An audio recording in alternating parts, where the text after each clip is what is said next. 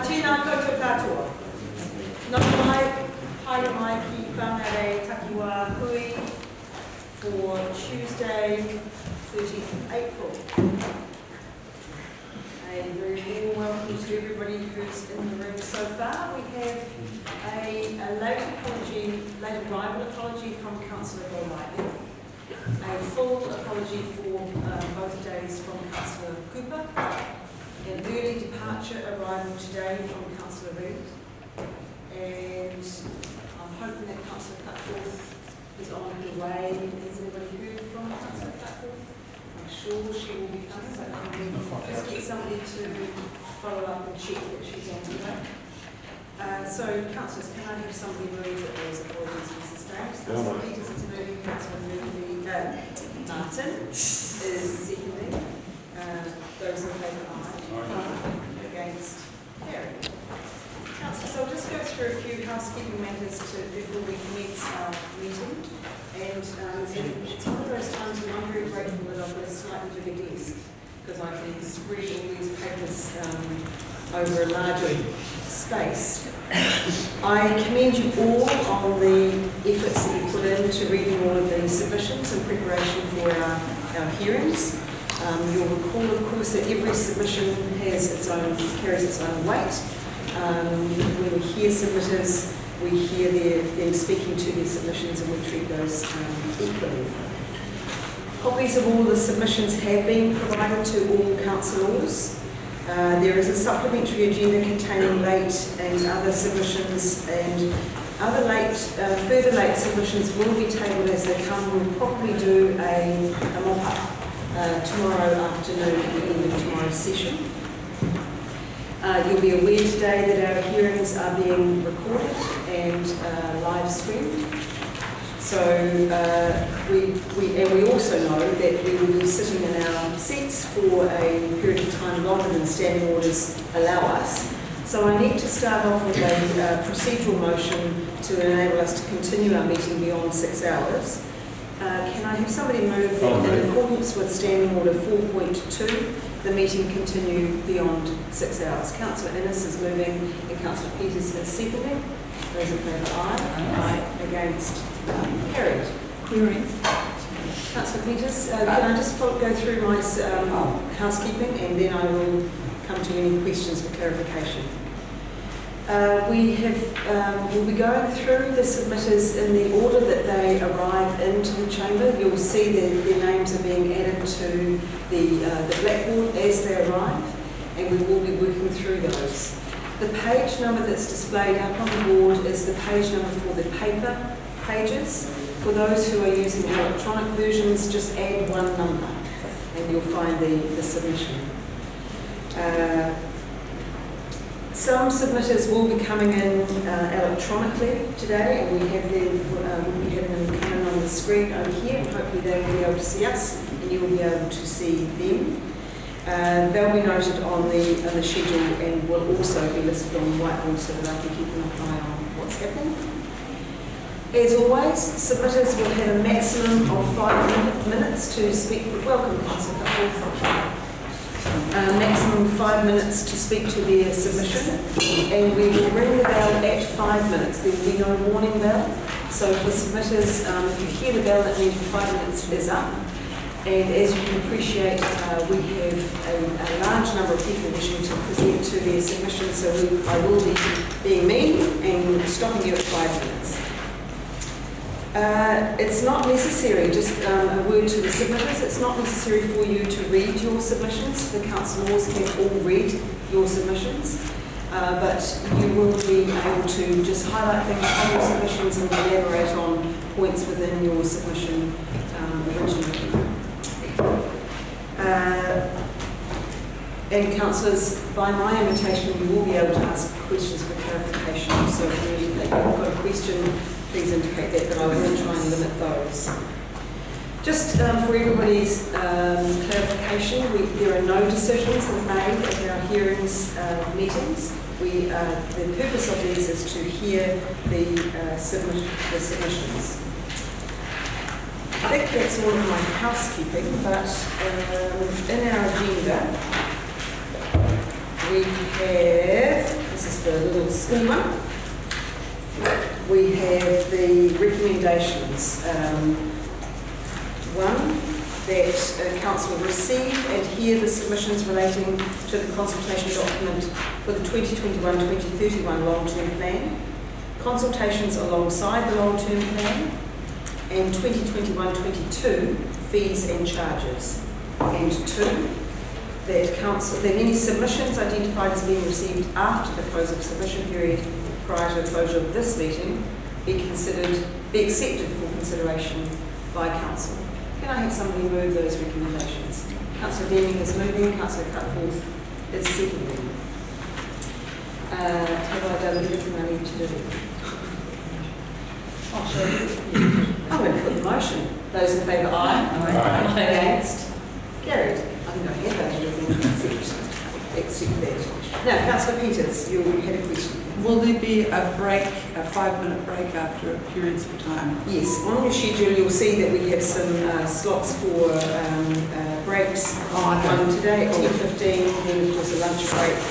Yes, there will be time for us to do what we need to do, stretch our legs, and maybe even have a chance to have another one. So, we have done all the housekeeping matters. Welcome, Councillor Golightly, well done. Just in time. Good. So our first submitter today is the fabulous team from the Whangarei Sandsbit Protection Society, represented by Jim Kilpatrick and Judy Gilbert, who are in the hot seat. They have a PowerPoint presentation. Their submission is in volume 4, councillors, page 264. And for 265 for councillors on the electronic version. So I shall pass over to you and we'll note your start time at kind of 7. Welcome. Your Worship and councillors, tēnā koutou katoa. Your Worship has introduced my support team, Judy Gilbert, Adrian Gilbert, and of course Sophie Edwards. Before I begin the PowerPoint, by way of introduction, I'd just like to say I'm speaking for a special community here, which for 55 years now has been attempting to protect some 150 hectares of coastal land at Whangarei from inappropriate development. In 2011, the northern end of the spit, comprising 83 hectares, was transferred into Crown ownership and given reserve land status. However, there remains 69 hectares in private ownership, which is still seriously at risk. The whole saga since 1965 is recorded in scrapbook folders that are stored in the Whangarei Library, with content available online. The folders have been prepared by Judy Gilbert, a member of the Society here today. Thank you, Judy, for that huge effort. A loaned library copy is presented with this submission. I have 2 volumes here, which I'd like to introduce into the record for the long-term plan case that we're presenting. And I must return them to the librarian after. Otherwise you'll be fine. Yes. Their reference. We wanted to make a full presentation to the council of those folders. The Society thanks the Whangarei District Council for funding assistance to prepare the scrapbook. Councillors will find all they want to know about Whangarei Sandsbit and more in those folders. Page 2. That's the one back to. Shows the whole spit and coastal land called Whakairiora beyond. It's the mountain, we call it the mountain, that green area beyond the Sandsbit. Whangarei Township is on the right, the bottom right. Page 3, please. I'm mindful of the 5 minutes, so I will proceed as quickly as possible. Page 3 shows bordered in blue. You see blue in the right-hand photo there. The land in question, which is owned by Templeton Commercial Limited, which I'll refer to as Templeton. 4 titles you'll see. The next slide will show that a bit more clearly. 4 titles comprising the 69 hectares. The 83 hectares highlighted, you'll see that at the top of that same slide, is the land now in Crown ownership following a land exchange with Top Property Group in 2011. Page 4 is a close-up of the 4 titles. You see what I refer to as the mountain right down the bottom. And there are 3 other titles adjoining, which together make up 69 hectares. Page 5 records the zoning of outstanding landscape, and it's not hard to see why that is the case.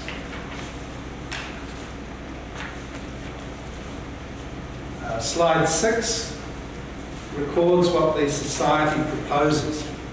That is a purchase of 69 hectares to create a reserve of 152 hectares. The purchase being funded by Nature Heritage Fund, Foundation North and councils. Templeton is willing to sell for $3.5 million, with details currently being negotiated direct with Templeton. Page 7 records background information, which I've already mentioned. Page 8 sets out outstanding ecological features.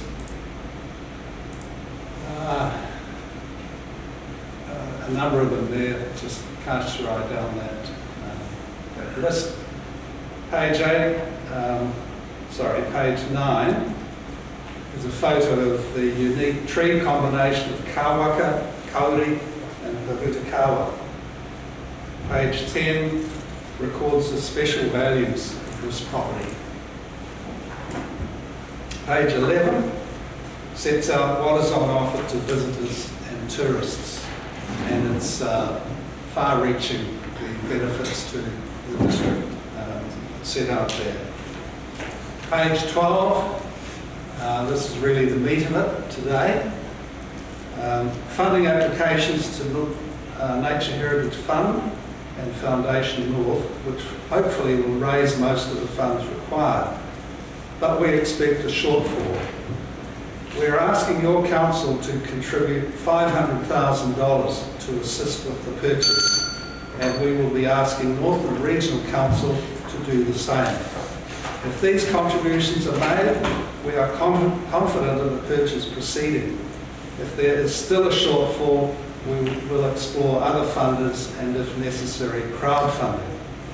Interestingly, $500,000 is less than the present day value of the amount of $150,000, which in 1989 was offered by the then Whangarei County Council towards a joint purchase of all of Whangarei Sandsmith with Department of Conservation.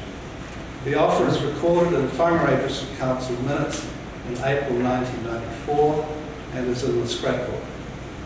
In conclusion, I'm racing a bit here, yes, $500,000 is a significant sum, but if the land is acquired, what an investment that will represent for this region, the district, and future generations of New Zealanders.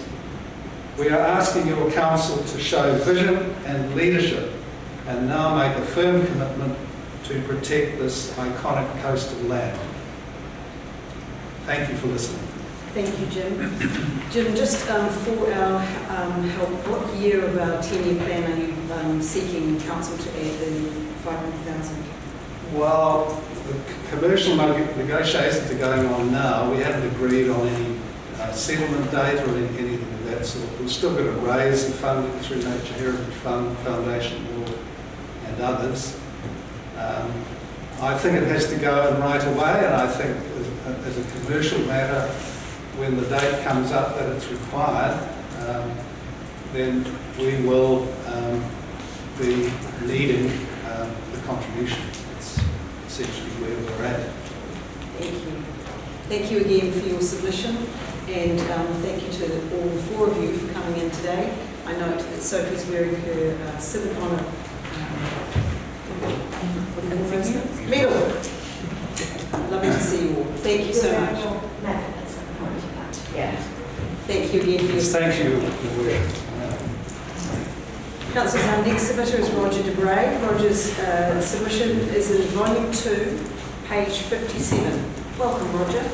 Just give us a moment to find your submission. And as you can see, we're trying to make it relatively painless for submitters. So the time is yours. Good morning, everybody. Thanks for the opportunity to address this issue. I am an individual, but generally supported by the people around my community and family, and I'm here to talk about the rescue helicopter, the noise and the impact on our residents in the area. My comment about the district plan refers specifically to an exemption in that which allows emergency helicopter operation within the Whangarei District area, and exempts obviously that from any noise or other restriction. I'd like to note that we should not confuse this submission with support of this operation and its enormous value to the district. From my own point of view, and defending some accusations which have come against me in the last week, I was the chief executive of Top Energy for 20 years. We supported the funding of the helicopter for $1 million or more over that time frame, and so I do object to those sorts of comments. The operation was set up as a single helicopter operation in 1987 for accident and emergency rescue work. It was located with St John's, and that probably was an entirely appropriate place to put it, and it's grown over the intervening period. I don't believe it provides any mandate for operating an air ambulance operation or hospital transfer operation involving 3 heavy helicopters running 24 hours a day, 7 days a week.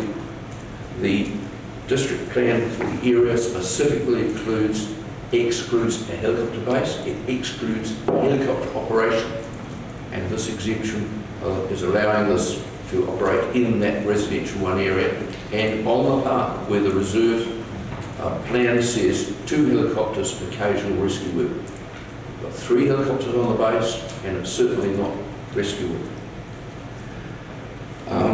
I don't doubt I'd say that this has been allowed to develop with the goodwill of everybody to the point it's a problem. I talked to 4 of the incumbent people, including the council, NEST, CAA, and the council and the operation NEST last year to try and get some comment. The comment was simple: shouldn't be here, far too noisy, totally in the wrong place, but what are we going to do? And before we went anywhere with that, COVID came along and we had other things on our mind.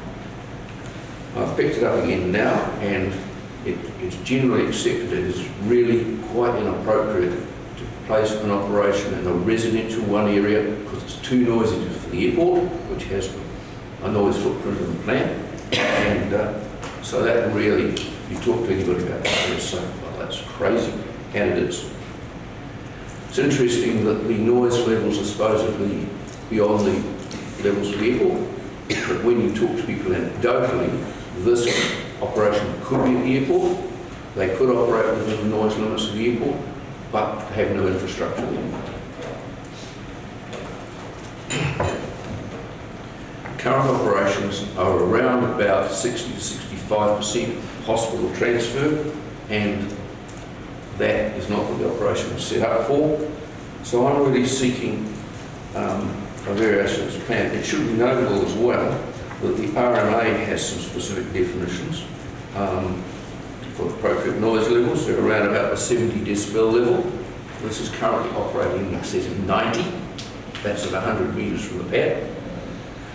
RMA says excessive noise means any noise that's beyond human control or such a nature as to unreasonably interfere with the enjoyment of the person's property.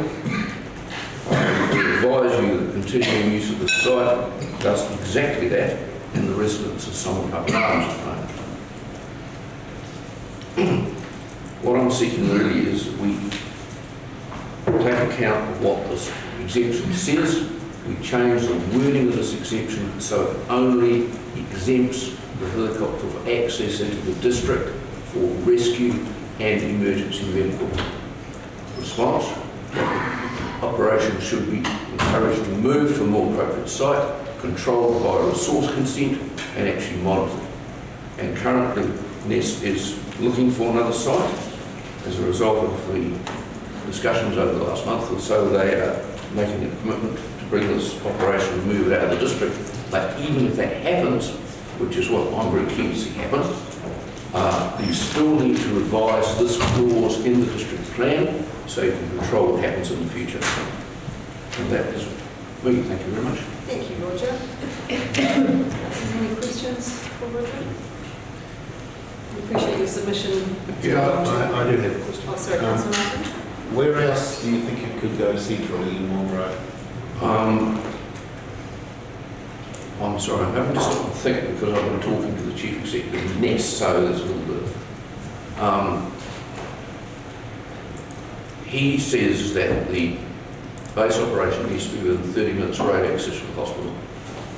I don't understand enough of their operations to understand that, because it doesn't matter where this operation is. You can base it in Kaikoura and you can carry out this transfer operation from there. That, in fact, is the centre of the mid-north you come to.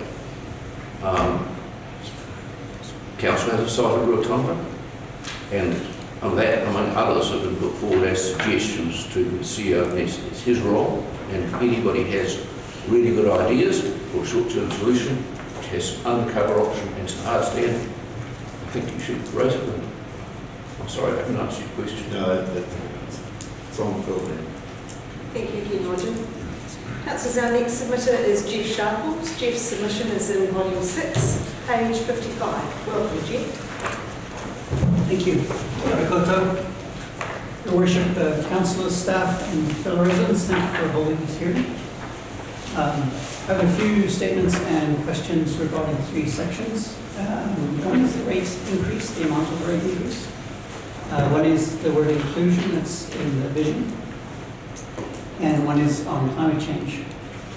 First up, the size of the rate increase. At 4.5% per annum, the rates will double in 16 years if we stay at that rate. And with reassessment of property values, they'll probably double sooner. I just wonder how many residents are aware that at that rate, their rates will soon double. It also increasingly appears that rates go towards debt service rather than services. And I'm wondering if there's a plan to pay down that debt or somehow manage the debt. And is there a plan to set aside some debt capacity for resiliency that will be required as climate change impacts start to occur? Next up is inclusion.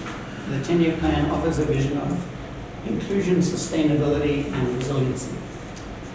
Those are powerful words, but how do they impact the decisions of council?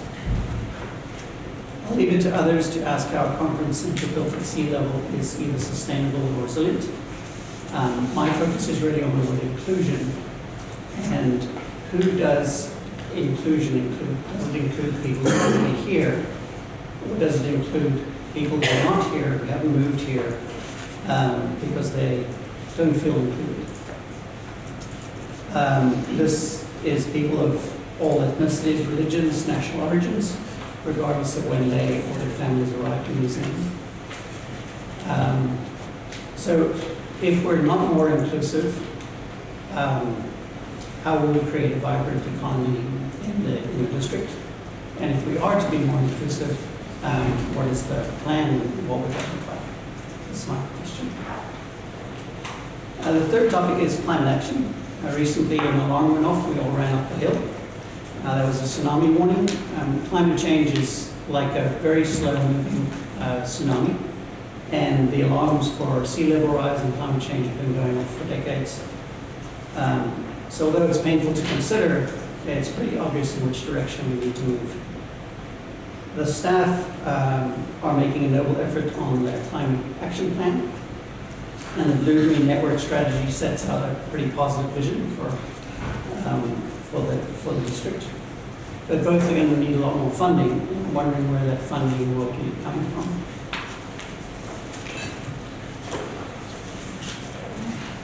So the thought is, how about we pause on building the conference center, the theatre, and some of the other flashy projects, and instead let the staff figure out the climate change strategy first. Doing so will make it way cheaper in the long term in terms of building out infrastructure. And so what if we were truly inclusive, resilient, and sustainable, where we attract young people from all over New Zealand and probably the world, which would enable a more vibrant economy, and then in turn would fund more vision. While we're waiting to do that, there's some fairly basic things that would that we could work on that are relatively low cost. Limit building at sea level or in wetlands, and then clean up the wetlands and restore the rivers. And then also limit roadside and aerial spraying of plastic.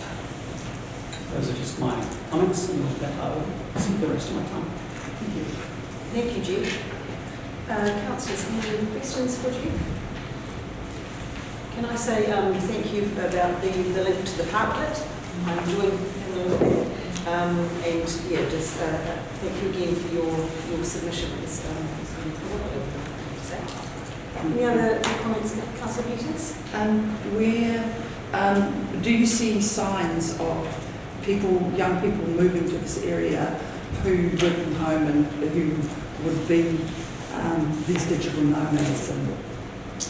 Yeah, so there's a very large trend worldwide, recognizing that talent is evenly distributed around the world.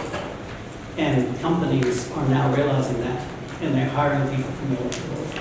It's completely plausible that someone growing up in Whangarei could work for Google or Facebook or any big company, any small company from here.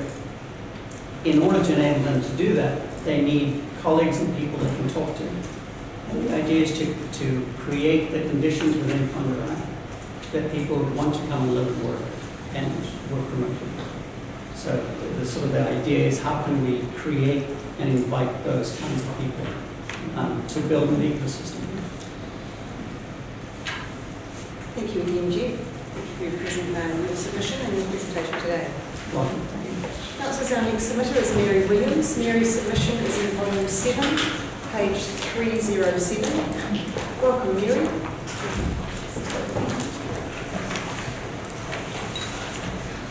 Right, I'm here as an individual.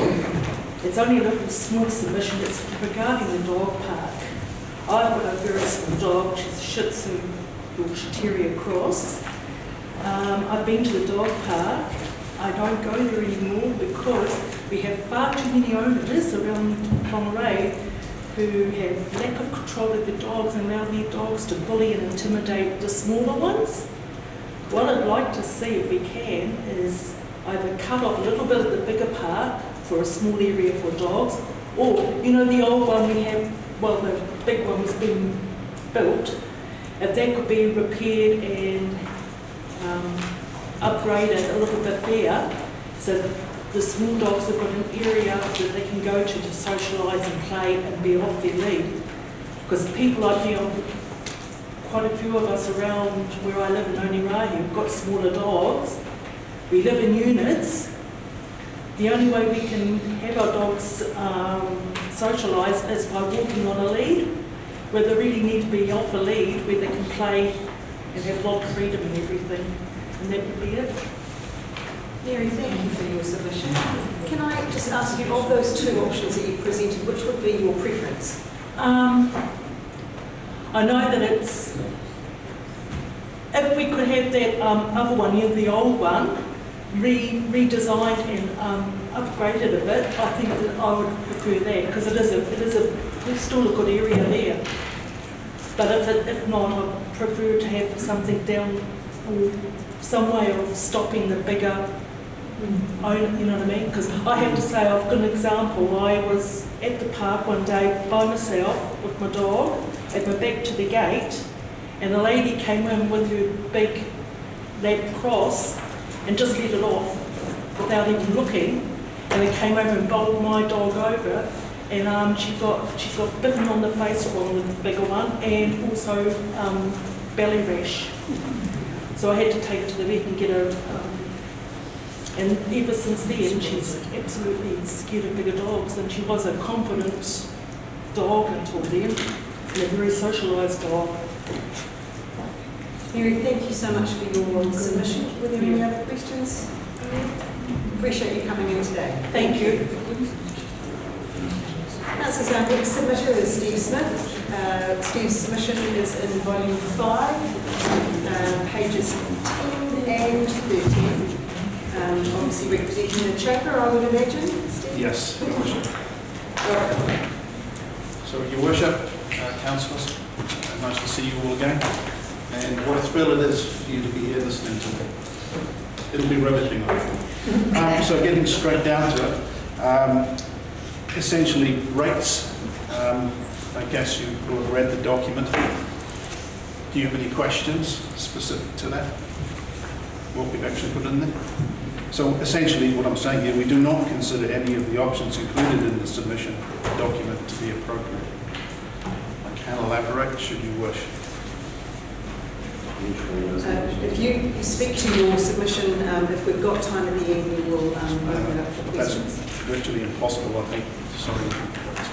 So for spaces for gathering, what we're talking about here is option 1. We do consider all of the options that are before you to be exceptionally worthwhile, but only one of those options currently is funded in excess of 60% of total bill, and that's the Aruba Landing Hotel Event Centre, the event centre in particular. Climate change and sustainability, it's not an area that I'm particularly conversant of. However, I would point out that a number of big changes are coming in terms of legislation, especially with the destruction, if you like, of the RMA and its replacement. At this stage, I don't think that we even know exactly where the responsibility with support of those new acts even lies, and even less with respect to the significant amount of money that will be required to actually take those things into action. Revitalisation of the city, this is something that I've stood on the soapbox many times. In my humble opinion, what you're doing is very worthwhile in terms of the plan that you have out there, which is principally in and around foot and vehicular traffic management, beautification, and to some extent some rezoning, particularly multi-use, which we're very much in favour of. However, what it doesn't really tend to capture really is the opportunity for reutilisation of the space. And that's something perhaps I'll talk a little later. Unfortunately for you, I do have my personal slot, and I'll save the tertiary precinct for that. Security in the CBD, it's not addressed directly in your document. I would suggest that probably it is. Currently, the City Safe committee meets on a monthly basis, and one of the things that's fairly obvious to all its committee members is the fact that it's operated on a shoestring. Whereas I appreciate the dichotomy in terms of the funding responsibilities involved. I do personally feel that New Zealand Police should be bearing at least a portion of the cost. We'd like to move forward with you and see if in fact we can achieve something along those lines, so that you're not bearing the costs entirely yourselves. I might also point out that other areas are looking at CitySafe with some admiration, and they're looking to emulate something which is similar. So you've got something there which has real value. It just requires additional investment. The District Air Hub, as is pointed out, isn't necessarily, strictly speaking, contained within the life of this plan of 10 years. However, just a couple of things I'd like to point out to you. That air hub, wherever it may be situated, isn't going to serve merely Whangarei District and the far north. On the contrary, it's actually probably going to serve more of North Auckland, in my opinion, in that during the next 10 years, I would imagine that the bulk of the community, either here or there, will have expectations that they can actually travel directly to many other major cities throughout New Zealand without having to pass through the Auckland hub. The four-lane highway, again, not strictly speaking within the mandate of your LTP. However, I would call on you to look at the NZTA preferred plan with some caution. In my opinion at this stage, and it's backed up by anecdotal research throughout very wide portions of the community, it definitely does not, what shall we say, meet the expectation of the majority of your citizens. Their expectation is something which is engineered on the lines of the construction which is coming from the south, i.e. a motorway. What is being discussed by NZTA is a long way short of that. It is a dual carriageway which will accept all current feeders that are currently on State Highway 1 and the addition of 2 very large roundabouts. I suggest to you as whereas that may make it somewhat safer, it's not going to make it any more efficient, and that is definitely something the community is expecting. Support of sealing the rural dirt roads. Of course, that is something which is very important to the district, and we look forward to more support in and around that. In conclusion, I personally would hope that at least elements that are left unsealed, because those are the parts that I like riding on my motorbike. Thank you very much. Questions? Councillor Murphy. Thank you for your submission, Steve. As you acknowledged in your submission about climate change, the whole commercial area of Whangarei obviously that's a quite severe risk there. Yes. So you speak to that in the third section of your submission, and you acknowledge that probably what we've put aside there, it won't be enough, but you haven't really made it clear whether you would support. So option 2 was that council would put more money into. I'm suggesting that it would have to be a lot more money than what that you're looking at. And just to clarify there, because part of that will be doing risk assessments. Yes, of course. And that risk assessment will then take on and lead to some sort of technical solution for the city. I don't imagine that we're going to abandon the current heart of the region. So the sooner you actually spend some money on that, come up with a solution, and we can start building it, the better. Good. So just to be clear, you would support option 2, which was do more. Do more, but not constrained within the amount that I think you have in there. That was 7.4 was the... I don't think that would. Is that for the feasibility study or the actual physical civil works? No, that was just option 2. I just think it's important that, because in your submission you said that you thought one wasn't enough. So I've got a number of people wanting to ask questions. Councillor Peters. Firstly, just a comment. I would really... Councillor Peters, I will remind you, it's important that we ask questions, please. Okay. With the rates, what sort of rebalancing were you thinking about? Okay. In essence, the commercial element of the community feels underserved with respect to what they're currently paying. So there are a number of ways to redress it. One, of course, is to actually build in more value to what they're receiving for their rates. The other is to physically redress the actual balance of rates. Visitors, the domestic side of your revenue intake. That is not going to be popular for you, I can appreciate. I think all of those things will need to be taken in hand. So over the course of the next 10 years, I'm not proposing you do it sort of in the next 6 months, but over the course of the next 10 years, starting immediately with the plan, there needs to be something which redresses the value of what is actually being received for those rates, and the imbalance of that's, I think the multiplier currently is 6.5 times, which is quite high. Councillor Can I Peters. have my second as a question? Councillor Peters. Yes. So when you talked about the connection between rural sealing and the city centre, have you got some arguments behind that? In terms of sealing versus non-sealing? The sealing, how sealing supports, how else does sealing support the city centre? Obviously. So obviously, as you make it easier for people to traverse in from the rural areas, they're more likely to do so. And it's their right. Currently, a lot of rural dwellers are essentially prisoners, particularly people perhaps of our vintage, where they're coming to perhaps the end of their driving life. The lack of ease of access forces them to sell their properties and have to move somewhere else. I would like to think that there are other options for them. Councillor Ennis? Thank you, Worship. Stephen, what I found interesting in your submission in relation to car parking within the city centre and the revitalisation, and the Chamber in its submission looks at Water Street, the current car park, and multi-level there. So is that seen as a priority by the Chamber? One of a number.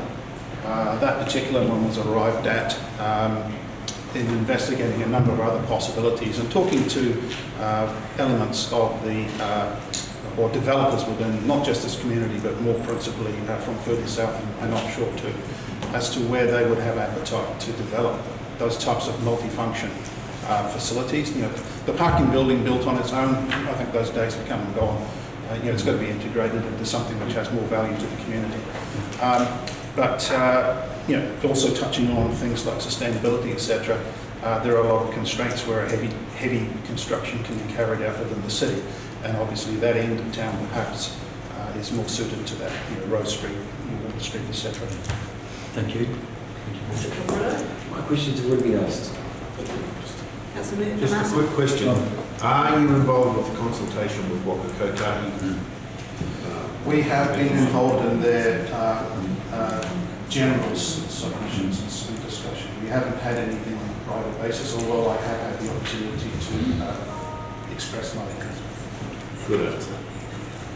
Thank you, Steve. Thank you, ladies and gentlemen. I look forward to talking to you again very soon. Councillors, our next submitter is now, I'm going to have a struggle with John's surname. I'm going to say Carapiet. John Carapiet will come joining us via Teams. I apologise if I've mangled your name, John. I expect you to correctly. People waiting in the lobby that we John, can you see and hear us? Here he is. He's still on mute. Do I dare say you're on mute? He's got his microphone. Microphone? Ours is on. Hello, John, and welcome. You're on mute. The famous lines of our time are on mute. Apologies for that. Kia ora, everyone. Thank you so much for this short slot to speak to our submission. I have got a little bit of a presentation, if I can share my screen, just to take you through some of the highlights of what was essentially a Word document. Let me just try and do that, and then we can get into it. But thank you again for the opportunity to talk to our submission. I think I know what I'm doing, but obviously I don't.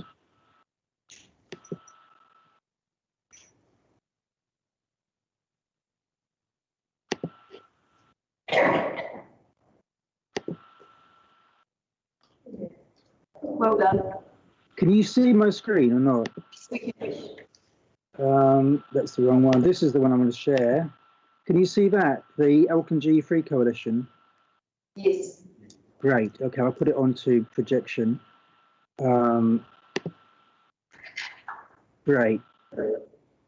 Okay, look, so you see that screen, Auckland G Free Coalition? Yes, John, we can. Okay.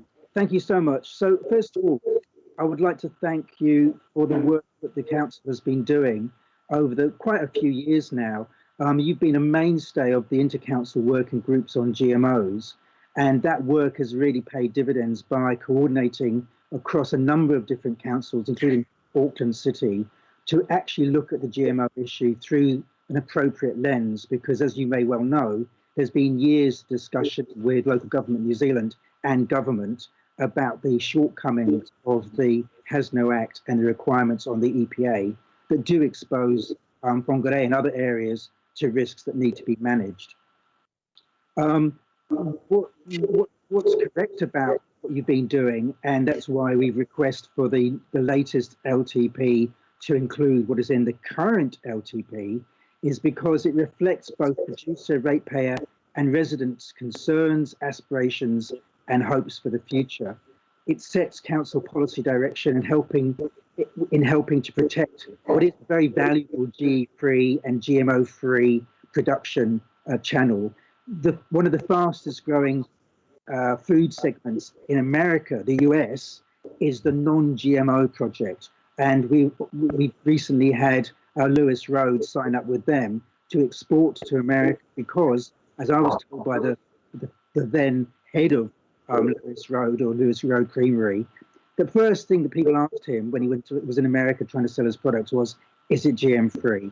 So there's a huge global market out there, and Northland and Whangarei District are all part of a positioning for New Zealand and obviously your regions to take advantage of the consumer demand, notwithstanding what might be being said by government and agencies and promoters of GMOs. And as I mentioned earlier, it also responds to deficiencies in the Has No Act, not least the inadequate liability provisions that the policies in our plan, in the current LTP plan and the district plan, help protect. So AGFC, the Auckland GE-Free Coalition, support the Council's precautionary provisions and policies in the operative district plan and the current long-term plan. And that's a result of a successful plan change 131, which, as I said, was after years of hard work by your team and other teams across the other councils. So we'd like to see what is in the current plan in the updated draft plan 21-28, and update it with a couple of specific things, which I'll briefly talk to and then open for questions. One is that gene editing organisms, or gene edited organisms, which have been defined by both the European courts and the New Zealand courts as GMOs, and therefore subject to the same oversight and regulation.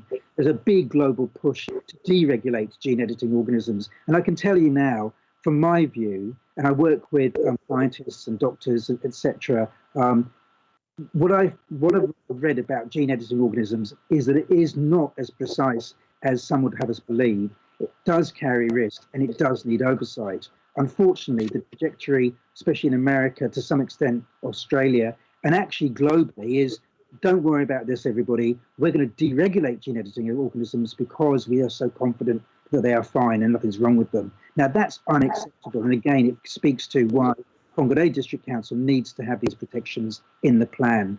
There's another thing which I can't go into a lot of detail, but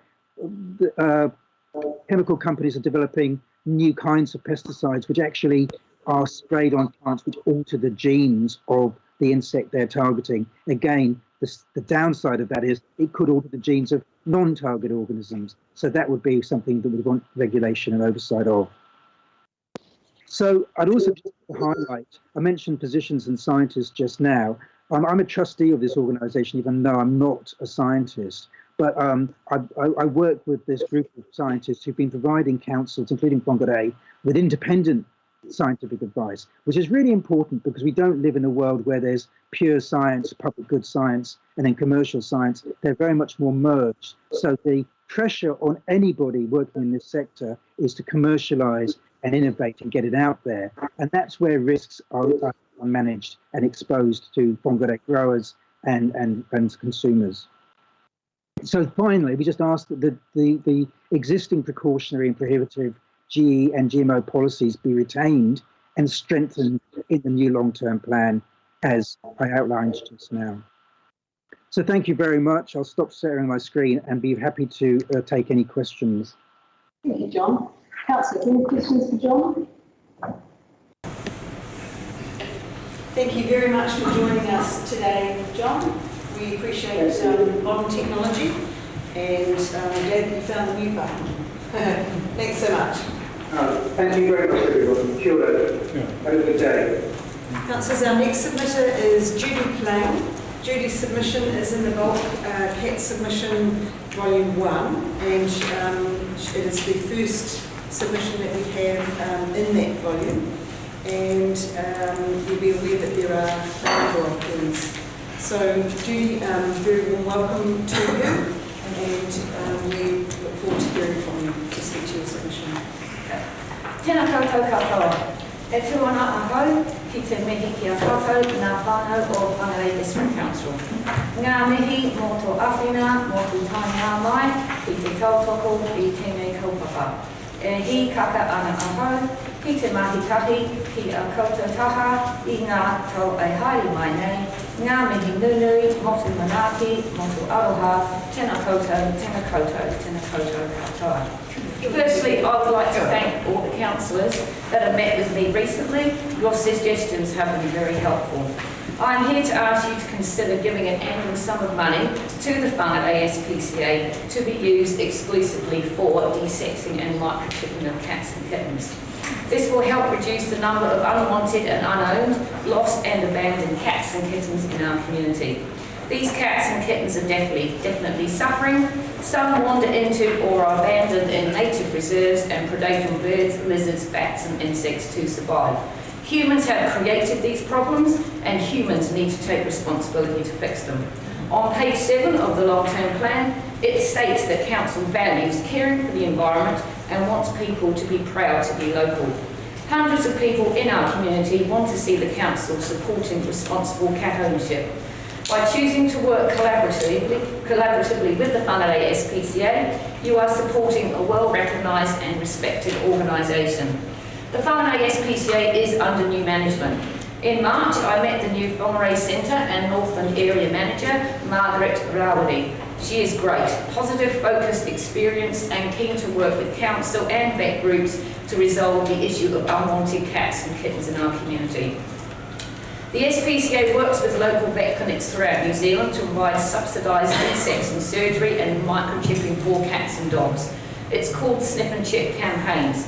The SPCA is a charity and it's dependent on donations and requests from the public to fund snip and chip programs. This means the availability and frequency of these programs is unpredictable. In my submission, I attached a letter from Ros Aldford, Manager of Snip and Chip in New Zealand. She confirms that all money received from Council will be spent on desexing surgery and microchipping costs only. The SPCA will cover all admin and marketing costs and all funds are fully accounted for at the end of each snip and chip campaign. I was advised by one of Council's long-serving members to ask for an annual sum of $50,000 a year because there will be absolutely no admin costs for the Council. The SPCA organises everything for the community. During the last few years, the SPCA in Auckland has desexed and microchipped over 5,000 cats in 12 Auckland suburbs and has seen a reduction of 50% in the number of kittens brought to their centre. I believe that this is the right thing to do for the people, the right thing to do for the cats, and the right thing to do for the birds, lizards, bats and insects in our environment, both native and introduced. Council needs to promote responsible cat ownership in our community by Council providing predictable annual funding to the Whangarei SPCA. The Whangarei SPCA can make the snip and chip programs available every year. This is the only way some pet owners in our community can have access to affordable desexing and microchipping for their pets. Hundreds of residents and all the vet groups in the district support this initiative. All the vet groups in Whangarei are participating in the current Snip and Chip campaign for cats, which finishes next month. The New Zealand National Cat Mat Strategy recommends that accessible and affordable desexing and microchipping programs are key factors in promoting responsible cat ownership. It is the responsibility of pet owners to stop the cat overpopulation problem that we have right now, but many owners need community support to achieve this. In Wellington, for an extra $1, the SPCA provides snip, chip and trip programs to make it easier for pet owners to snip and chip their cats, so they go and collect them from their property. I want to be proud to live in a community where every cat and kitten is happy and healthy, has a caring and responsible owner, and is desexed and microchipped, and where native biodiversity is protected, valued and flourishes. Responsible cat ownership is part of caring for our environment and fostering a spirit of proud to be local. All animals deserve the best of care. Nō reira, nā tō roro, nā taku roro, ka ora te iwi. Tēnā koutou, tēnā koutou, tēnā koutou, ka whō. Kia ora, Judy. Councillors, any questions for Judy? Councillor Murphy? Obviously, there's a significant amount of work that's come in. What about the impact of these cats on human health and well-being? Is there anything that you can speak to about the impact that these stray and unwanted cats? Yeah, it was in my original submission. I mentioned that toxoplasmosis. You're more likely to get that if you're immune compromised. I can tell you a sad story of a little boy in actually Rama, whose mother died aged 32 or 3. She was HIV positive, and she actually died from toxoplasmosis. And as a result of that, as a 6-year-old, he went and killed a whole bunch of kittens because he blamed the kid for killing his mother. So I met his family a couple of years ago. So yeah, there is a risk, but you've got to be immune compromised, and also pregnant women, of course, by being pregnant, you're immune compromised. So yeah, there is a risk. I met with Rolf Fox from the NRC, and he explained that the dolphins, the Maori dolphins, they've got the right one, the Hector's dolphins down the South Island, the reasons they are dying is the toxoplasmosis washes down into the waterways, gets into the ocean, and there's not much they can do to reverse that because it's in the water. So if it's in the ocean, it's pretty difficult to get out the bacteria. So, yeah, there are consequences. I mean, I'm trying to actually push a middle ground. I'm totally aware that there's people here that would remove, in Whangarei, that would remove every cat from New Zealand, both pet and feral. And then, of course, there's the extreme other end that would save every cat, pet and feral. And I'm trying to promote responsible cat ownership, where a cat actually has an owner and is microchipped. Hopefully the vets will speak to you about the consequences of not being microchipped. And then, of course, owned. I mean, it's just such common sense, really. When I've asked people to help me with this, they said, what a no-brainer. You know, that was a really common comment from people. So I hope that answers the question. Thank you again, Judy, for your submissions. Okay, thank you. Of course. Thank you for reading and the time now. You're welcome. Thank you. Councillors, our next submitter is Steve Smith, and Steve's submission is in volume 6, page 115. Well, hello again. So, Steve, do you mind? I'm going to be cheeky and ask you to just stay. Sure. Thank you very much. It's just I can't hear, so you have to speak up. Understood. We're here to hear you. Right. So, the CBD, the revitalisation, or should I say the reutilisation of that space, I think for many, or for some of you at least, over the course of the next few years, there's an opportunity for you to build on a legacy, both for yourselves and for your current council and the district and the region. One of the things that I have talked to you in the past about is the construction, if I can put it that way, the actual designation of the city as a tertiary precinct. There have been, just so I can notify you, there have been some recent developments in that. We've had a rather large meeting last Wednesday. Present were a number of significant stakeholders, amongst them Stephen Town. He's the current CEO of Te Pukenga, the old NZIST. They control and have the mandate on the most of the elements in and around our politics throughout the country. He now tells us that they are ready to move North Tech effective immediately.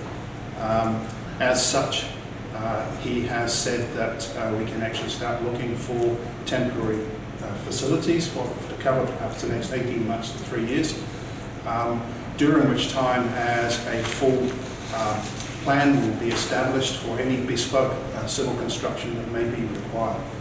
So I will suggest that perhaps here's an opportunity for the region, for the district, that will have room for each and every one of us. And it will, more importantly, it will have a significant impact on Northland students in the future. I don't wish to belittle North Tech or any of the other current 37 providers of tertiary and vocational training, but many of their students today are perhaps forced to go there in that they can't afford to travel away to Otago or others, which have a more enviable reputation, better funded, etc., etc. So here's an opportunity to change that, and change it in a relatively short time frame. Perhaps over the next 10 years we have a full campus. A number of universities have inequivocally expressed extreme interest in becoming, or at least being involved in the discussions. I appreciate that some of you have actually heard some of these discussions before, but I can assure you at this stage their intent is somewhat more tangible than it's ever been before. So in front of you is something that can form something of a major legacy. Questions? Thank you, Steve. Councillor Peters? What other things does council need to do to facilitate this? I think an open mind more than anything else. In the past we have talked about specific land packages. I don't feel in the first instance, certainly in the first 18 months, that that is necessary. There may be some form of a package. I don't know the details of that, and I'm not suggesting that it's rate driven. But there may be something of a package that can actually ease the way of entities such as Northtec into the city centre. But many of the other things that you're already involved in doing point towards this being, dare I say, a no-brainer.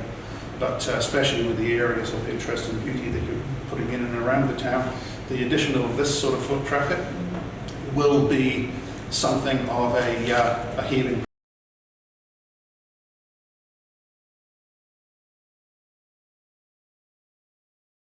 structure and things of that sort. That's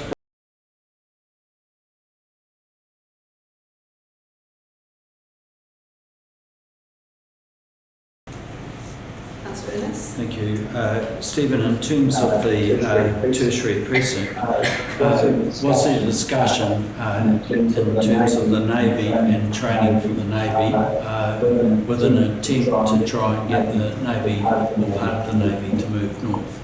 The two things have been addressed separately to some extent, Councillor Ernest, but the two things obviously are logically very closely linked. One is not dependent on the other in any way. No. My first inclination is to really strive to develop the tertiary precinct itself and an environment which will at least not impede progress with respect to the project. Thank you. Councillor Cutforth. Thank you, Steve. Just on the tertiary precinct, given that council doesn't own a great deal of land itself in the CBD, what sort of thinking has the Chamber got about connections in the private sector and what we as a Chamber are looking at? What do you think the Chamber could see councils assisting with there? I think there's a collaboration there itself, Councillor Cutforth. It's quite complex, as you can appreciate. So many of the land parcels there are very small. And certainly when we get to that stage where we're starting to consider bespoke infrastructure, then at that point ownership will have to be looked at somewhat differently. There may be trusts and things of that sort of form which then take precedence in terms of the land ownership and actually bring those parcels together into something which is more usable. So that type of thing. In terms of what can council do? To be quite honest, I'm not really sure at this stage. There are the more obvious things making it more affordable, but that's not top of the list. From what I'm getting back from a number of the stakeholders, Northtec in particular, is they are prepared to make investment. So that's pretty exciting. I haven't heard that before. And Stephen has been quite open, and recently we talked with her worship with respect to that. Thank you, Steve. Thank you. Could I just make clear that I'm speaking as Steve Smith here? I do not have on my chamber t-shirt. Thank you, Steve. Councillors, our next submitter is Terry Beafipi and the submission is in volume 3, page 36. Welcome.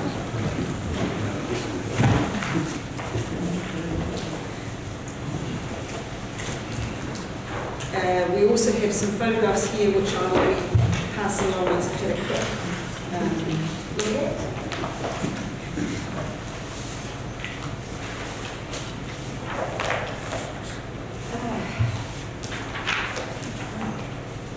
Right.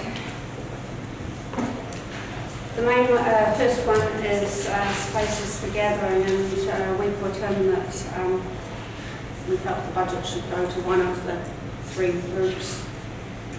We also felt that the conference and event centre is the one most needed, and this is because Whangarei is a fast growing city, hugely fast growing, and wherein come a lot of our problems. with accommodation, etc., etc. But I think we need to really think about where it should be, because I'm dead against it being town centre or anywhere near town centre. I think, personally, town centre needs to be used for something else, maybe, or I've thought of much simpler things, like maybe accommodation for homeless, or market garden type shops, where people could come in for that kind of thing, crafts, etc. Where you want to do this, that's your job, not mine. And I don't want to make any suggestions along those lines. But I think we need to start fresh. To start putting money into Whangarei itself, toilets, etc. Yes, we need them desperately, but it's better to start fresh somewhere else.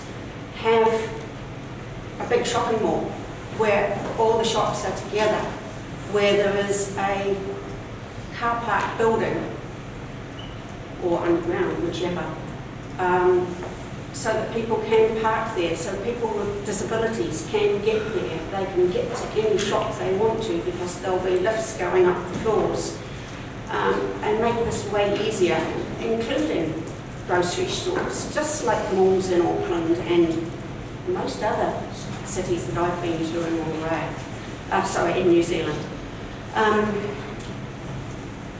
And I think that's what we need to do. We need to start at ground zero and build it up. It's a big, big project. And yeah, that's where I'm coming from. I think it would make Whangarei. It would make it as far as tourism as well, to have that area. That's about all I can say about it, really. Climate change and sustainability, and you'll notice I was very brave and said option 3.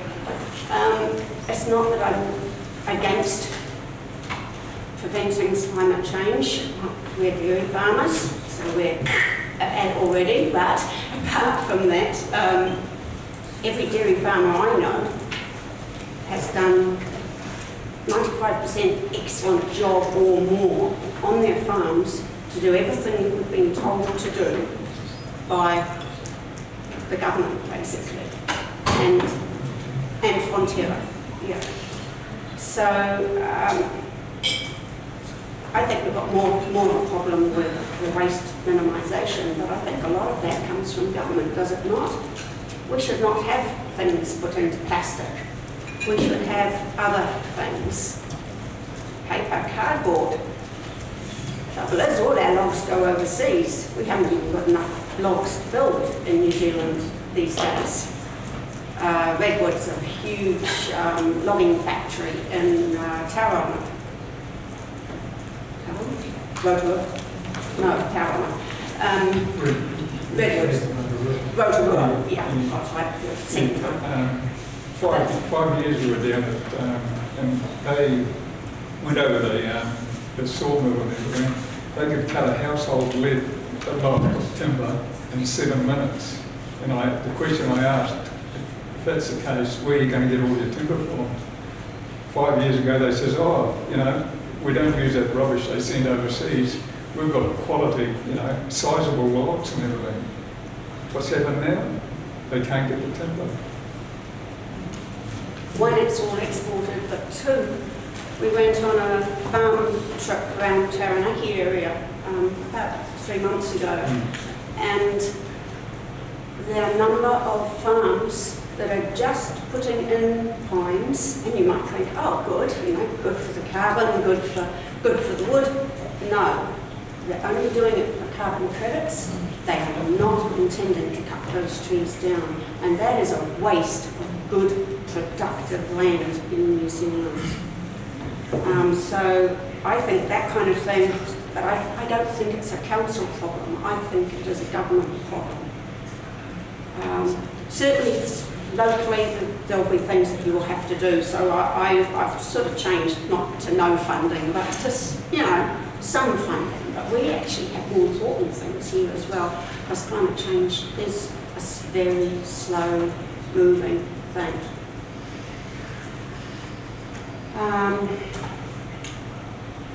Revitalising our city centre, well I think I've already covered that because it sort of went along with the other one. And the next thing is our roads. I'll leave that to my husband to talk about.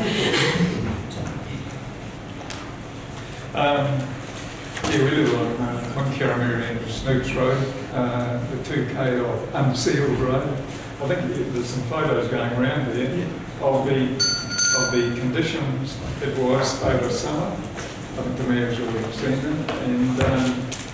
And the last submission we put in, photos, we provided the photos. Different photos to those, these are low. That was not 19, I think it was 2019. Have a look at these, and if you compare the previous photos, it's got a downside towards the road. In saying that, they have done some work on the road, and I might say, after all this, probably about 8 or 9 years since they ever had metal, it's a big improvement at this stage. The mix I've put on it, and that, it is a credit to the contractors. But let's hope it keeps that way. We do have one problem with the road after that, and that is the mix that they put on is extremely slippery in wet weather. And we've already had one car throughout these 6 o'clock in the morning when the drizzle started. It is settling down, so time will tell. Now, got a letter from the council saying that Snooks Road, at our request, has been included in the list of roads to be seal extended. 30 years ago, we put in submissions, when the district council was first formed, and we had a petition of 200 signatures to get the Whangarei end of Snooks Road. Been quite a few other areas, roads in that area have been sealed, but the Whangarei end of Snooks Road hasn't. I think in our submission was, we've said about 10 houses, if you did 1K, that would, from Whangarei Road in, that would include 10 houses just for a start. There $1 million would probably cover the whole of Snooks Road. So dating back to 2004, letter from Simon English, Terry, we were on the 5-year plan. I'm reluctant to do this, but we have come to the end of your 5 minutes about a minute ago. So thank you very much for your submission. We have one question from Councillor Murphy. Thank you, Terry and Bev. Really appreciate you coming in and talking to us about giving us your feedback. Just to clarify, Bev, you said you'd rethought in your original submission, you had selected no new funding to climate change, but you said you've since rethought that and now you think there should be some funding? There should be some, but yeah. But I think we also have probably bigger priorities as well. I know that climate change is a big deal, but it is, as I say, it's a very slow process, and everybody is doing everything they can to lower it. So I think, well, not everybody, but most people. That's good. Thank you. Just for clarification for our processes, just so that we can be clear on that. Thank you.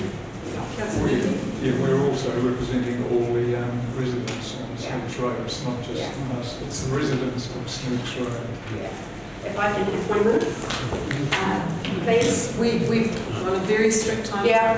Clouds of dust kicked up by the traffic, worst on Wednesdays, chronic sinusitis, asthma, etc. We have read your submission and that's all in there, so thank you so much, both of you, for coming in today. Thank you. Thank you for your time. Our next submission is from David Badham. David's submission is in volume 5, page 103. And he has a PowerPoint. Welcome, David. Morning, Koto. Called David Badham to Whangarei. I'm here on behalf of the Whangarei Club. I'm the president of the club. Wearing that hat today. And I'm here to talk to our submission on the long-term plan. So I thought, next slide, please. I can get this, cool. For that later.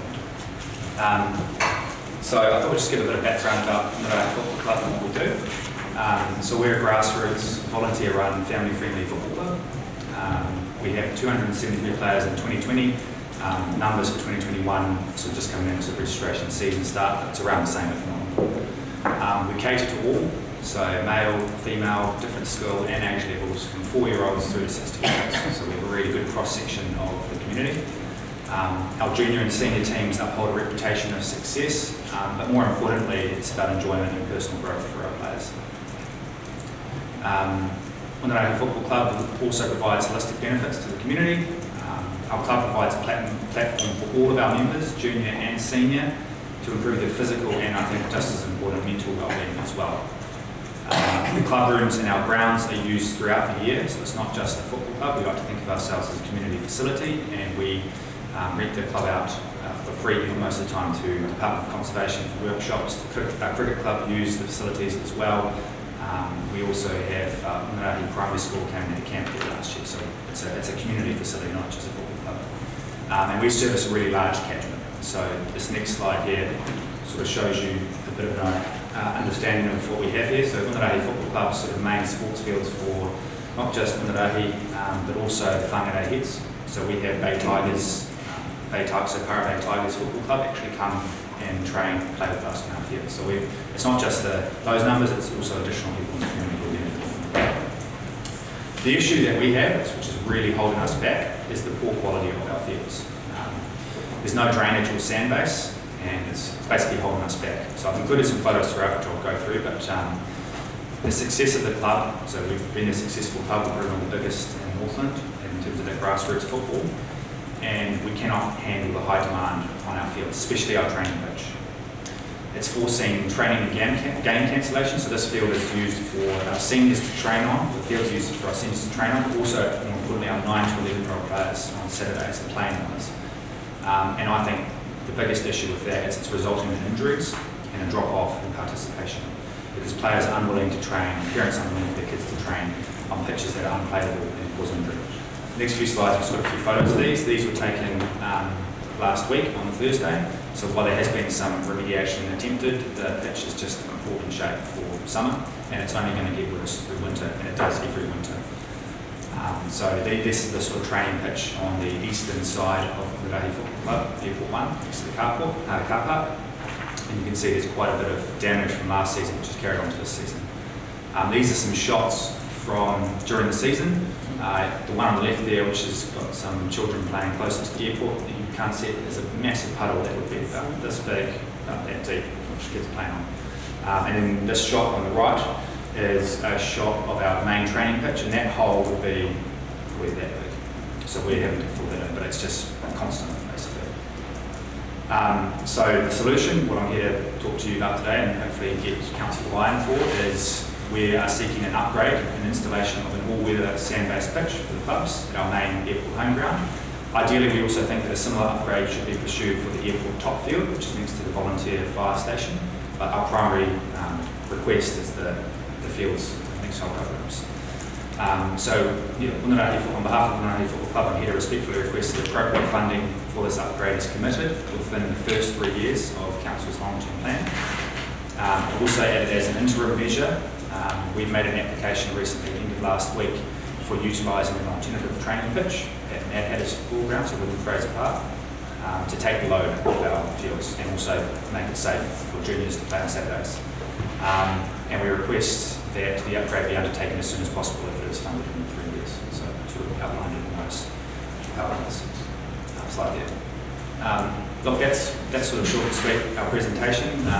Namaki kia koutou, thank you for having me and hearing our presentation, and happy to take any questions you have. Good, David. Councillor Peters? Have you got an estimate of how much the upgrade will cost? No, I don't. We were sort of called out by the LTP when it came up. We were under the understanding that we were going to be funded for an upgrade, so we don't have any figures from council staff about how much it might cost. Not sure how many of those. Well, I was going to actually just ask David about that you said in the submission that you that you did think that the work was going to be carried out sometime in the near future. Yeah. And just could you just explain a little bit more about it? So committee members at our club were talking to Council Parks and Recreation Department about upgrading for our fields. We were under the impression that it was in the long-term plan, but I'm not sure if people discussing it didn't understand how the process works. It's 3 years and 10 years and how. But that was the impression we had from those discussions. Councillor Peters? So is it the council's role to ascertain how much it would cost?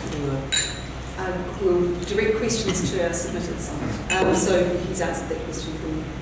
Any other questions for David? Thank you very much, and thank you for the photos, which gives a visual picture. Thank you. Councillors, our next submitter is Maggie Buxton. Maggie's submission is in volume 1, page 164. And councillors, just to let you know, I'm aiming for a 10:30 break, so we will squeeze in hopefully 2, maybe 3 submitters before the end. First break. Maggie, welcome. Thank you, everybody. Good morning, Madam Mai, our councillor, staff and fellow presenters. I have an individual submission today that I'm wearing a few hats. I have many hats in the community, so I'm putting them all on as I speak. I'm speaking today as a citizen and ratepayer of Whangarei, as a business owner of a local creative technology company and a strategic consulting practice, as a co-founder of an online networking group called Creative Technology Northland, and as a supporter of Hihiawa Cultural Centre. I'm going to keep my presentation brief and go through these various points. First of all, as an Whangarei ratepayer, in fact following from the last presentation in many ways, I would like to emphasise the need for greater and more urgent investment in our stormwater and drainage system. Whangarei was hit very hard by last year's floods, and while good work has been done to repair most of the damage, there is still work to do on upgrading the existing stormwater system to avoid further private property damage. With climate change increasingly impacting weather patterns, damaging rain events will become more frequent, and areas in the low-lying or unstable ground, which is the case in Whangarei, are becoming much more vulnerable. I would like to see Whangarei prioritised along with other at-risk communities in our district, and an increase in priority for remedial works on ageing infrastructure. That's my first point. Second, as a business owner, you talk in your documentation about your COVID-19 response. I would like to ask that procurement policies be updated now rather than later, so that local providers are weighted in tendering processes and ideally prioritised. I would also like to see the existing community funding options increased and opened up to non-legal entities in the same mode as Creative Communities currently does. Feeding funding to flax roots organisations and groups will necessarily have a positive economic flow on to the wider district. And I think there are some barriers currently to people accessing funding that could be removed with perhaps a little bit more oversight to counter that. Third, in terms of CBD regeneration that's been spoken about this morning, and your notes throughout your documentation on leveraging technology. Rather than just invest in physical infrastructure improvement, example pathways and lighting, etc., I would strongly advocate that there be investment in Whangarei becoming one of New Zealand's leading smart cities. By that I mean investment in digital interactive display, interactive lighting, perhaps lighting events and festivals, some thought into the digital infrastructure rather than just physical infrastructure. I think that would be ways of making the cities both safer, more engaging, and generally more interesting as a place for people to play and work. And finally, Hihiawa Cultural Centre. Some of you may be aware that I've been doing some work with Hihiawa over the last year in my strategic consulting practice. It is an award-winning existing building that inclusively caters to the local community, as well as regional, national and international exhibitions and events. It is the only theatre proposal that has an existing successful track record and that generously and sustainably caters to a wide audience, as well as serving as an economic platform for Māori, run by Māori. I therefore advocate for Hihiawa to receive all the funding available for performing arts, which I'm sure will annoy many people in the room, but I also would say if option 1 is chosen, could Hihiawa be prioritised as a percentage of funds in terms of performing arts infrastructure? Those are my points this morning. Thank you, Maggie. Councillors, questions for Maggie? Councillor Peters? Who do you, when you're talking about this issue through the chair, the smart city, Who do you see the partners in that? I think that any approach like that would have tertiary partners, so that feeds on from something of what Steve was saying earlier about a tertiary precinct. It would have creative partners, it needs to be industry partnered as well, and we have some of the very large and very successful companies working in the IT industry here.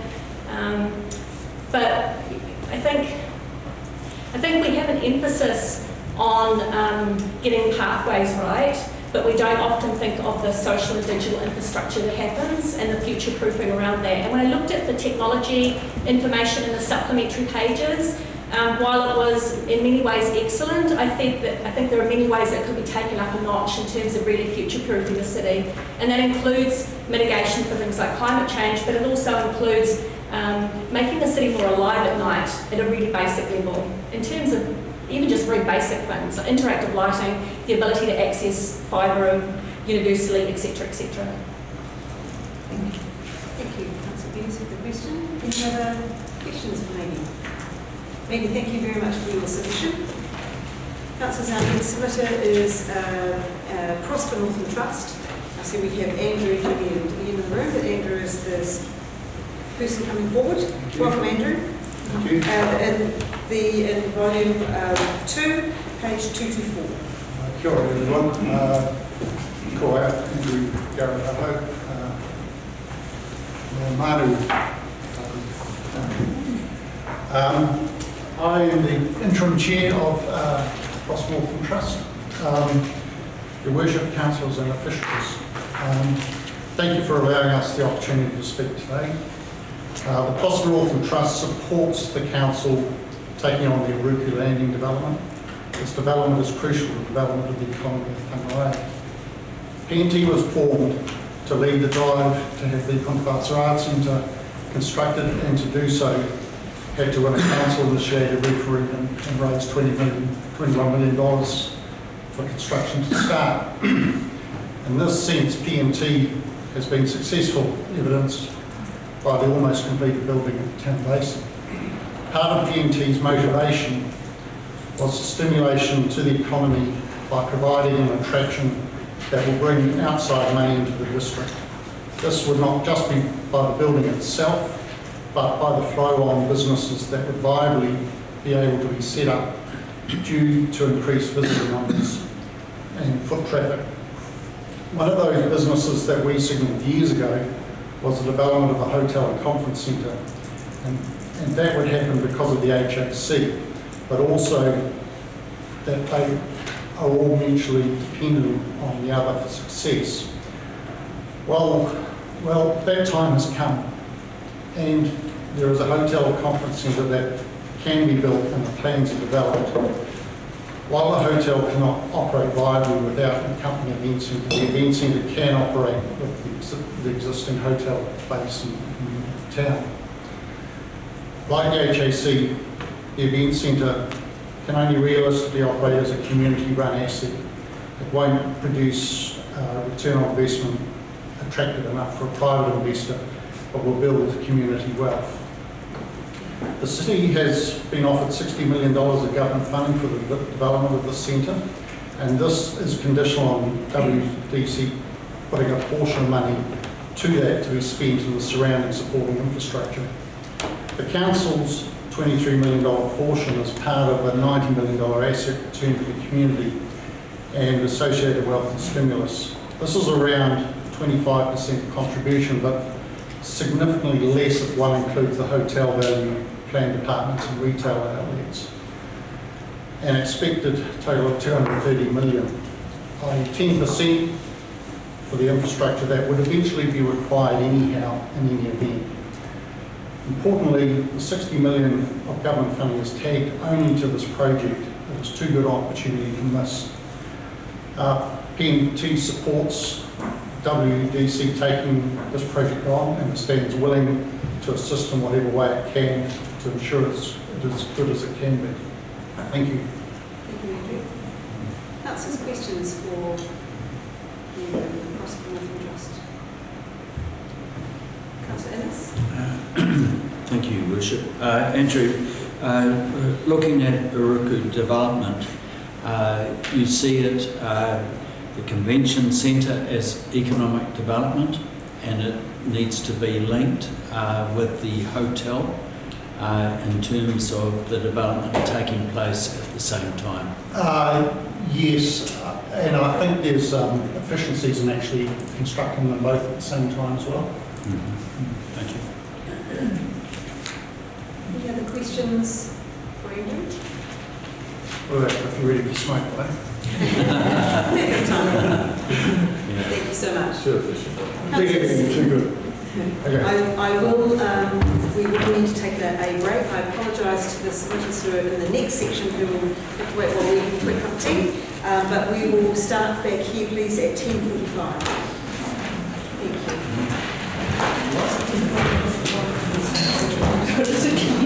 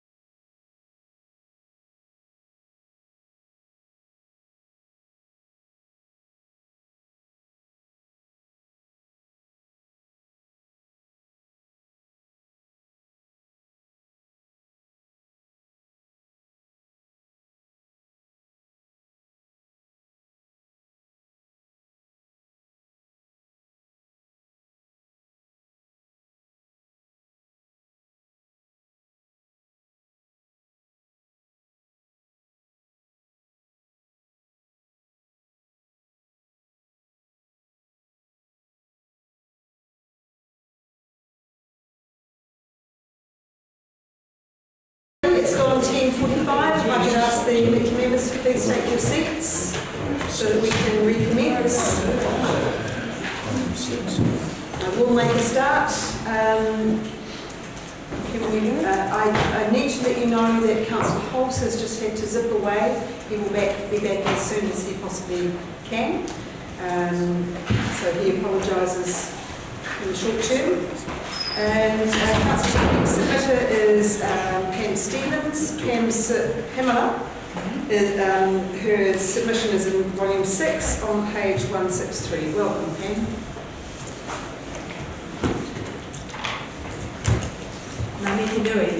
My name is Pam Stevens and I have lived in Whangarei for over 45 years. Over that time it certainly has become a more livable city, being further enhanced with the recent developments. I'd like to thank you for the opportunity to contribute. I'd like to talk about climate change. I think my generation finds it a challenge to grasp the concept of climate change. Young people do not. It concerns them. They need to be supported and listened to. There is no doubt there will be changes. Our community needs to take part in the national effort to reduce emissions and the effects of climate change. In the adaptive space, we must prepare. There will be extreme weather events, droughts, floods and ocean warming. Many of our neighbours in the Pacific are already having to adapt. By planning ahead, we can build resilience and in the long run it will be less costly. We need to look at it as an opportunity and support our businesses and other initiatives. The Council can help by maintaining and improving our natural environment and supporting our biodiversity, by supporting communities and restoring and maintaining our forests, our coastlines and our wetlands. There is going to be a number of requirements coming from central government and the Whangarei District Council budget needs to allow for this. The Cycleway network has contributed to the national efforts to lowering emissions, as well as potentially increasing tourism and supporting local businesses. It's been a great step by the Council. It could be extended out to the Whangarei Heads or eventually create a wonderful journey loop around the whole harbour. I'm lucky enough to be able to ride into town from Whangarei. There is, however, an issue as to where to leave your bike securely. Steel loops are not sufficient. Some cities have recently introduced what are called locker docks. These could be put in strategic locations like the town basin and the central library. I also do wonder if we could improve on the weedy strip of several kilometres along the safety rail adjacent to the Whangarei bike trail. With a little imagination, it could be planted with something of low maintenance. It would reduce the stones and rocks that regularly need to be swept off. I'd just like to comment on spaces for gathering. The Hiau Peninsula development has been considered for a very long time. The changes that have taken place already are proving to be a really great community asset. It is constantly busy with an amazing number and variety of community events. The opening and the extension of the carbon shed is testimony to the determination of a few people that saw its potential. Getting local funding and support has been a real struggle over many, many years. Further development of the planned community space could better provide for festivals and other events that would cater to our diverse northern community. This should be more generously funded and supported by the Council. I'd like to comment on the proposed Aruku landing on the Riverside site. It seems to have come a bit out of the blue. I did an informal survey of a number of people as to whether they knew about this proposal, and I received 100% blank faces, and real puzzlement when I tried to explain the potential location. I have these questions. Is this the best site if we want to revitalise our central city? In light of the generation who are very climate aware now, becoming business leaders and policymakers, are physical conferences a good business model? In light of the fact that the recent hotel project on Fire Station Hill has been canned, can we take the risk of the same thing happening here? It also raises red flags for me when it states in the LTP that the ratepayers will take responsibility for any liability and cost overruns and pick up the tab for maintenance and any losses.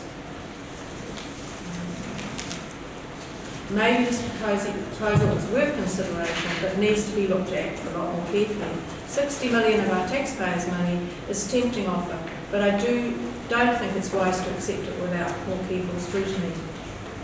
And if any bridges are to be built, a priority should be given to a wide pedestrian bridge like the Wellington one that goes from the gallery to the waterfront, where you barely realise you are crossing a busy highway.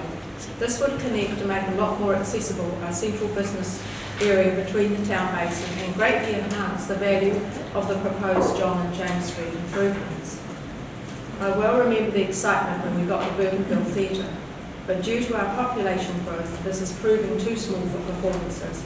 It seems that now is a wonderful opportunity to finally build a lyric theatre.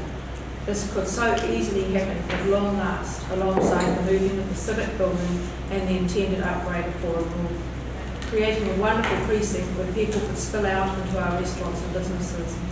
We have extraordinary talent in Auckland, and this could provide amazing opportunities, especially for our young people.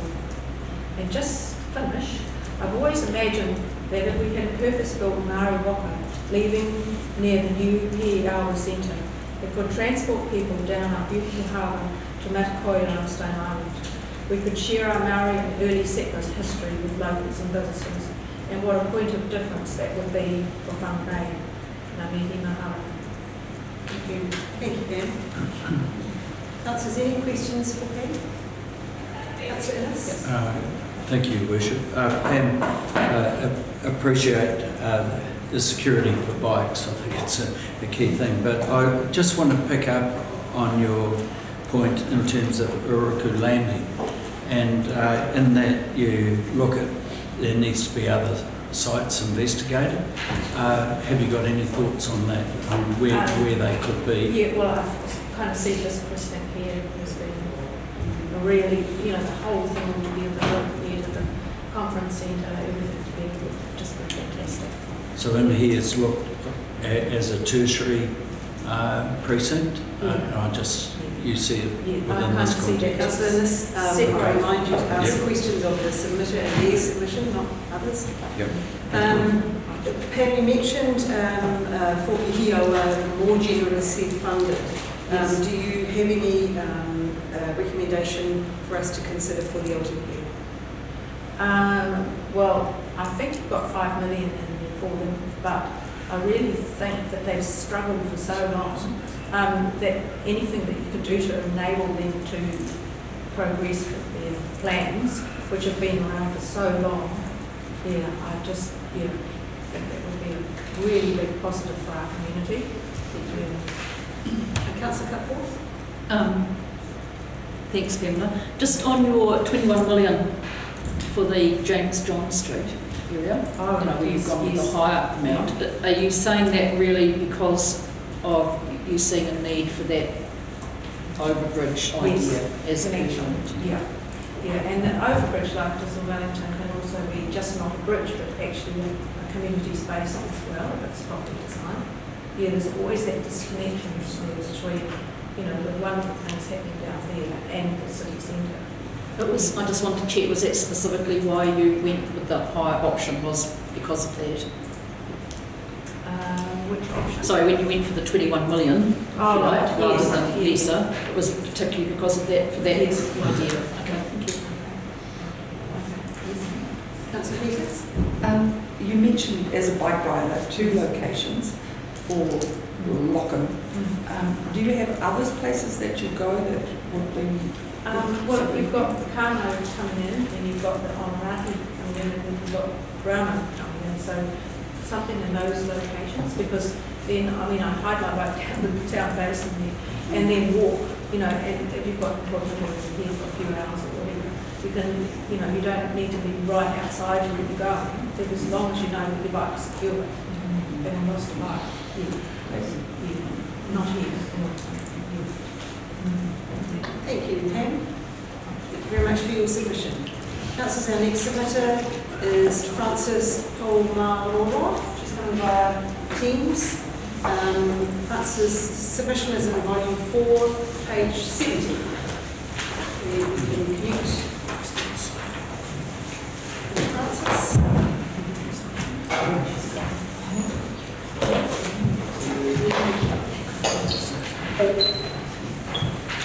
Sorry.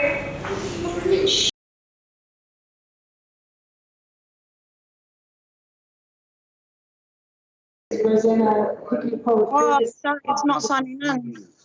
Sissy. Oh. Kia ora tātou. Kia ora.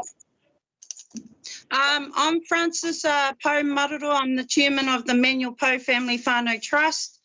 The Manuel Poe Family Whānau Trust has put in a demand on request. And this demand on request is for an internal independent investigation under the Official Information Privacy Act pertaining to the development of Whangarei. Also pertaining to Te Reti o Waitangi under the Contra Preferentum principle, which means Māori interpretation takes precedence when international law applies. Also, we want to do an investigation into the environmental law and what's happening with the pollution that's happening in Whangarei. There's a water crisis that's happening in Whangarei. Water restrictions have been happening up there for a little while now. And we want to see what's happening with rejuvenating of our waterways and what's happening in sustaining our waterways and how are you keeping it clean. Also, the pollution of dumping of rubbish and those oil bins that need to be taken off their island that needs to be dealt to and need to be investigated into.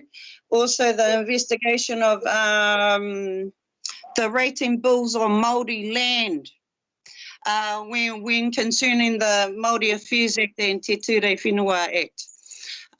Under Treaty of Waitangi 1840, the binding founding document of this country.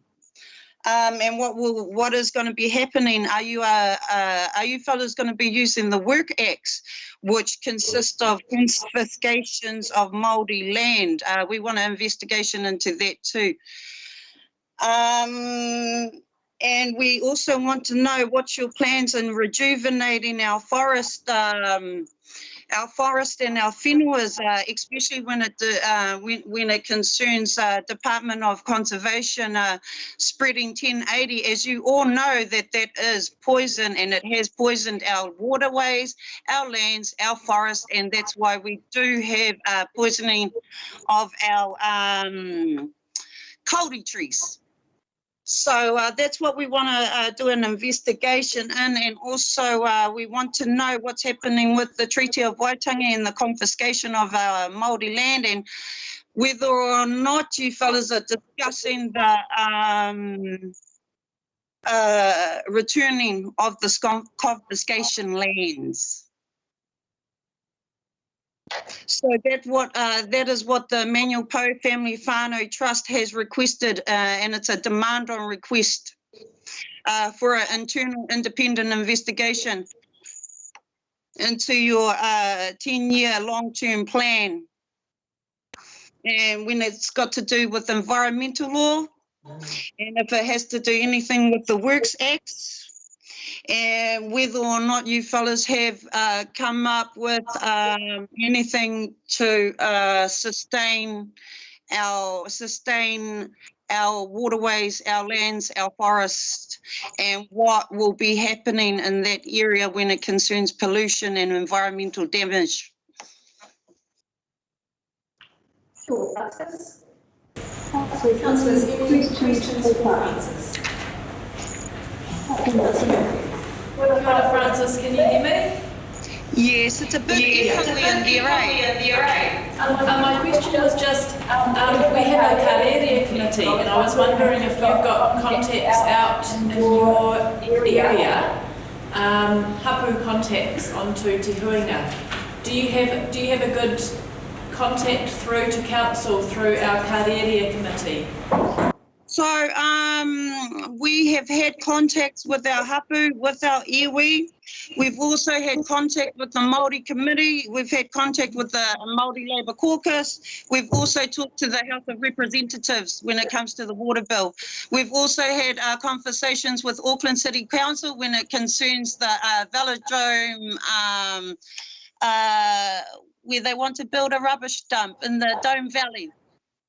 So yes, we've had conversations with them, and we have done the same thing. We have asked for an internal independent investigation. Okay. Ngā mihi. Is there any other questions for Francis? Councillor Connor? Thank you for your talking to your commission.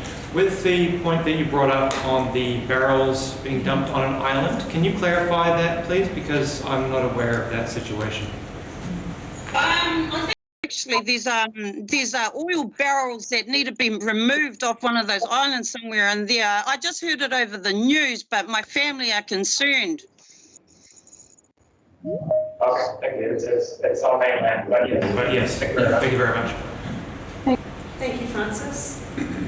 There are no more questions. Thank you so much for joining us via Teams this morning. Ka kite. Thank you very much. Councillors, our next submitter is Ollie Coleman. Ollie has a PowerPoint presentation as well, and this submission is in volume 3, page 576. Welcome. Thank you, Kira, everybody, and thanks for the opportunity to elaborate on some aspects of my submission. So let's start with rates. This is my rates bill from 2014, land value 113,000. This is my rates bill 6 years later, same property, 248K. That's insane. That is just unbelievable, doubled in value, more than doubled in 6 years. So who's good at math? How much is that actually? It's $135,000 of tax-free capital gain over 6 years, $22,500 per year, $431.50 per week. Just to compare, the median annual personal disposable income in 2019 was just south of $30,000. So I make 3/4 of that by sitting on my head. Now this is what you asked for. You're familiar with these numbers. But I think I have a moral obligation to share this undeserved, this newfound wealth with the community and pay more.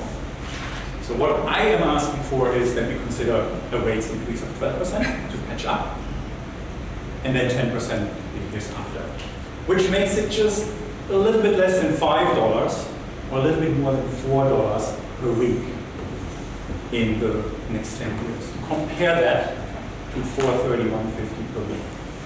It's nothing. It's 1%. And we would be in good company. Wellington City Council, 13%, 13.5%, Northern Regional Council, 20 and 15. For some reason, that doesn't really attract as much attention and pushback like our rates increase. I don't know why. Otago Regional Council, 73%. Local government has stuff to do, we know that. This is not the time for austerity, this is the time to think big. And at the very least, I urge you to adopt both of the do more options for the city center and climate change action. It's just 0.8% increase in total. But that would be really the bare minimum we should be doing. Rather go for more. We property owners, we can take it. Speaking of the city center, it has really nice spots. The laneway, Quality Street, town-based in Fulham North. But speaking of the laneway, every time I sit on that platform and count vehicles during business hours, there's about 4 per minute going through there, aimlessly. They're not stopping. They don't have business there. They drive through because they can. To find this one elusive car park in the middle of the city center, 20 meters from the front door. Your disability advisory group has already expressed safety concerns. We know that. It was on your website. It was in the press. And there's ample car parking all over the city. Rob said some nice words in the online presentation for the LTP about that the public just doesn't want to believe it. But I do. I've never had problems finding it. But people keep asking for more city center parking. But what are they asking for? They're asking for that car park 20 meters from the front door. It will never be enough, no matter what you do. So prioritizing the individual transport is absolutely incompatible with providing a shared public space that is safe, that is healthy, free of air pollution, free of noise that we can interpret. We have to think differently here. So what are we going to do? My suggestion is, let's look at this rough outline. Now this isn't perfect, But basically, this triangle here, dent, bank, wall, plus the town basin, plus the Forum North future city center precinct. Let's make that half. Except public transport, of course, which goes right through to the grocery bus terminal and delivery vehicles blocking. And while we're at it, I'd say let's phase this in over the next 3 to 5 years to give businesses and people time to adapt. And you can tinker with Robert Street, John Street, James Street as much as you want, but it will not deal with the problem we're seeing in the Langway. So let's go for it. And require allowed vehicles, public transport, delivery vehicles, to be zero emission no later than 2027. I think we can align that nicely with the replacement of the diesel buses, so that it's not unfair, and again, that businesses have time to prepare for this. For car parking way, way out there at Bascule or Hoey Island, which is a fantastic car park, we park there every time, we can provide zero emission shuttles to the town basin, or to the CBD. Maybe even water taxis. Would be a nice idea. Would make the whole thing a much more enjoyable. Would make it the trip to town a journey in itself. And of course, the big challenge for us is to create favorable conditions inside this. We need to build high-end city housing. We're talking about revitalization for years, but revitalization means what? Bringing the life back. We have to have people living in there. Otherwise, it's not going to change. We're going to see the same problems over and over. So let's have people living in this community. Speaking of climate change action, my favorite. Encouraging individuals to take action and change behaviors, that is hard, we know that. So council needs to set a good example, show that it can be done, but also create an environment that enables people to make the right choices effortlessly. If we prioritize car and individual transport, we're not getting bumps on bikes. It's not going to happen. Why would we? I live in One Tree Point. I have no safe way to get to Ruhrkaka town center other than going on the road and being mowed down by a diesel ute. We have to create the infrastructure so that people make the right choices. The draft climate action plan I've seen is a fantastic piece of work. It's a fantastic, not piece of work, it's a fantastic start. But it's also asking for more collaboration, vision, and community involvement. So let's do that. Once again, please consider establishing a climate emergency action advisory group. We all need help with this. You are not experts, I'm not expert, but we need help with this transition to make it work or to make it just. Just for the few of us who are only motivated by money, this is Project Drawdown, the leading international scientific community on climate solutions, saying the benefits-cost ratio of going green and clean is 5. For every dollar spent, you will generate 5 in value or save 5 in cost. That's got to be the best investment we're ever going to make in our lifetimes. Better than Kiwi saving. Thank you for listening. Thank you, Oliver. Councillors, any other questions? That's a couple. Thank you. Thanks, Oliver. Just on the making the CBD car free and the triangle, if you like. One of the issues is Dent Street being an arterial route through from Hartier Drive, and I wondered if you'd given any thought to that and what the alternative might be. Well, from roughly that red area I lined out, the traffic would have to flow around that. So you come over the Riverside Bridge, you still use that part of 10th Street, but what would be immediately between John and James Street, the stuff you're starting to work on, and the town base in the Hack, the new park, I'm looking forward to that new park, that would have to be cordoned off. Or let's say maybe we'll find a way that we make it something like a laneway again that traffic can crawl through, but then we need to control it and move it better. I haven't thought this through. This is basically just a rough idea how I would like the city planners to do it. Okay, thank you. Councillor Peters. As someone who walks from Hoey Island, how often do you, if we had a ring of park and ride, how often do you think the buses need to go? Say if we had these free buses going through, how often do you think they need to run? It's a difficult question. At the beginning, there wouldn't be a big frequency. We don't know how people take this up, and there will be a lot of pushback to a proposal like this, getting people to park outside and then kind of commute into town. I'd say something that goes on a continuous loop, an emissions-free shuttle, and you just hop on, you just hop off, with a little bit of real-time information where it is, how long it takes. That might be a good start. Or what we do is we park out there, we hop on our electric scooters and just go over the half-hour loop. It's an experience every time. You meet people, you go this way, you go that way, depending on what you feel like, where you go, if you go to the opera or not. So it could also just be a nice hub with a bike shelter, charging point, to get people onto bikes. Bike renting scheme would also be an option that I didn't mention. Scooter, or let's get one or two of those scooter companies in. Just want to try it. Thank you, Ollie. No further questions? Thank you very much for your submission. Thank you. Councillors, our next submitter is Ange Tippania. Ange's submission is in volume 6, page 170, and also 182 for the Emergency Housing Charitable Trust. Tēnā koe mai, koutou kiko te kāhui konihina, and thank you very much for the opportunity to speak this morning and also talk about the possibilities on how solutions to bring about change can be tackled as a community response if we do that all together. I'm just going to take a seat there. So we at Taitoko Emergency Housing Charitable Trust have been in the emergency housing space for the past 15 years, and by crikey, you know, the homelessness situation and crises that we're seeing today has never been so dramatic and so challenging for the families that we support in seeking, sourcing and securing a safe, warm, affordable home to rent. And contrary to popular negative prejudices that are out there, homelessness is not a choice that many whānau find themselves in.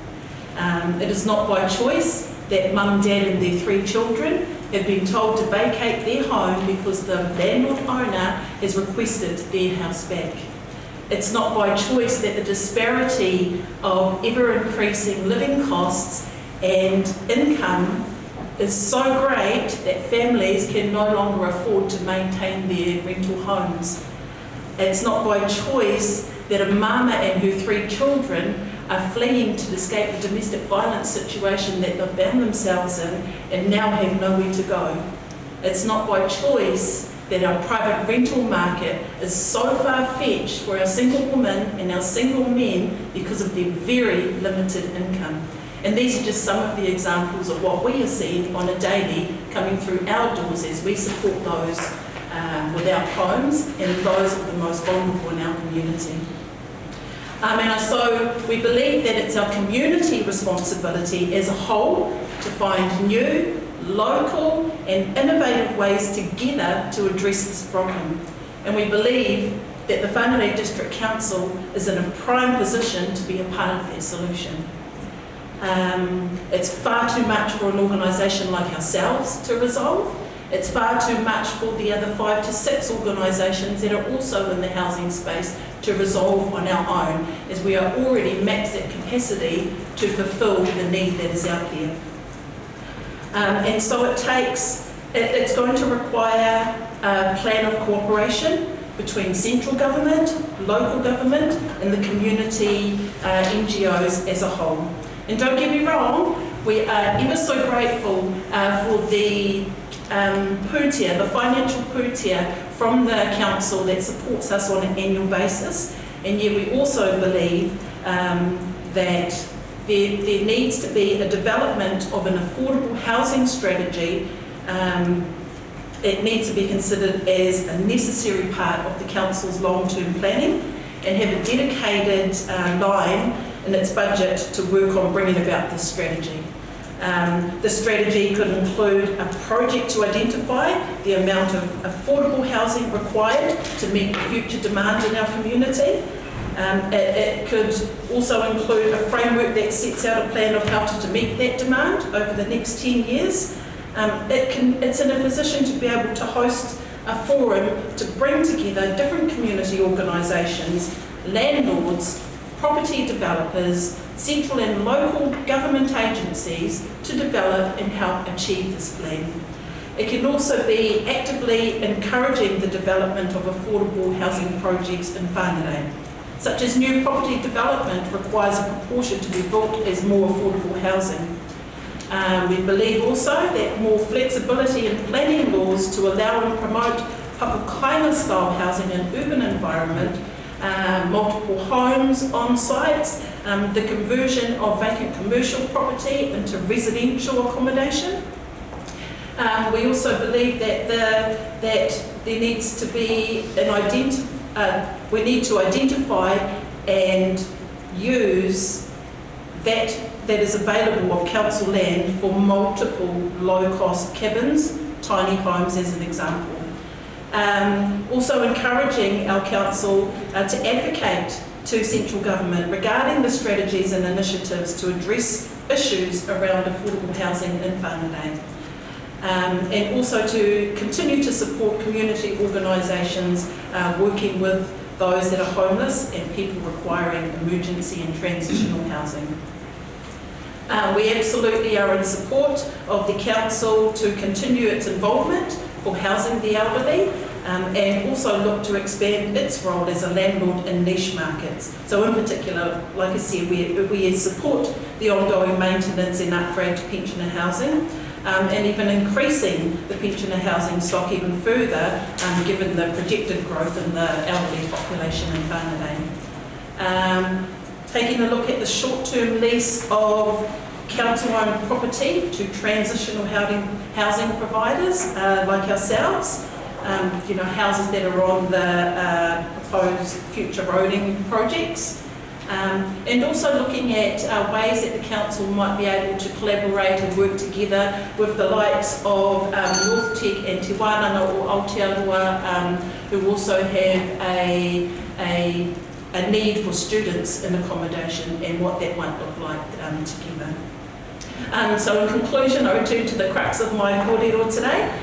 It does take a village to raise a child. In our case, it takes a community to raise a nation. Mā tō raurau, mā taku raurau, ka ora ai te iwi. Tēnā koutou katoa. Councillors, any questions for Councillor Peters? I realise it's a hard question, but have you got a sense of the size of the problem, housing need for homeless people and for people at other forms of homelessness? Yeah, that is a tough one because we work on it in a very niche market, supporting small whānau with tamariki as well as single men and women. But when we take a look at what's in our community, and we have 5 to 6 organisations, and including ourselves, that are supporting these whānau, we can house up to 80 households between us, and yet we're still unable to meet the demand. There's still many of our families that are in the motels at the moment. There's a huge number of whānau that we categorise as the hidden homeless, so namely those that are in their cars, in garages, in overcrowded situations. So the problem percentage-wise is far greater than what we are seeing through our doors and what we can anticipate trying to fulfil. Councillor Murphy. Thank you for your submission. I'm just wondering, is there a forum, and I support what you're saying, where the 6 organisations who are working on this meet regularly? Do you come together in a forum and to collaborate on the services being offered? And yeah, very rarely, and actually that's something that does need to happen. We're so busy actually doing the mahi on the ground with the families that are in need, it's very hard to pull together all the different organisations. We have forums like the Northern Housing Forum, which meets on a bi-monthly, and that takes a look at the broader scope of the housing sector, right from emergency housing through to home ownership. So there are different groups meeting, but not as regularly as probably what needs to be happening. Thank you for bringing this to us today. That's Chris. Thank you, Worship. Thank you for the presentation. I see that you look at the council as being part of the solution. And then you look at the affordable housing strategy. So do you see the council facilitating that, or do you see it more the role of the Ministry of Social Development? I think at a local level, it's absolutely a prime position for the council to begin to facilitate those conversations, facilitate the hui at a local level, working in conjunction with MSD, MHUD, to bring a housing solution and housing strategy together. Thank you. Thank you, Ange. I'm aware, and I'm not sure if other councils are, that you've just recently established a house for single women, and I wondered if you could just give us any information in terms of the need in that particular area, and also the need with older single women, perhaps?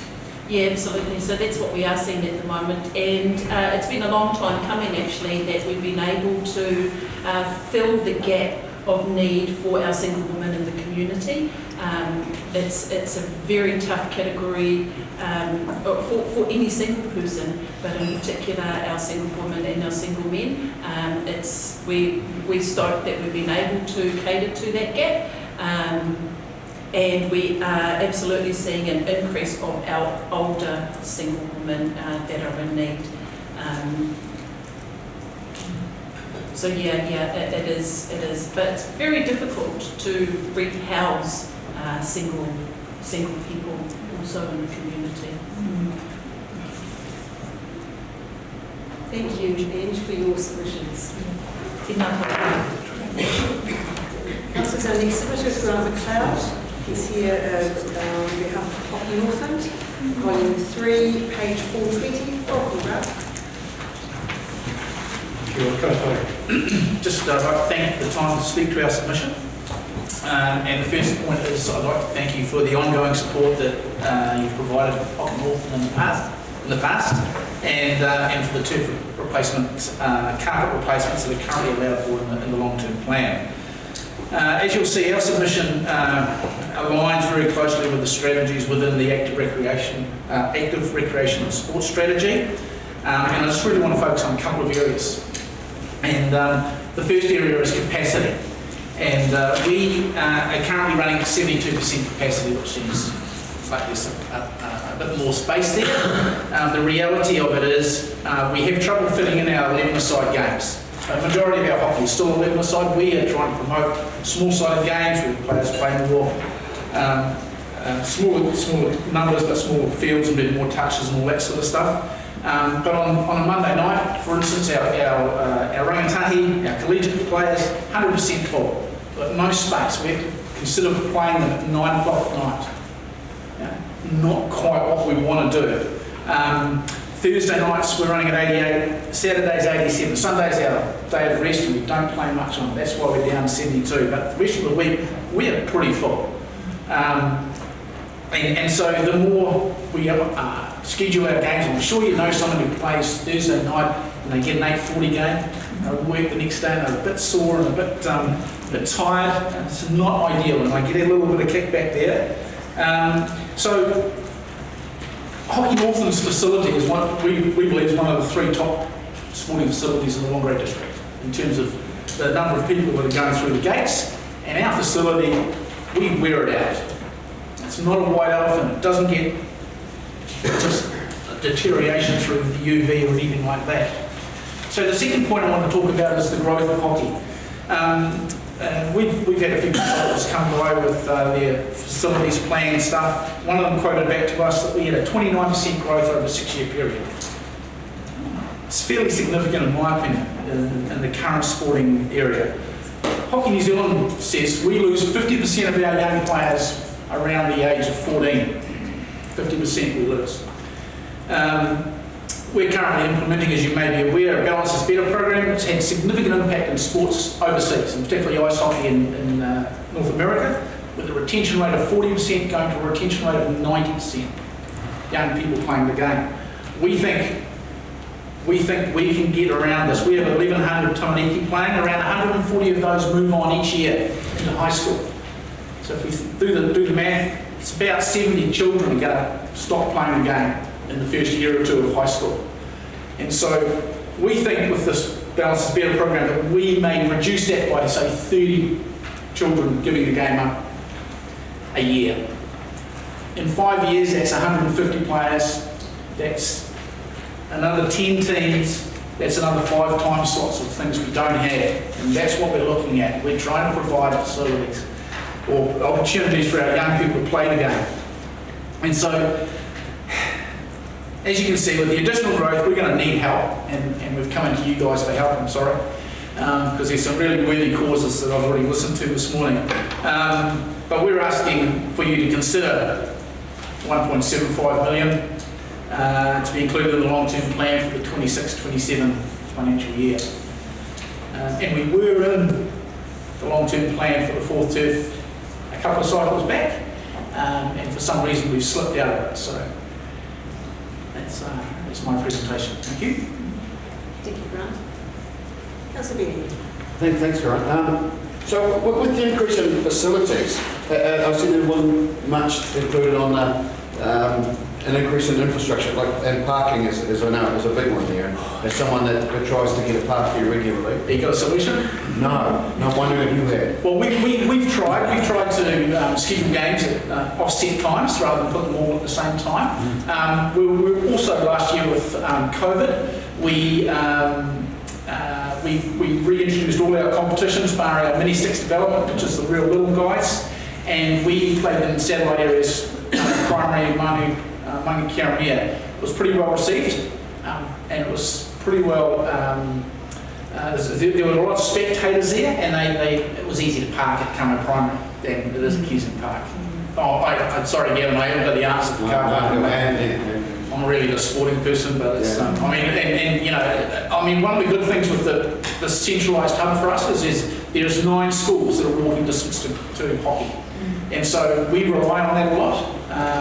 So from Kamo all around the place, they all walk down or they get down, and it's relatively easy for the children to get there without parents having to drive them and create another couple of traffic movements.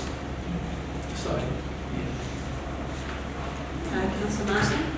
Yeah, well, the parking is seriously an issue. But my question is, have you thought of another site where we could have a hub with a number of turfs on it? Have you looked at an alternative site? Because sooner or later, Kensington Park is, well, it's full, but sooner or later it's going to be an issue. Yep, certainly is, and obviously in the Kensington Park management plan there is a provision for a fourth turf, which was put in place about 8 or 9 years ago. One of the things that the consultants have said to us is that people from outlying areas will drive into games, people from the centre will not drive out. So it is difficult there has been talk of another hub out of the Green Bay area, for instance. But we won't get many of our people driving from the middle of town out to Green Bay to play. Unfortunately, I don't know why, but I would have played it rather than running around on grass all my life. Just a follow-up question. Worked really good at Springs Flat, and nobody believed that was going to work. So we just need to keep an open mind, because Kensington Park is seriously under pressure. But I just hope we can all work together for the best solution. Because once we get another one, we'll need two. Yeah, we certainly have an open mind. We're not discounting any ideas. Councillor Murphy. Grant, I note also in your submission you had quite a list of requests for inclusion. They total 3.02 million over the total of the plan, and one of those was a line, I acknowledge that, but you've included turf replacements and things. Replacements are already in the plan, yes. So already in the plan? 2 of them are, yes. Which ones are already in the plan? One for 350 and one for 450 from memory.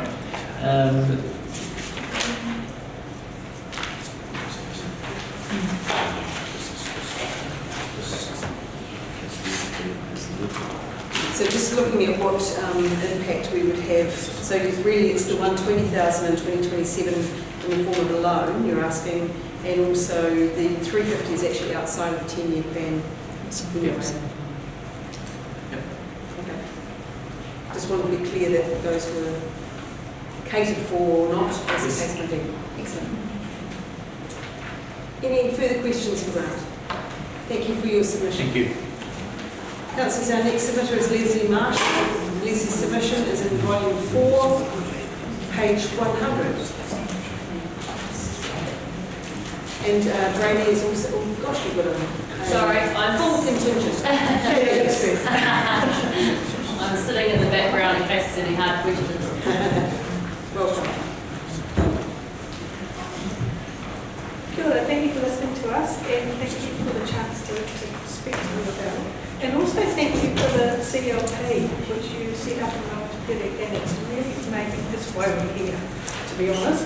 You have made a difference, but we'd actually like a bit more.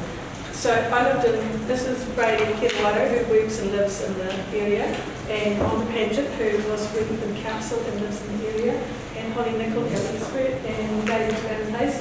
We're all on the committee. I've lived in Whangarei since I got married, and I brought up kids there.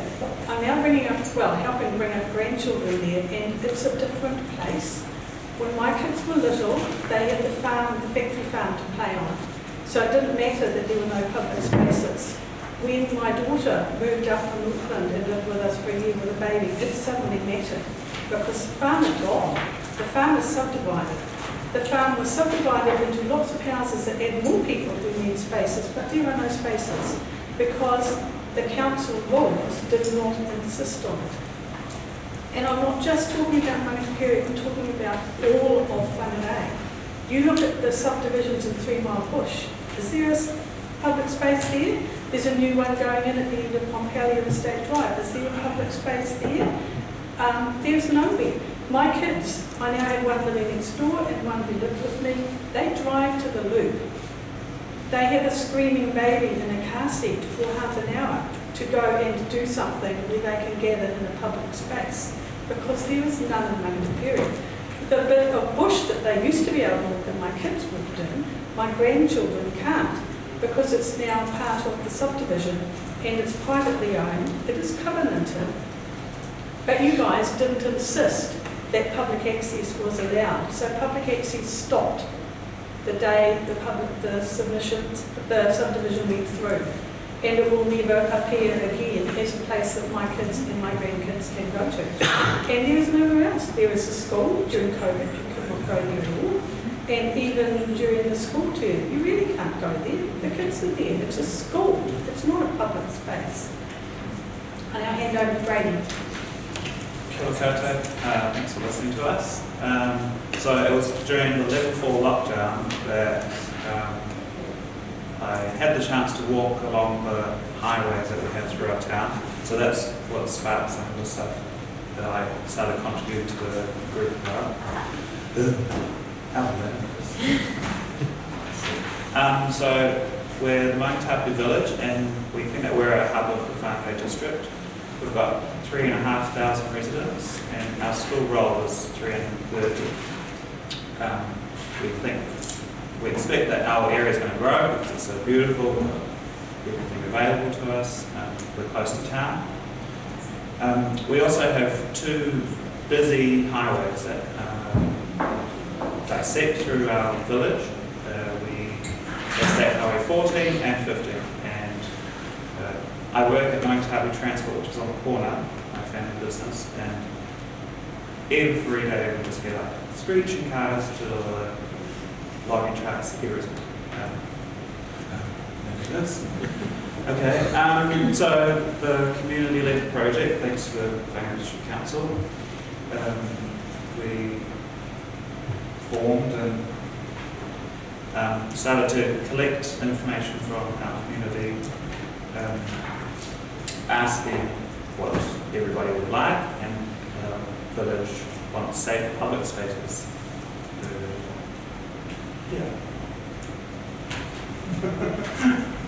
The traffic issue is a biggie, but there's actually nothing you can do about that. because we are now all state highways.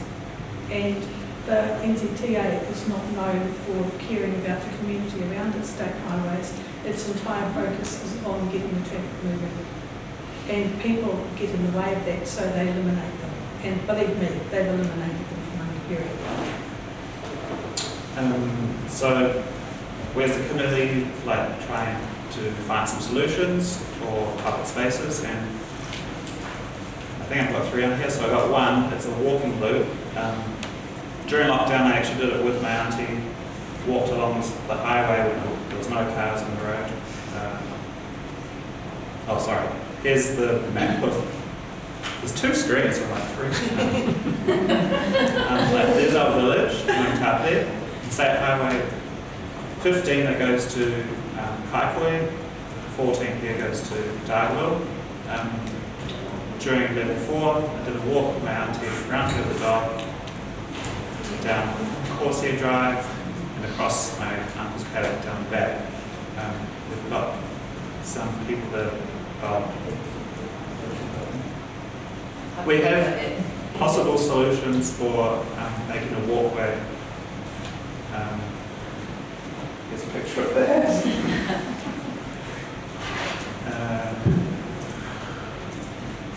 What we need is the council to put this into the cycling strategy so that it's actually part of council planning, and we will need support to make this happen. We're lucky that we've got somebody who's willing to donate land, but it will come with conditions. And I would also like the council to look at considering buying part of the factory that's coming up for sale, and that is an obvious place for a public space for Whangarei, like on the village. Will never come up again, I don't know. You know, we need public toilets there, but the council cannot build public toilets on private land. So yeah, we've got some solutions that we have, but I think my points that I wanted to make is that just asking for the council to put more attention into our attention towards building our community to make it thriving and somewhere useful for people to use. Because we lack the space, people live and work in our area, but we actually have nowhere to just be with other people or to hang out, walk the dog, or anything like that. So we're just asking more attention to be given to some of the things that we're coming up with. Thank you, Brady. Thank you, Lucy. Councillors, questions? Councillor Peters? Does this connect with the green corridor idea to Pukenui between Whangarei and Whangarei Hills? Good luck.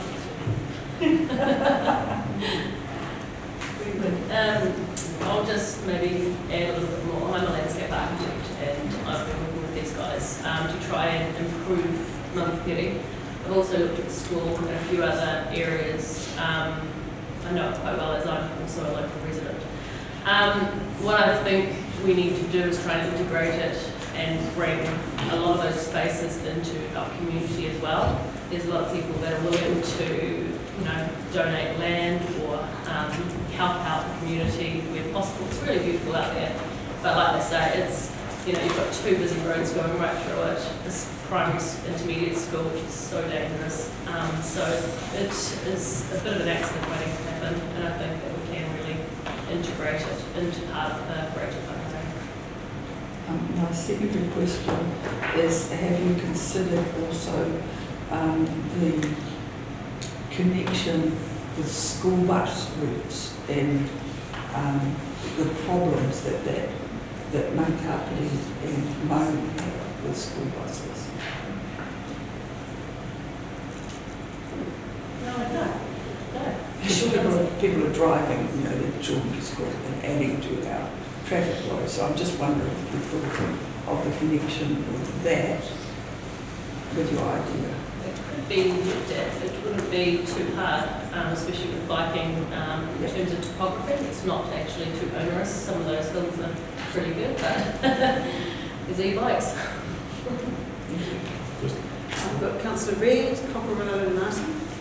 Mine's not so much a question, Your Worship, it's a bit of an explanation. There are a lot of children catching buses there, and connecting buses. So they've got to cross the road to get to the right bus. It is quite a bit of turmoil there in the mornings and out.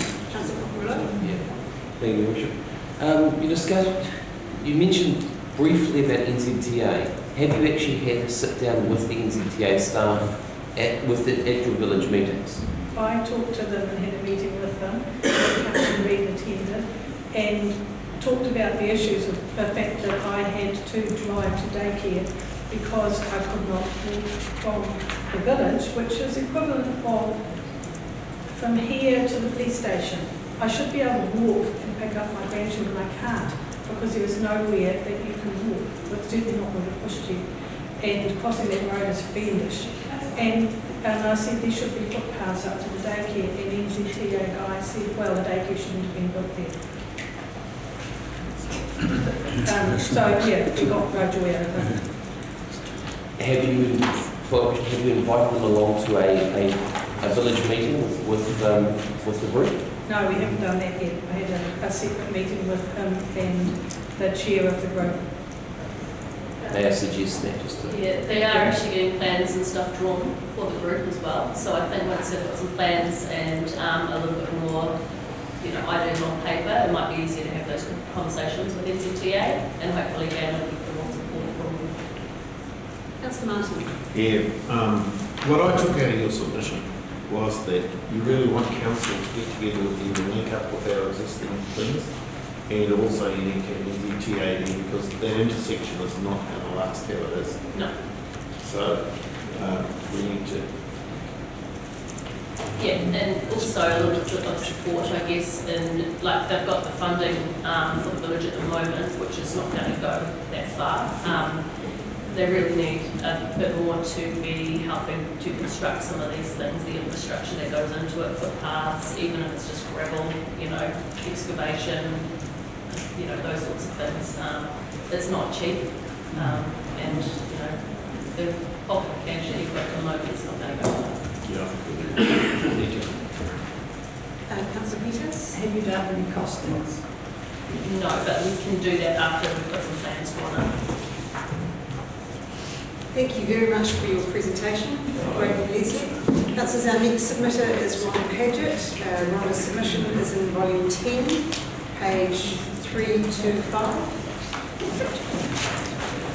Also on the same issue on carpet.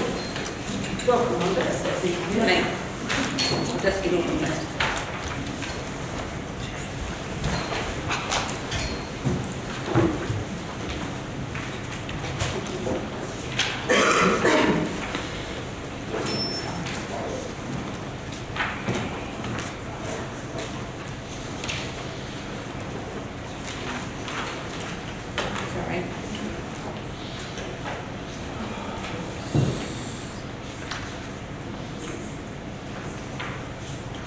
Perhaps we can give you one paper.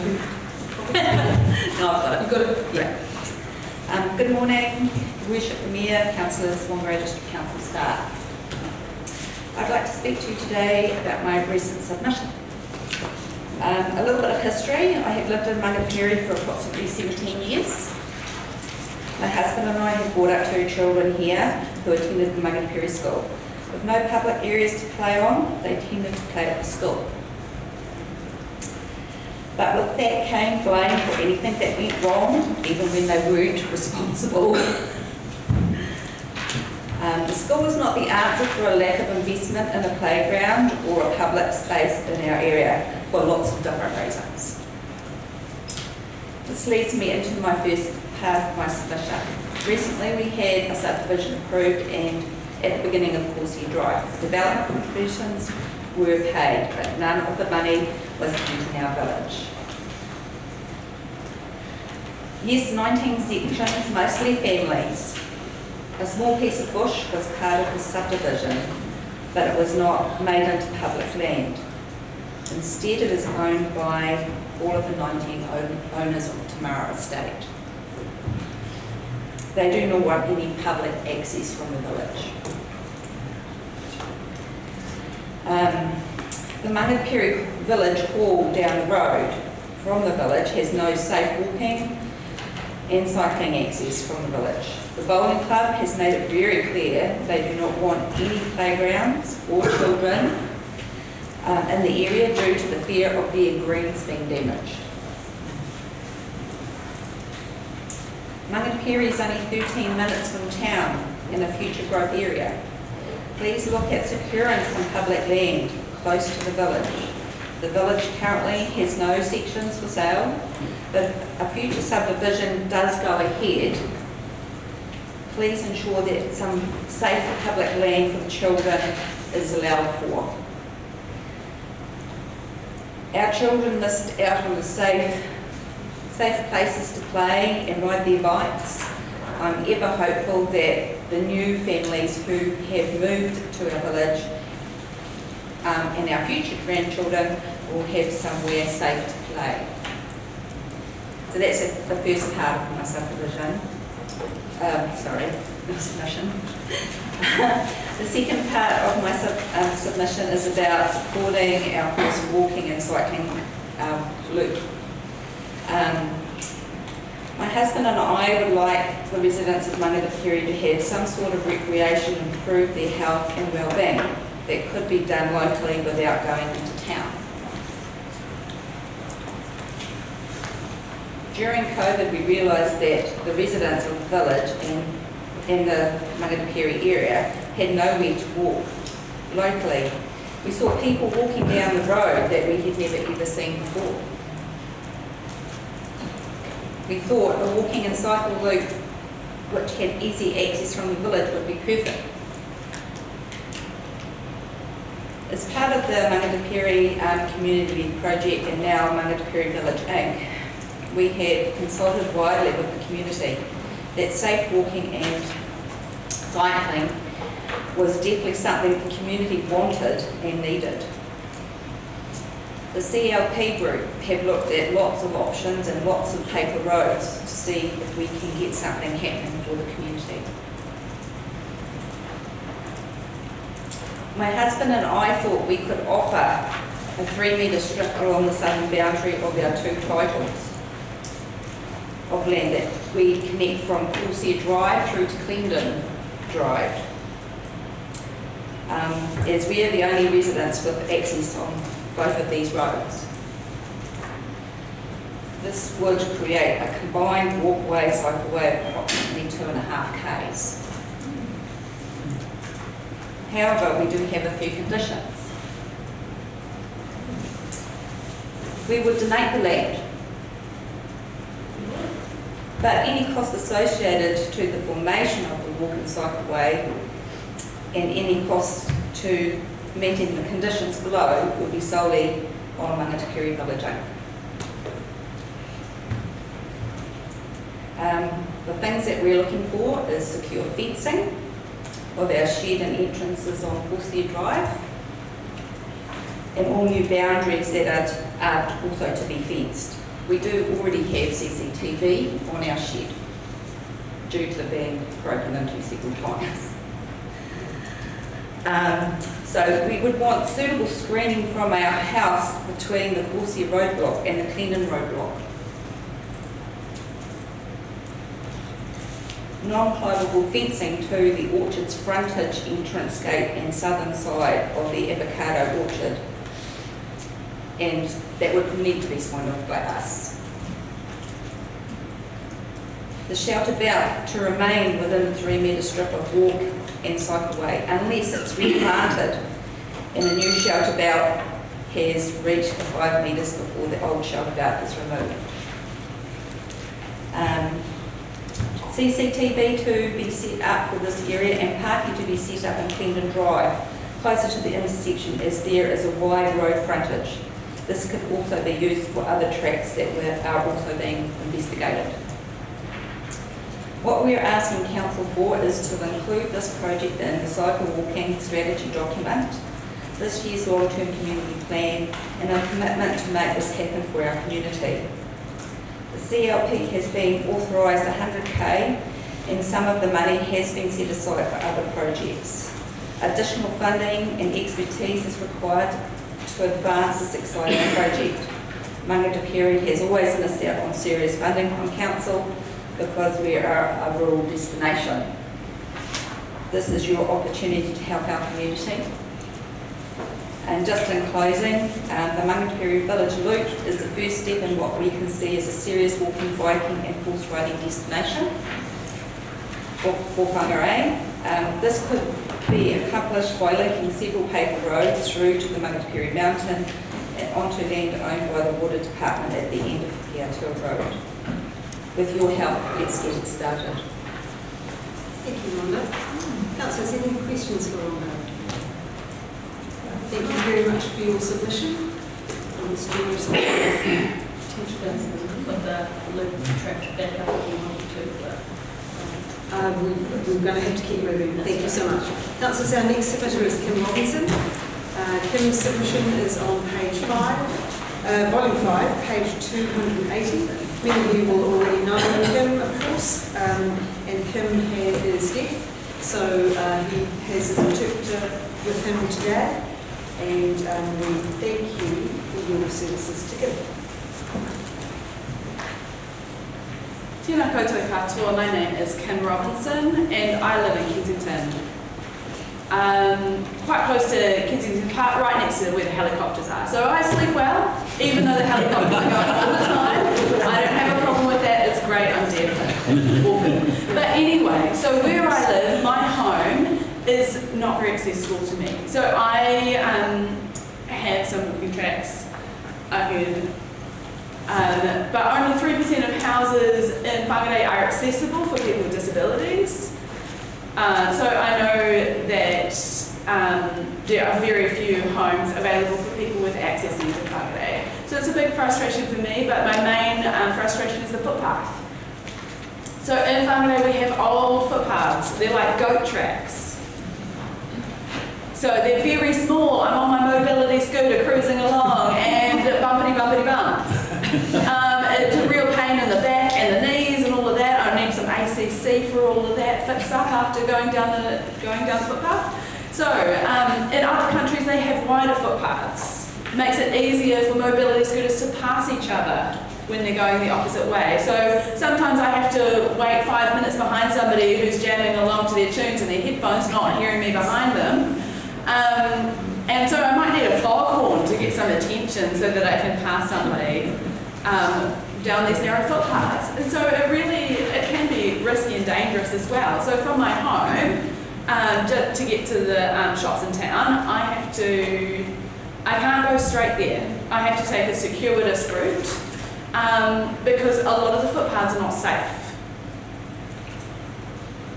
So I have to sit down low on a mobility scooter, and compared to a person standing up, I just don't have the same range of visibility. So with the corner, I can't see what's coming in terms of curb situations.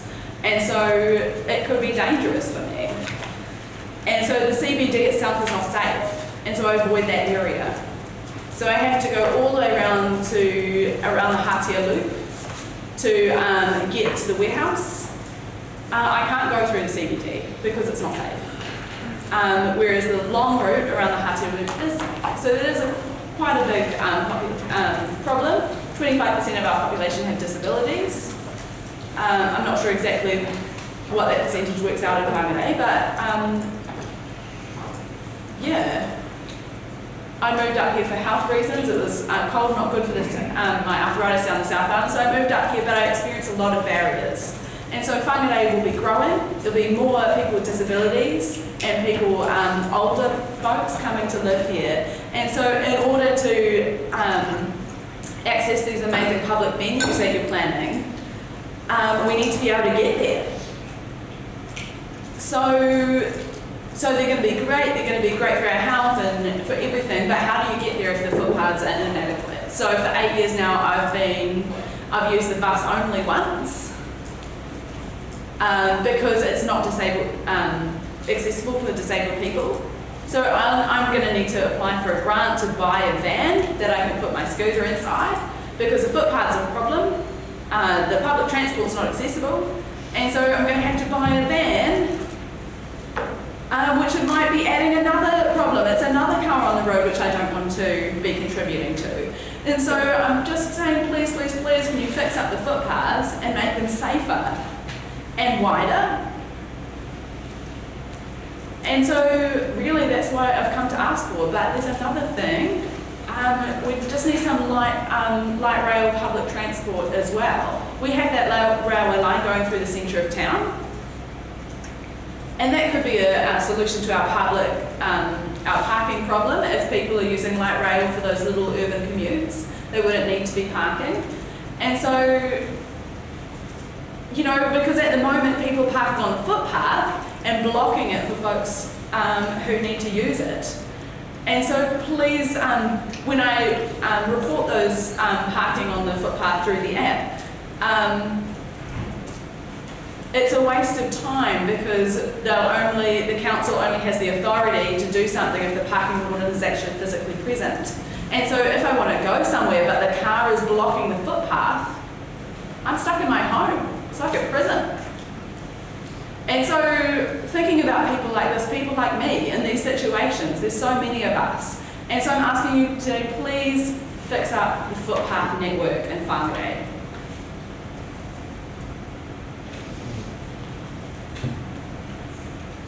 So rubbish day is the worst.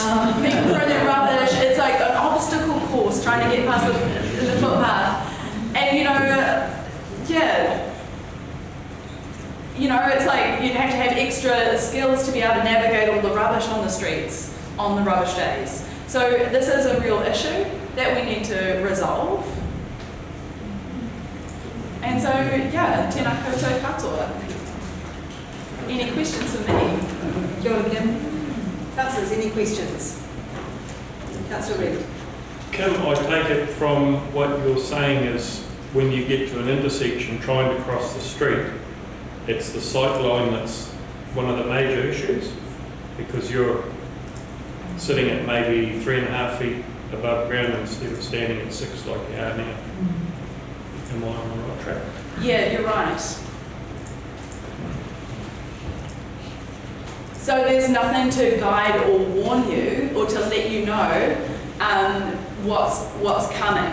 And so you could paste things on the footpath to provide guidance to so that we can find the safe places to cross, but at the moment there's nothing. So if you're planning to buy a mobility scooter yourself, my advice is that you avoid the school rush.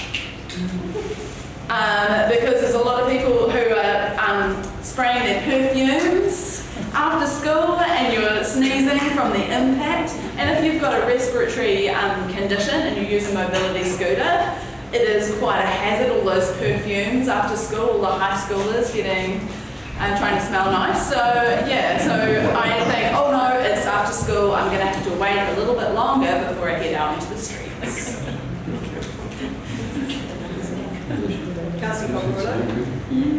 Kim, have you checked through council's environmental standards for footpaths and things like that? I know, I understand. Where do I start? You need to keep it simple.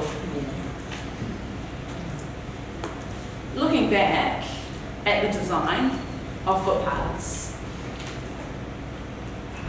the footpaths aren't matching the technology that people are using today. Might be good if you're riding a horse, but not if you're riding a mobility scooter. So, any other questions? I have a question, Kim. So, the quality of the Carmel shared path, all the crossings that go onto the roads there, are they the standard that you'll be looking for elsewhere? No? Maybe not. Some parts of the path are not safe. For example, the traffic lights. I sent a photo into the council before with my suggestions. The Bluetooth app. So because I actually physically pressing the button for the crossing, it'd be good if that could be connected to a Bluetooth app so that we could actually access the crossing without touching it, because touching a physical surface may be an issue for those immunocompromised members of society. So if we could potentially use technology to help people so that they can cross the road without touching something physical, it would be very beneficial. And also the plants growing alongside the shared path do need to be trimmed regularly, because a lot of them overgrow and actually effectively make the path narrower, which is an issue for when you've got two mobility scooters coming from opposite sides. They can't pass each other because it is a hazard, because those grasses can get stuck in the wheels. And thinking about those trees as well, they need to be, the path needs to be regularly cleared, because those roots and other debris can stop the tyres of the mobility scooter, so that is a risk. Can we add brooms to the mobility?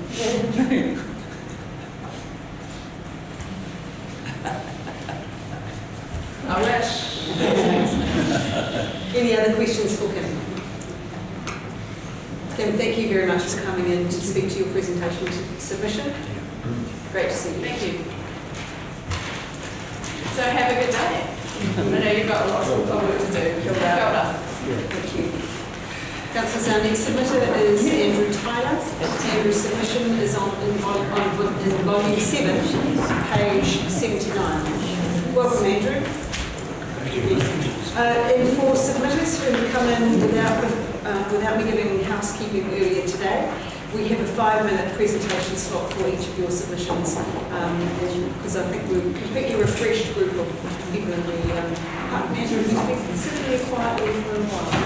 Welcome, Andrew. Thank you for the opportunity to speak with you all. It's great to see democracy at work. And I'd like to start off by saying I think this is an exciting city with huge potential. And there are two particular items in the 10-year plan that I'd like to address with what are really just personal opinions. The first one is the Riverside Drive Convention Centre. I know it's very tempting to take $60 million on offer from the government, but there are ratepayer costs too. And with the withdrawal of one hotel already in Whangarei, I wonder whether that hotel, proposed hotel on that side, would actually come to fruition. And I really ask the question, is it a benefit or a liability to have a convention centre? I think the world has changed a lot. I think that the days of large conventions are probably gone forever. I think people are finding new ways of communicating with groups in much smaller numbers.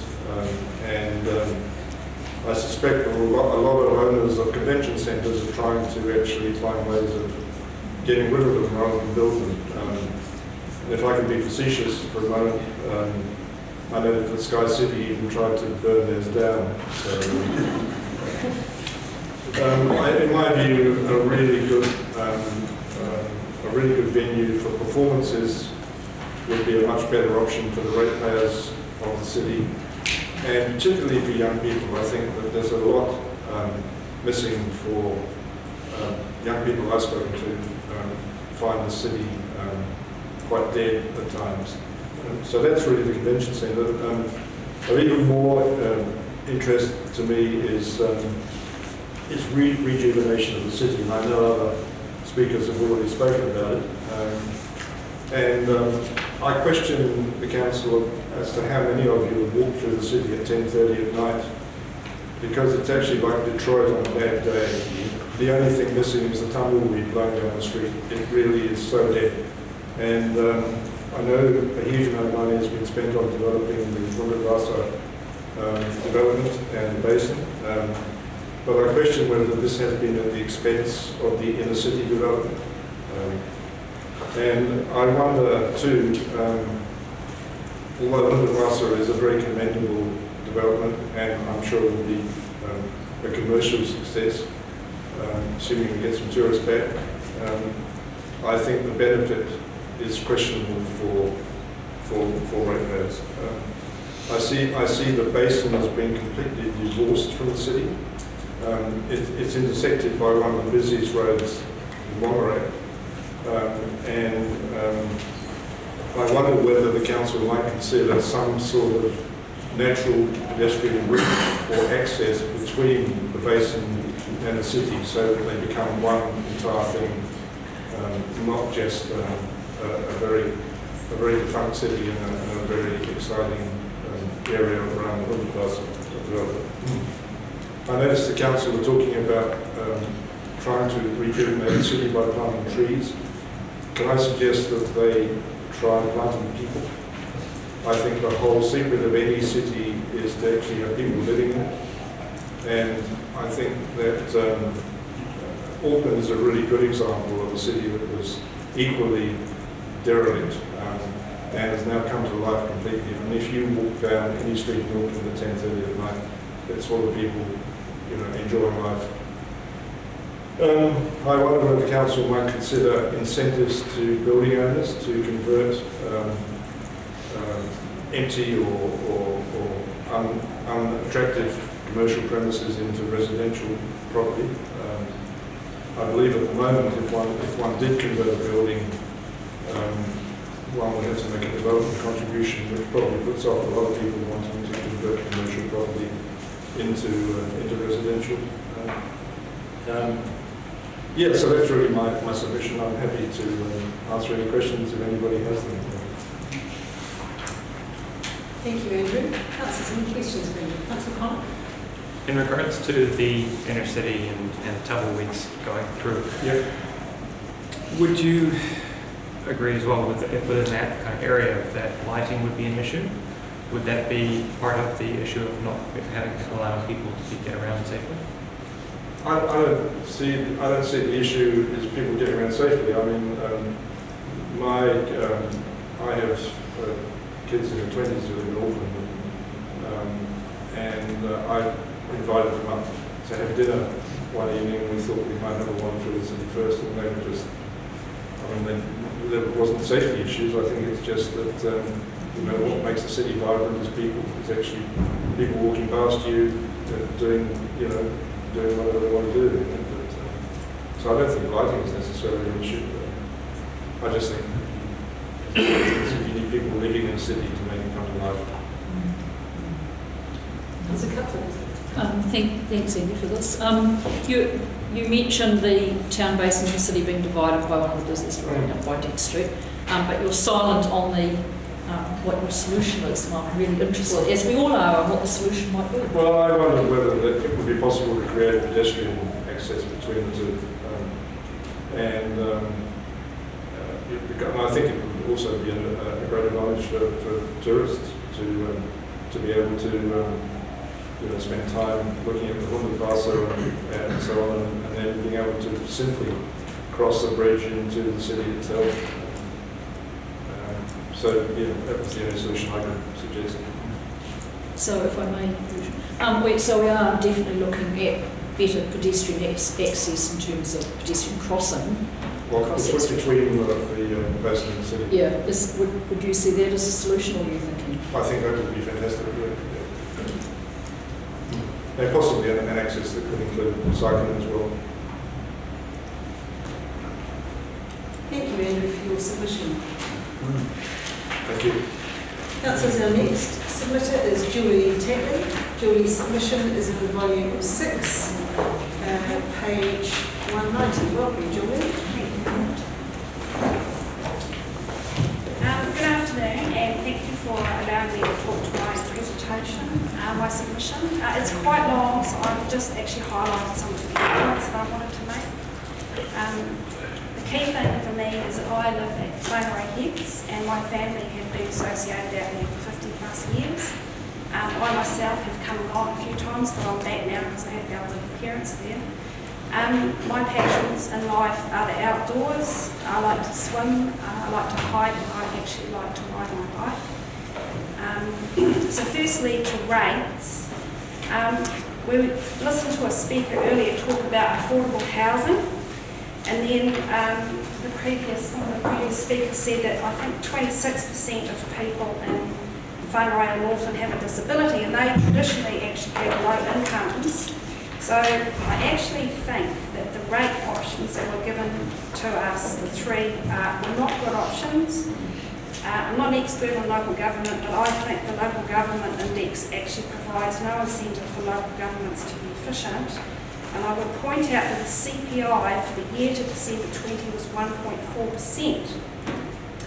And then also in the council's financial statements for June 20 on page 119, the rate income was $100 million. In the previous year it was 97. So there was actually an increase of 3.3%. I haven't read all the notes, but I imagine that's probably to do with the property revaluations that were done. And that wasn't actually really discussed in the Advocate article on 18th of December and 20. So I think the council have actually, when they said that they were going to put the rates up by 5.2 but cut it back to 2.2, is actually not strictly correct. And then on to gathering. I'm not really interested in gathering points in town because I like to stay out of Whangarei Heads, but I am very interested in climate change and just a summary of some of the suggestions I made about climate changes. I'm concerned about the options for spending money. I've watched with interest around the world the Paris Accord, and I hate to imagine how much money is being spent in meetings, but to me, I've been living in Australia, in Perth, for 7 years, and I've come back here recently, and what I see for a huge challenge for Whangarei actually is getting people out of their cars. I saw an article that the population is going to increase to 100,000. I drive in every day for work, and I just actually can't believe the congestion. So I would really like to see some efforts to get people out of their cars and into really good public transport, walking and riding bikes. So every day thousands of parents in Whangarei drive their children to school, which clogs up the roads and contributes to childhood obesity. It also teaches children that driving everywhere is normal behaviour. To some extent, I would imagine that the increase in our population is because of people leaving Auckland. I used to live in Auckland myself for a number of years, and the traffic is really bad, and I'm concerned that Whangarei is on the precipice. It could either look to some really great cities in Europe and be really smart about getting people around, or it could go down the Auckland path, which would not be good. Previous gentleman talked about the town being empty. I have observed a number of people being verbally abused in Whangarei. I think there's a real problem socially. I'm told that the school near where I work, the children don't walk because of the meth problem on the footpath, and that would not surprise me. I really would like to see the streets cleaned up in that way. I think there's a lot of thugs that walk around, and they're actually quite intimidating for some people. Another thing that could be done is volunteers could be organised to put on a walking bus to get the children to school, and if it rains, they could just wear a raincoat. Now, as to myself, I drive in every day from McLeod Bay, and what I had in Perth, I really miss, was a bike rider's heaven. I used to ride 45 minutes into Perth for work. I had 2 bike lockups. I could lock my bike in, I had a pass, I could use a train or a bus, and I really think a park and ride facility with a lock-up bike shelter would be great for remote places such as the Heads, Hikurangi, Ruakaka, Waipu, etc. And then safe, continuous cycle paths around the CBD and out to the regions. And then just briefly, waste reduction. I have water in here, and I think we really need to rethink the way that we package things. Since I've been away and come back, I can't believe the packaging on the food that we buy, and I am quite concerned that we regularly see Chris Hipkins on his COVID updates with a plastic water bottle and Jacinta Ardern with disposable coffee cups. We need to really rethink things and not create the trash in the first place. I'm comment on the city centre, but I actually am concerned.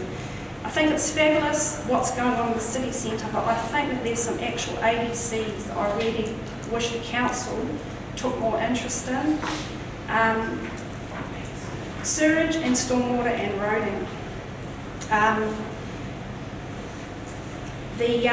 We've got a great coastline here. People talk about it. One of my colleagues is an ocean swimmer and did a swim last weekend that ended in Para Bay.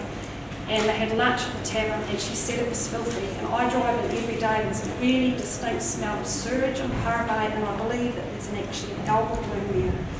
I know that my neighbours have not been forced to connect to the sewer, and I understand also that some of my neighbours are building and are not connecting to the sewer. And I think that the council needs to make everyone connect if there's a sewer connection, and that would be a good revenue source for the council. I think the council are aware that I've been quite vocal also about the mismanagement of the stormwater that's coming through my place and actually taking sediment into the harbour. And I think that really there needs to be a real rethink about the basics. Not everyone wants to hang out in the CBD. As some other people have mentioned, I think the outer line areas are a little bit neglected. At the end of my road, there is a wharf where people spend all day fishing and they go to the toilet on the path, and every time I go past, I've got to face piles of urine, and it's not very nice. I regret I'm going to stop me. Well, if you have covered all of those points in your submission, I'm sorry that we're going to have to limit your time. Thank you so much. But I will take a question from Councillor Murphy. Thank you. Thank you so much for your time. I just wanted to clarify, because you raised some really good points about things that council could be doing to reduce our climate emissions. So things like bike lock-ups, promoting walking school buses, promoting triple planning in schools. And so, but you did tick that you didn't want us to put any money towards climate change reduction initiatives. So I'm just wanting to clarify, because it sounds like you're actually quite passionate about it. I am. I think I was concerned. The submission gives you 3 options. I didn't like any of them. And I suppose I just wanted to highlight that I'm concerned about which way it might go. I think we do need to spend some money, but I really would like to see targeted some really smart activities, not meetings and consultants. Thanks, Julie, because we are just developing a climate action plan. Councillor Innes. Thank you, Worship. Julie, I pick up in your submission, the bus service trial to Whangarei Heads was a joke. I picked that up, and then prior to that, and I listened to your presentation, and part of that was talking about the fact it's not just a bus, but it's also the park and ride that you talk of, and the facility for that. Is there a demand, in your opinion, out of the heads for that? Well, people groan about it, about driving in, and I do know people out there who do ride bikes. Some people take the risk to ride into work. I do know a few people who would like to ride bikes. There's quite a young population out there. It used to be a retirement town, but there's a lot of people that actually drive in for work now. Julie, thank you so much for your submission. Thank you. Councillors, our next submitter is Bruce Morschland. Welcome, Bruce. Bruce's submission is in volume 10, page 160. Thank you. My name is actually Bruce Mockler. I beg your pardon? It's all right. Everyone gets it wrong. I try my best, but that's a tricky one. So it's Mockler. Thank you. I've got a few things that I want to discuss, but I don't want to go into too much detail, otherwise I'll be over my 5 minutes. The first one on the rates increase, there's a couple of points that I disagree with the approach that the council's putting up. The first part with the catch-up of the rate increase that didn't happen last year. Council has actually come through with a net surplus. So I actually don't see the need that there should be a catch-up on that previous year. The other point here, the basis of the rate increases over the 10-year period, you're using the LGCI as the index to guide the process, if you like, of setting rates. Now, the local government cost index is way out of kilter with the CPI, which is the cost price index, and it's out by like 1%. Since 1999, the LGCI has increased by over 40%. CPI has increased by 30%. So there's like a 10% gap between what people are earning and able to spend and what councils can do. I really think you need to look into that sort of thing. There was a report done by Morrison Lowe, and that was in July 2018, and they concluded that rates are becoming less affordable for all groups of ratepayers over time because of the application of the LGCI against the CPI. The other next thing I'd like to address is the proposed event centre, conference centre for the Whangarei Landing. There's a myriad of conference facilities already available in the Whangarei District. And I mean, there is heaps. I did a quick list, and I think there's about 20 that are able to hold conferences. The idea of an event centre for the city is great, but the location is wrong. It's not going to be big enough to cater for future events that will attract people to it.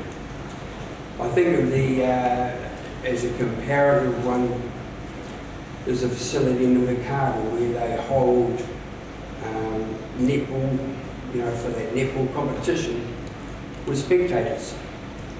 Here we have the Mackay Stadium, whatever they call it, but you can't have spectators there. You can have a netball game, but you can't have spectators. Ones like Victor Arena, which is a multi-purpose event centre, can hold indoor basketball with spectators. You can have a myriad of concerts, conferences, whatever. But you're talking about large numbers able to come into a complex and actually participate in whatever's going on. The proposed one at Whangarei Landing is too small. It can't cater for enough events to make it a viable thing. I mean, they're already budgeting $3 million to put into this as a couple of admin costs and things like that.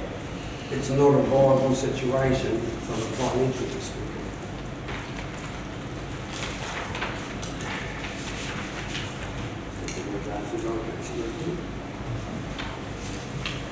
The proposal for a new major sports hub is a great idea, but to me, council should already know where the growth areas are going to be in the future.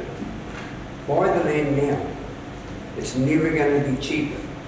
If you put it off for 5 years, it's just going to put a bigger burden on ratepayers in the future. If you know where the developments are going to be, get the land now.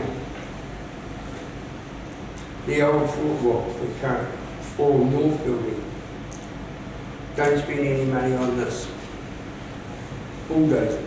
It's a waste of money putting money into here to develop into something that is not going to be fit for people from day one. Thank you. Thank you, Bruce. Councillors, any questions for Bruce? Councillor Whangarei? Yeah. Bruce, you made a comment about the Whangarei Landing being too small. What size do you believe it should be if it was to be created? To me, it should be able to cater for seating 2,000 to 3,000 people. The one that's there, you're talking about a maximum of 750 people. It's tiny. We can get more at Mackay Stadium, 700. My point. Thank you. Any other questions? Thank you, Bruce. No Thank you for your submission. Councillors, our next submitter is Norma de Langen. Norma's submission is on page 7, representing the Whangarei South residents and ratepayers. Welcome. Volume 7, page 282. Sorry. Thank you, Tēnā koutou. My name is Norma de Langen, and I'm speaking on behalf of the Whangarei South Residents and Ratepayers Association. Corporate. The association is seeking additional funds in an amount up to $25,000 to progress the necessary consent requirements for a community-initiated constructed wetlands and association infrastructure on council-owned land at Whangarei Bay. To date, Council has approved as part of the 2019-2020 annual plan the sum of $20,000 towards the consenting costs, and we're extremely grateful for that. However, without the additional funds and further support from Council, we can't move forward. It's like a job half done, essentially. So it's important to acknowledge that this project has been over 20 years in gestation. Many of our resident community members have expended considerable time, effort, and in some cases financial resources in an attempt to get this project out of the starter's gate. And needless to say, we in the community are not getting any younger, so we'd quite like to move forward very quickly. Although we can and we do appreciate that there are many calls on council funding for a multitude of worthy causes, and we've sat through some today, we feel that in light of the new national direction as set out in the National Policy Statement for Freshwater Management 2020, the onus is now more than ever on district and regional councils to protect and, when necessary, to reverse past damage to ecosystems with the aim of returning them to a healthy state, preferably within a generation. So it's our view that the time to progress this project could not be a better time and a more opportune time. So for those of you not familiar with the site, the land in question would have been once a functioning wetland ecosystem. But today it's an unattractive, low-lying, swampy, weed-infested section. It's crossed with a narrow channels that feed the water from the surrounding catchment into a wider channel running behind houses adjacent to Whangarei Road, and then it disperses under the Whangarei Road into a stream that eventually discharges at the southern end of the bay. So what happens in periods of prolonged and or heavy rainfall events is the ability to disperse the water from that area is impaired. And we have extensive flooding of the surrounding area. It has occurred and occurs frequently. In particular, it's affected adjacent properties, numbers 117 to 129 along Whangarei Road. So a constructed wetland comprising a series of connected ponds with a system mitigating the effects of any future flooding. It would slow down the flow of water, divert it, capture it, before releasing it in a more controlled manner through the network of channels in the stream, or being absorbed back into the ground. The proposed ponds would trap sediment, filter and cleanse the water, provide a wet area to support a natural ecosystem of plants, insect and bird species, some of which are endemic to the area, and we'd love to see brown teal come back to the bay. So we believe that the value of a wetland cannot be underestimated, and as DOG states on their website, they are like the kidneys, they act as the kidneys of the earth, they are essential, these are just small quotes taken from it, one of the world's most productive environments and a nature-based solution to climate change. As a community-based organisation with very wide support, this has been something that the community has got behind for a very long time. We would consider it a privilege to be part of an ecological and social movement to reverse a trend that has resulted in a mere 5% remaining from the over 25,000 hectares of wetlands that Northland once supported. So we think that's a bit of a crime that that figure is so low now. So as well as the ecological benefits, the constructed wetland would also provide significant social benefits from inception, with the community getting heavily involved in it, through to the eventual propagation in whatever manner people would use the space. So at the moment, there's no good reason to visit the site. And for the moment, we view it as a lost opportunity. It's council-owned land that really has no value for anything else. So the development of the wetland and associated infrastructure, for example, a loop track, which would tie in with the sports fields, another related project that's going on there at the moment. Boardwalks, open grass areas for picnics and on-leash dog walking. We feel it would offer a quiet, multi-purpose recreational green space, and it's easily accessible from Whangarei Avenue and other points. And it's a 2 to 3 minute walk back from the beach and the other amenities. So we think that it would be well utilised by both our local community, which is resident community, which is growing, and our holiday makers and the day visitors that come to the bay. So once the necessary consents are obtained, which is the council's role is, given you're the owners of the land, we would expect all further funding for costs associated with the construction would come from other providers. That's where it will stop. With, obviously, it would be a collaboration that we would continue with council with, but we would be actively pursuing all other opportunities for funding. Ones such as, well, Ministry of Environment have put a lot of money towards wetlands in the recent last year or so. 2 of them that we would be applying for would be Freshwater Improvement Fund and the Jobs for Nature program. We think that Jobs for Nature initiative would be a good one that would fit for this project, given the high unemployment rate amongst working age females and males in the area and the low median income that area has.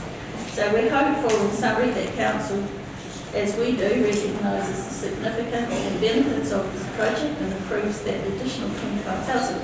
So we actually make the submissions subject to the recommendation approved by the Infrastructure Committee at the meeting on 11th March 2021, where it was stated that we had to apply for the additional funding through the long-term plan. However, at that meeting, we were told that if it was not approved through the long-term plan, there was a budget overspend of up to 25,000 for consenting costs. So given the availability of that budget overspend, I'm hoping I'm correct in making the assumption that if the additional funds are approved in the LTP, it will be in this financial year and not, say, pushed out to year 8, 9 or some later date. So, lastly, I'm going to ask you to move on well over time. Sorry, one last thing is that we do actually have the support of the Whangarei Coastal Community and Sports Association, who are the current receipts of the land. Deb and I both sit on that committee as well. And other than that, I'd like to take the opportunity to thank our wonderful councillors, Councillor Martin and Murphy, and for the support that they do and work they do on our Thank you, Norma. Thank you, Deb. Sorry, Can't let him keep I ended. No. We are running way behind schedule. Any questions?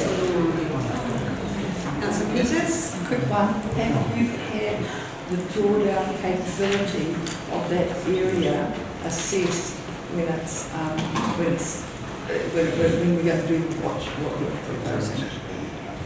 The drawdown capability. Yeah, that's a climate drawdown.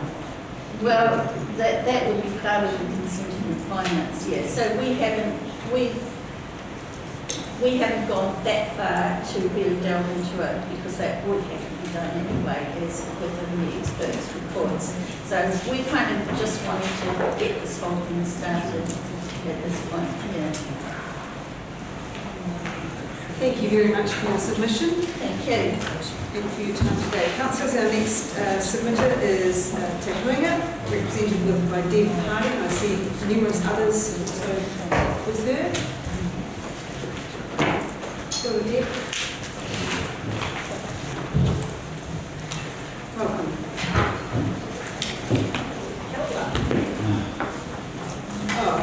The submission is volume 6, page 201, and we'll get a handout. All yours. Ora, kia ora koutou katoa, ko te haringa tukuringa no whāngai a hau.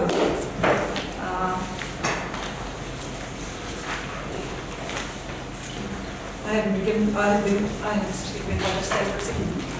a total to speak for this submission on behalf of Te Hoinga, representatives of Ngāti Rua Whangarei District Council, and Irutahi Manihina Whānau, and my kia ora. Does one have to sit down to do these things? No. Whatever you're comfortable with. Oh, cool. Is that okay? Just like get a angle here. Yeah, look, I'd just like to verify, been here a long time, been in these chambers quite a bit, never done a submission in my life. Had put together a whole thesis, like started way back with Ngai Tahu, and my daughter came in, recently finished a PhD in Digital Studies. She said, no, strip that right back. So you would have seen the lovely bullet-pointed document right there, and actually we've got a total from the whānau here as well. But where I would like to start is around this descendant to Iwitahi, the direct descendant from Tāwhiro, who came to Whangarei in the late 1600s with a group of fellow Ngāpuhi chiefs and warriors who came to Whangarei lands in the Ngāi Tahu tribe. And I thought it was important because we actually all, that is where we all descend from, Ngāi Tahu. Anyway, Te Iwitahi held the chiefly power in the 1800s over the lands on the west side of the Hātea River, and this included Okara Hill, below which in those times flowed the Waiorokia River and Okara Creek. And in between these two waterways was Hihiawa, a tauranga waka landing place belonging to local tribes, Te Uriroiro, Parawhau and Ngāti Kahu. They also had a fishing village on the shore there. Above on the ridges of Okara stood pā, or areas where these tribes could defend themselves. And from here a clear lookout was kept of any movement on the river and the likely approach of impending danger. And our kaupapa of what we're doing today is that Okara pā is included in the long-term plan and set aside as a potential flagship site for redevelopment as an urban marae or open space facility for Māori and the wider community to encourage cultural and ecotourism activities that would complement the current Hihiawa cultural centre.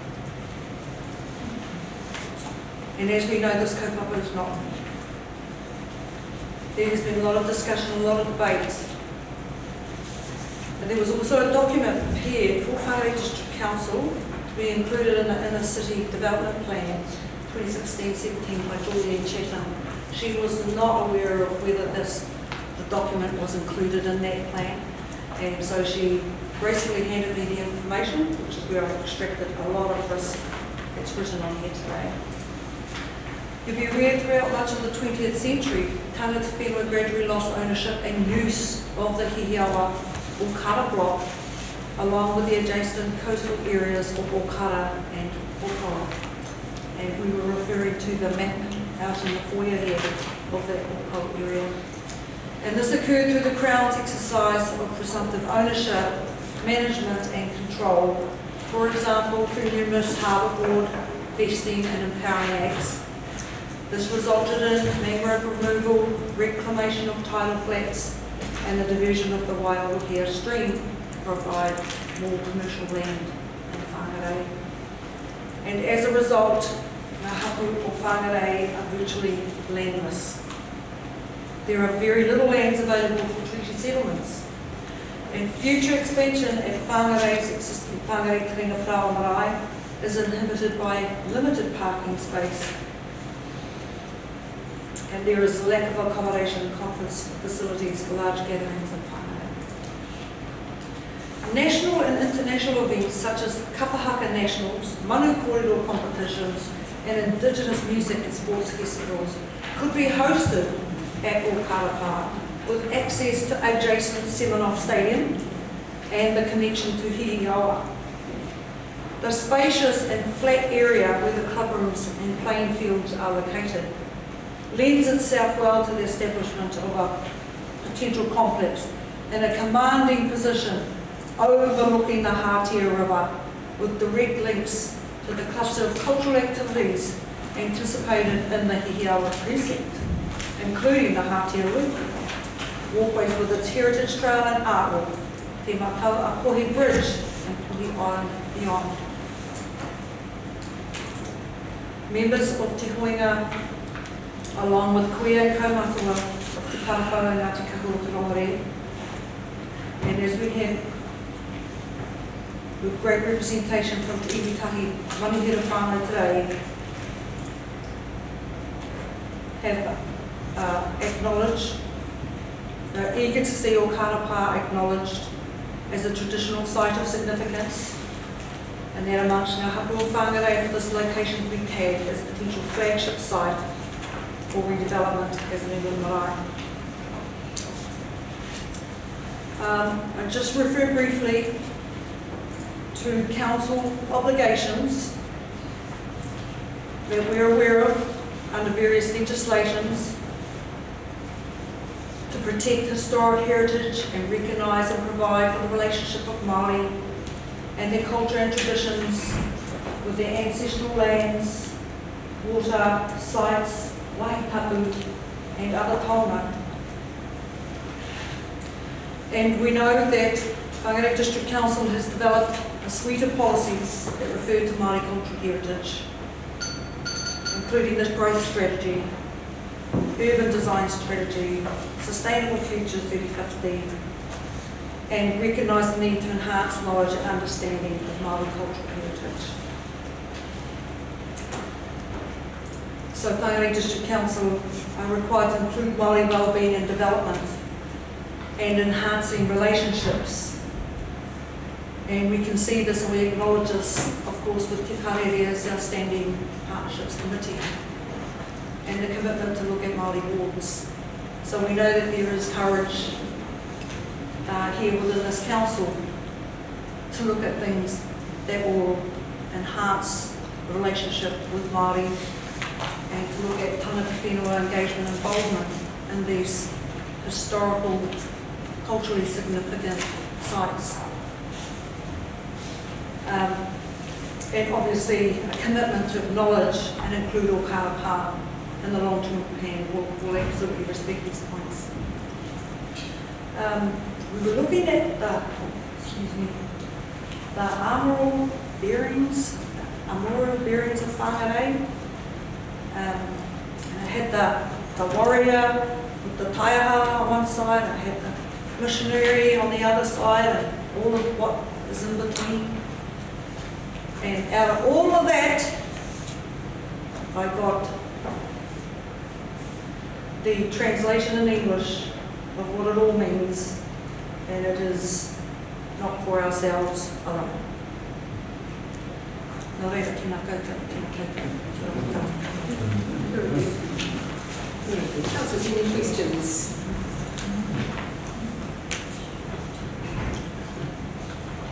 Flabbergasted, yes? I Councillor Murphy. Thank you, and I don't know if you can answer this, Steve. Thank you for your submission. I actually just Googled it because I'm interested in the name Whangarei. And I don't know if you can answer that right now, but I was just wondering, what does that name mean and do you know where it comes from? And cheekily, we have left it out of the submission, so you will be inquisitive to put it into your long-term plan, and we will provide the information. Okay. I just want to add that there are site visit booklets in the Waitangi Tribunal of Inquiry. I did bring along a copy, and in there are the sites of significance around Whangarei, and you can Google that, and that possibly would have some more information around construction. Thank you, Arlene. And thank you all to the whānau who in support today. Councillors, our next submitter is Merv Williams. Merv's submission is in volume 7, page 301. Welcome, Merv. Senator. Back.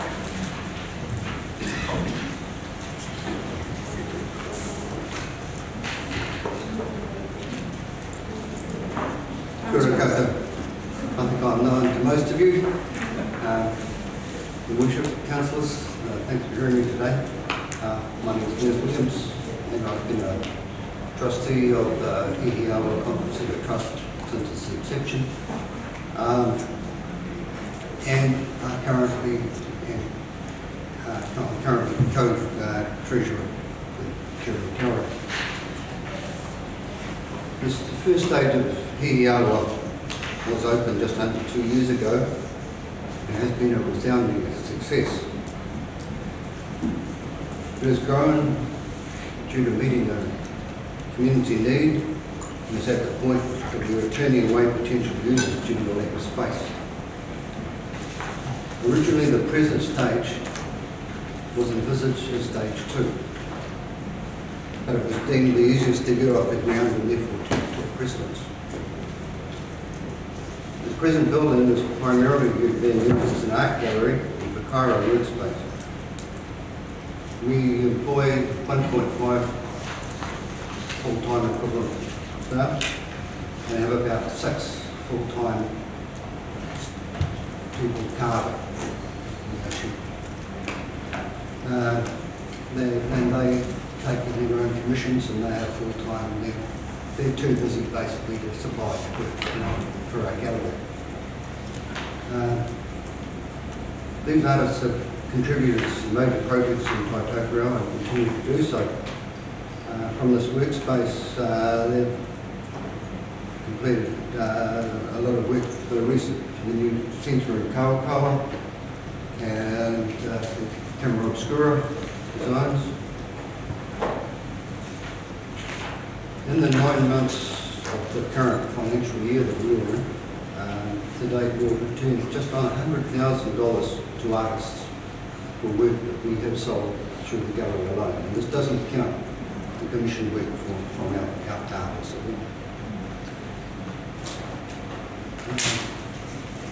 And that is without us putting it to.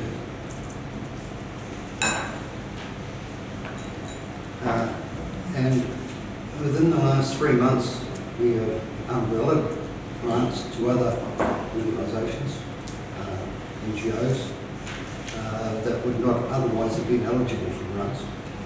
And just in the last 3 months, we've passed on $100,000 without difficulty.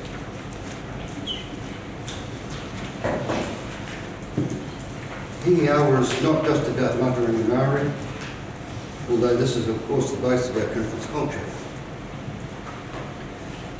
I'm sure that you're aware that we're a true all-round community facility, having hosted such events as the Carving Symposium, Polynesian Festival and Palooza, to name just 3. We host a wide variety of community organisations, sometimes at events, sometimes just small meetings. There's something going on all the time. We asked that the WDC confirms the $5 million in the draft plan. We'd be very happy if you made our job easier by increasing that. Along with the $3 million which we have promised from the PGF, we are currently in contract stage with, this will enable us to go to further fund other funders and secure our development. We have resource consent for the development. And it's basically based around an exhibition hall with a reversible interior-exterior stage which enable full cover haka displays to be presented. In putting together our proposal and our development plan, we've consulted widely with our community and met with a wide range of groups and individuals, from Te Matatini, Polynesian Festival, to the Youth Theatre, Youth Orchestra, and other drama groups of various sizes, just to see what we we are meeting the need that they have. We have a strong business plan, and we are sure that this will more than cover our expenses, and no request is made to WDC for consideration of operating expenses. Although we would remind WDC that we would also like some assistance in obtaining a suitable log for the district's waka, because we built the whare waka at the council's suggestion so that we can have a district waka. We're an attraction for tourists who are primarily looking for a genuine product. That our main purpose is in providing a facility to promote and enable participation in many of our own cultures. We're not just there for tourism. That would be a handy sideline. But we're seeing more and more people come in and ask for the genuine product, and that's the attraction of EDO. We're a viable operation, and we're asking for your support. Your worship, two other small points I'll make. They're quick. One is, I'm not sure what the view is on pension housing in the plan at the moment, but and there's been things said over the years that reports from finance will probably tell you that pension housing is losing a hell of a lot of money, which it does if you take into account depreciation.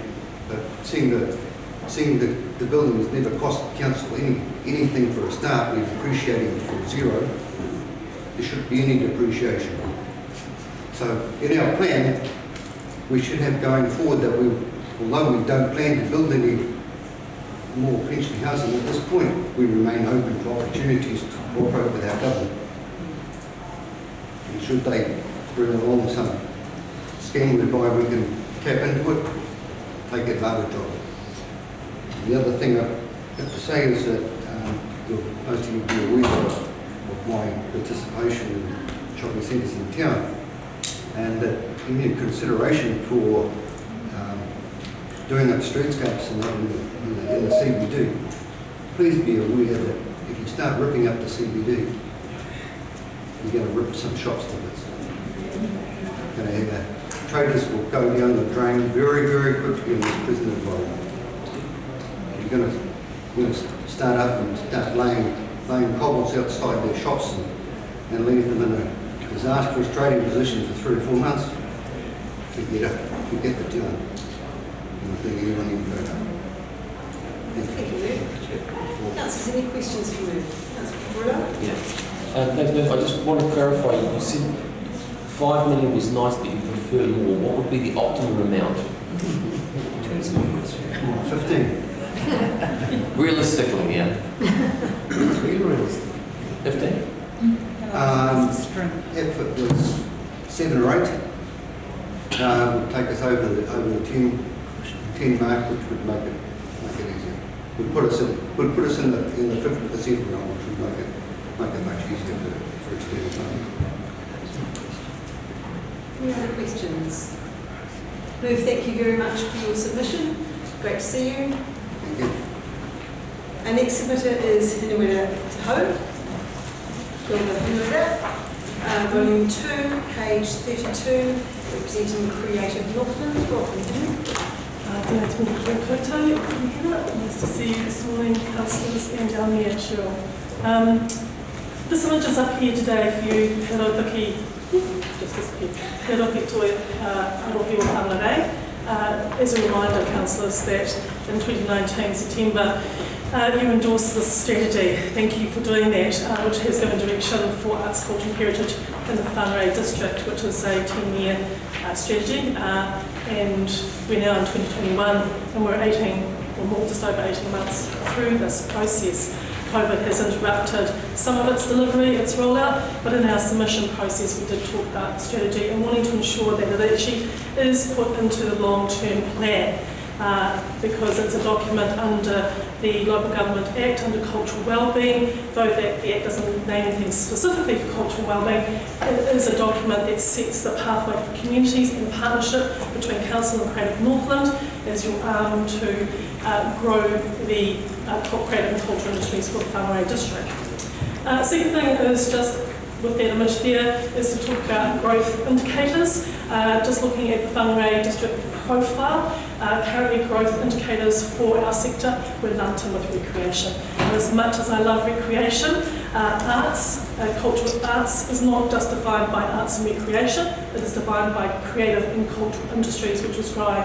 Your indicators show us sitting at 35 million, 0.4% growth for Whangarei, which is actually in conflict with our figures, which are based on 2018. Could have something to do with COVID, but I present that today, councillors, is for you and your team to work on actually looking at creative and cultural industries as growth industries, redefining that because we have a strategy which then enables good, solid cultural policy to be developed. The third thing is about, in our submission, you can see that we actually supported quite a number of things. I don't think we want lots and lots of investment. But one of the things we just want to talk about is just recently, is around adaptive reuse of retrofitting old buildings for new uses, which allows structures to retain their historic integrity while providing for occupants' modern needs. The reason to mention this is because we have a new piece of cultural infrastructure that has a footprint of reuse, which is the Whangarei Art Centre with Whangarei Art Gallery. When you have that level of footprint that's been created here, then policy does need to be looked at around heritage buildings and how you preserve and restore our heritage footprint. That includes Forum North. Forum North has always been something that the number of ideations that Creative Northland has had has been to support Forum North as a space for a new theatre. And of course we would say that though we know there is an expense in a retrofit of this building, is that if we were to lose the narrative of the story, then we lose also for the community the story of our architecture, be it old and historic, or be it modern in its needs. So we ask you to look at your policy around these areas and what the adaptive reuse would look like in this environmental climate that we have, where we should be looking more at the reuse and uptake of our materials that we use in that area. So I think those are the three key things. I think our submission is explanatory where we sit. If councillors have any questions of me, please ask away. Final thing is, please invest in Harautaki Toi Arohi o Whangarei. A lot of hard work went into that. 20 months I went grey over it. However, the reality is cultural policy is required in the local government. I cannot reiterate that so much.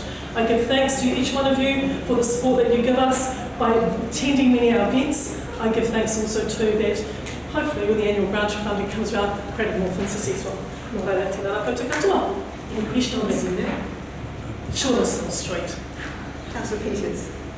What are the key elements between the creative arts and industry actually creating money for our area, for our people? Creative industries at the moment takes into account architecture, digital is growing, and digital here for Whangarei is, if we look at the Developers Institute, if we look at Engine, if we look at just those two businesses alone, is that, and we look at Creative Technology Northland, who now have a network of 200 people. This is our fastest growing area for us under creative industries, because we're looking at our programming, we're looking at our coding, computing, design, we're looking at our digital storytelling, we're looking at film.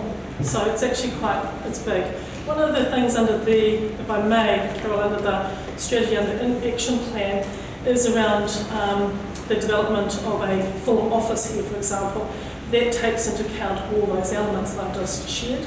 If we can get that investment, and I will be talking to your local government officers about this local government through Creative New Zealand have put out some funding that you guys can apply for the first time for local government. is to look at that, what that investment would be into a project like developing for Northland, but the office space here in Whangarei, because it is a major service centre and is the major growth economy for creative and cultural industries, it makes sense to have that there. So, you know, that's a growth area, and we're on the back of Auckland as well. The other growth areas for us is certainly performing arts. There's an opportunity there to be had within the performing arts sector. We've now got within Whangarei, we now have 22 arts organisations, which is, you know, and they're covering all genres. So what the element I'm hearing through there is that we can create industry that doesn't require very much infrastructure, just from people's skills. Yeah, I mean, most equally, it's investing into your people to create the ideas and creating into jobs and talents. The other side, which I haven't mentioned, is that by 2023 we will have 7 arts and cultural facilities completed, which will come with seed funding through the Provisional Growth Fund. 2 of those major projects are with the Hihiawa Cultural Centre and with Hunterasa, obviously Uruka, is part of that through feasibility. But when you have that level of infrastructure, it means that that's jobs and talent, it means more self-employment, it means more investment. And creative and cultural industries are very much creative entrepreneurs, self-employment more than, you know, corporate. So, you know, we're going to see more growth bottom up and more people coming into the economy to do those sort of things as well. Thank you. Just checking, yes. Does Creative Northland support the redevelopment of the current Forum North site, or does it support a new theatre? I just wasn't sure from your submission whether you were supporting the development of a new theatre, or whether you were supporting some sort of redevelopment of this site, or whether you saw the two as possibly integrated right now. Yeah, I see the two as integrated. Trish, thanks for asking the question. I just thought I might give you that answer because a little bit thank you. Yeah, we see it as integrated. As you know, the footprint for Forum North goes all the way back to the 80s, when it was originally an arts and culture facility. Things change over time, but now what we see is that we need good cultural infrastructure to meet the needs of a growing economy. If we need all 3, basically, you need all 2, but Hihiawa and Forum North fit very much into the community cultural spaces that are required for our creative community to come together, whereas Oruka Landing is more of a commercial venture and therefore may not drive the needs for community, whereas these 2 spaces do. And as we know with Hihiawa Cultural Centre, when you have over 1,000 events within their first year of development, shows the need. In this space, there is a need, but it's just not been used in the way that it once was. So there's an opportunity. Hence the talk about the adaptive process or reuse or refit of the building, because we were able to refit this building to something that meets the modern needs of our community. Creative and cultural industries will have it all. Once again, it's an opportunity to look at how we think and rethink. I'm not saying let's do it, but I'm just asking you to rethink how we look at these spaces. You know, it makes it more interesting, don't you think? Kia ora, Hinu. Thank you very much for your comprehensive submission. Lovely to see you all. Thank you for your time. Councillors, our next submitter is Maria Hodgson-Williams. Maria's... It's not Maria. No, throw you off. It is now. But the submission is in volume 3, page 429. I am Maria Hodgson-Williams. You are? There is a story, but not today. I'm a ratepayer from Sandy Bay on the Tūtupaka coast. And I want to acknowledge the effort of staff and council in this community consultation process.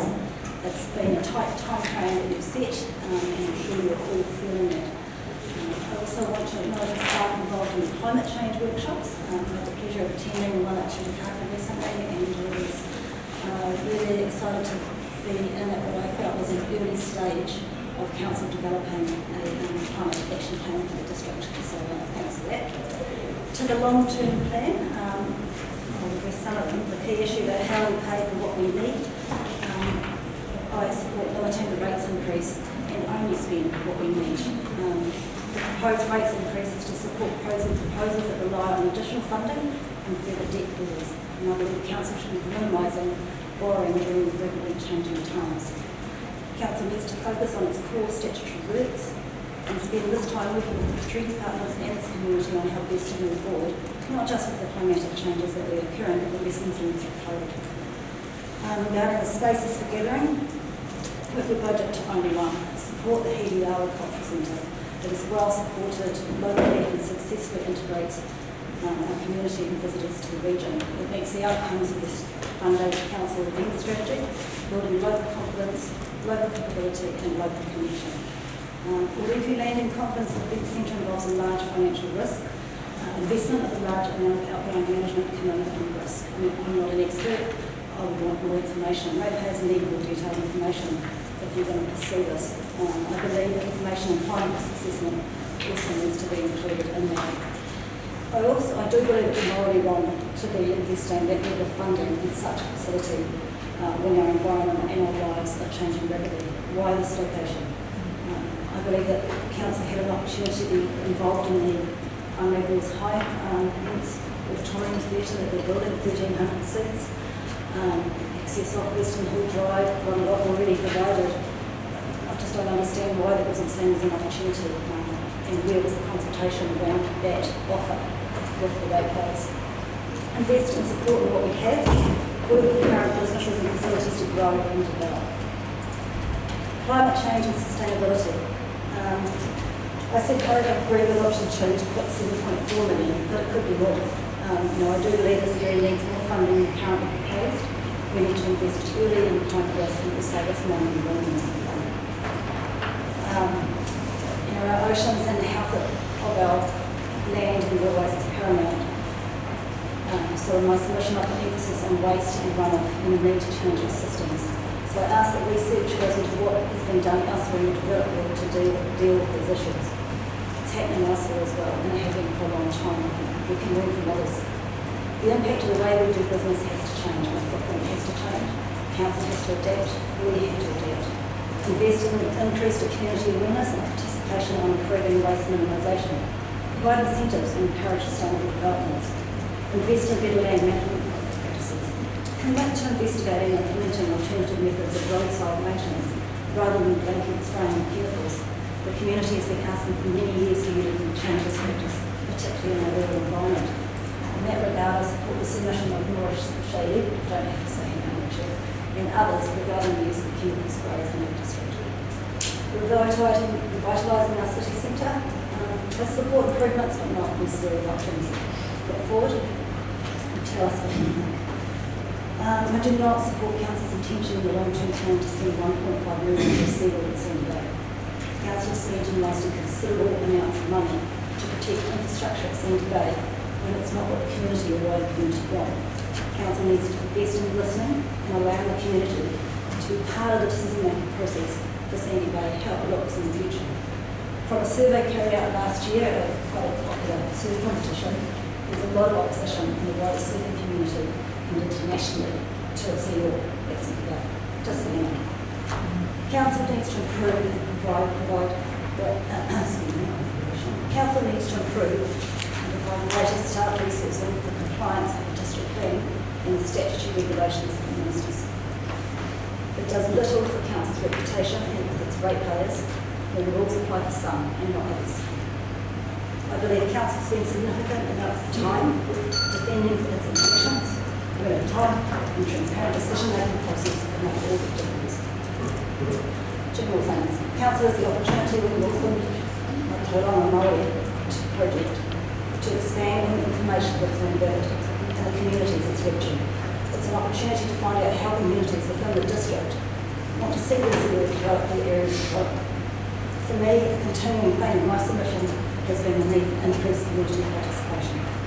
The position is also supported by central government, who sees the need for community engagement, particularly with climate change.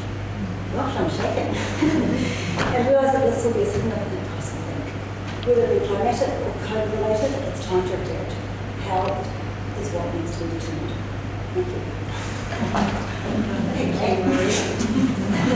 Yes. Thank you. Any questions? Councillor Murphy? Maria or Chrissy. I have got one, and that's so erosion protection works in our coastal areas, so Sandy Bay and Matakore. So would you say that Sandy Bay would need a coastal climate change risk assessment before, like do we need to do these assessments before we undertake these works?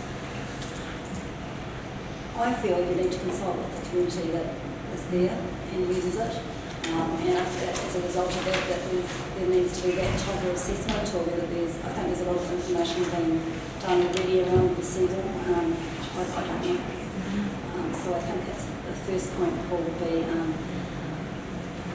going to the locals in the community and those that use it. How do you see it's developed? Is the seawall, is it needed, or is it actually a band-aid on a problem and you're not addressing the problem? Thank you very much for the submission. Councillors, our final submitter before our lunch break is Luke Herbert. Luke's submission is in volume 3, page 52. Welcome, Luke. Thank you. Thank you for the opportunity to address you, and I will promise I won't keep you too long from lunch. Time slot to be in, but we'll keep it sweet and short. And what I would like to highlight is only one aspect of my submission, and that is the forming or the developing of Forum North into a theatre. Now, the word theatre is a bit restrictive. What is planned is actually a place where there are different art forms and spaces, and it should become a hub for a lot of cultural development and performing arts. Now, you might think, well, if you want to see a major play or performance of any kind, just go to Auckland and have a look there. Well, I've done that for 45 years regularly, and I think that is not for me, is not the main driver.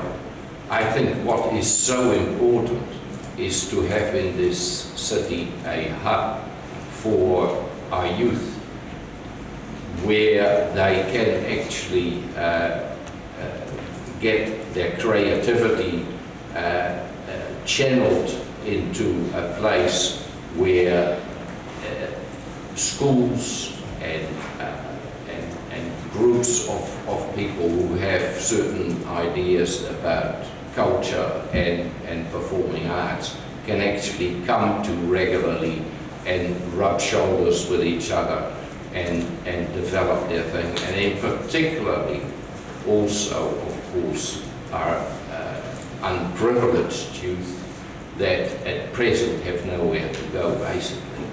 And that is why I think I'm really here to support and to press upon you.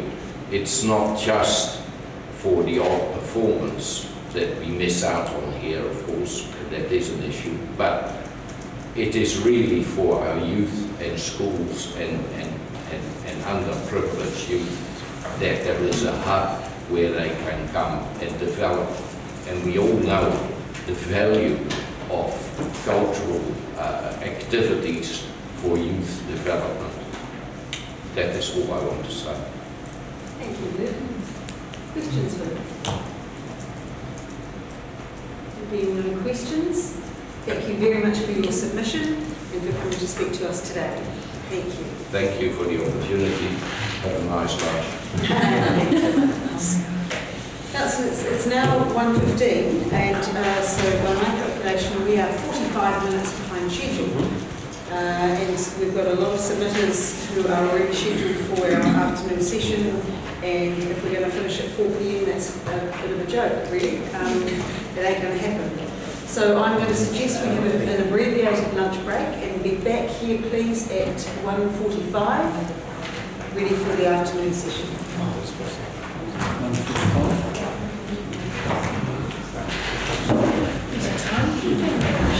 Is it? Questions?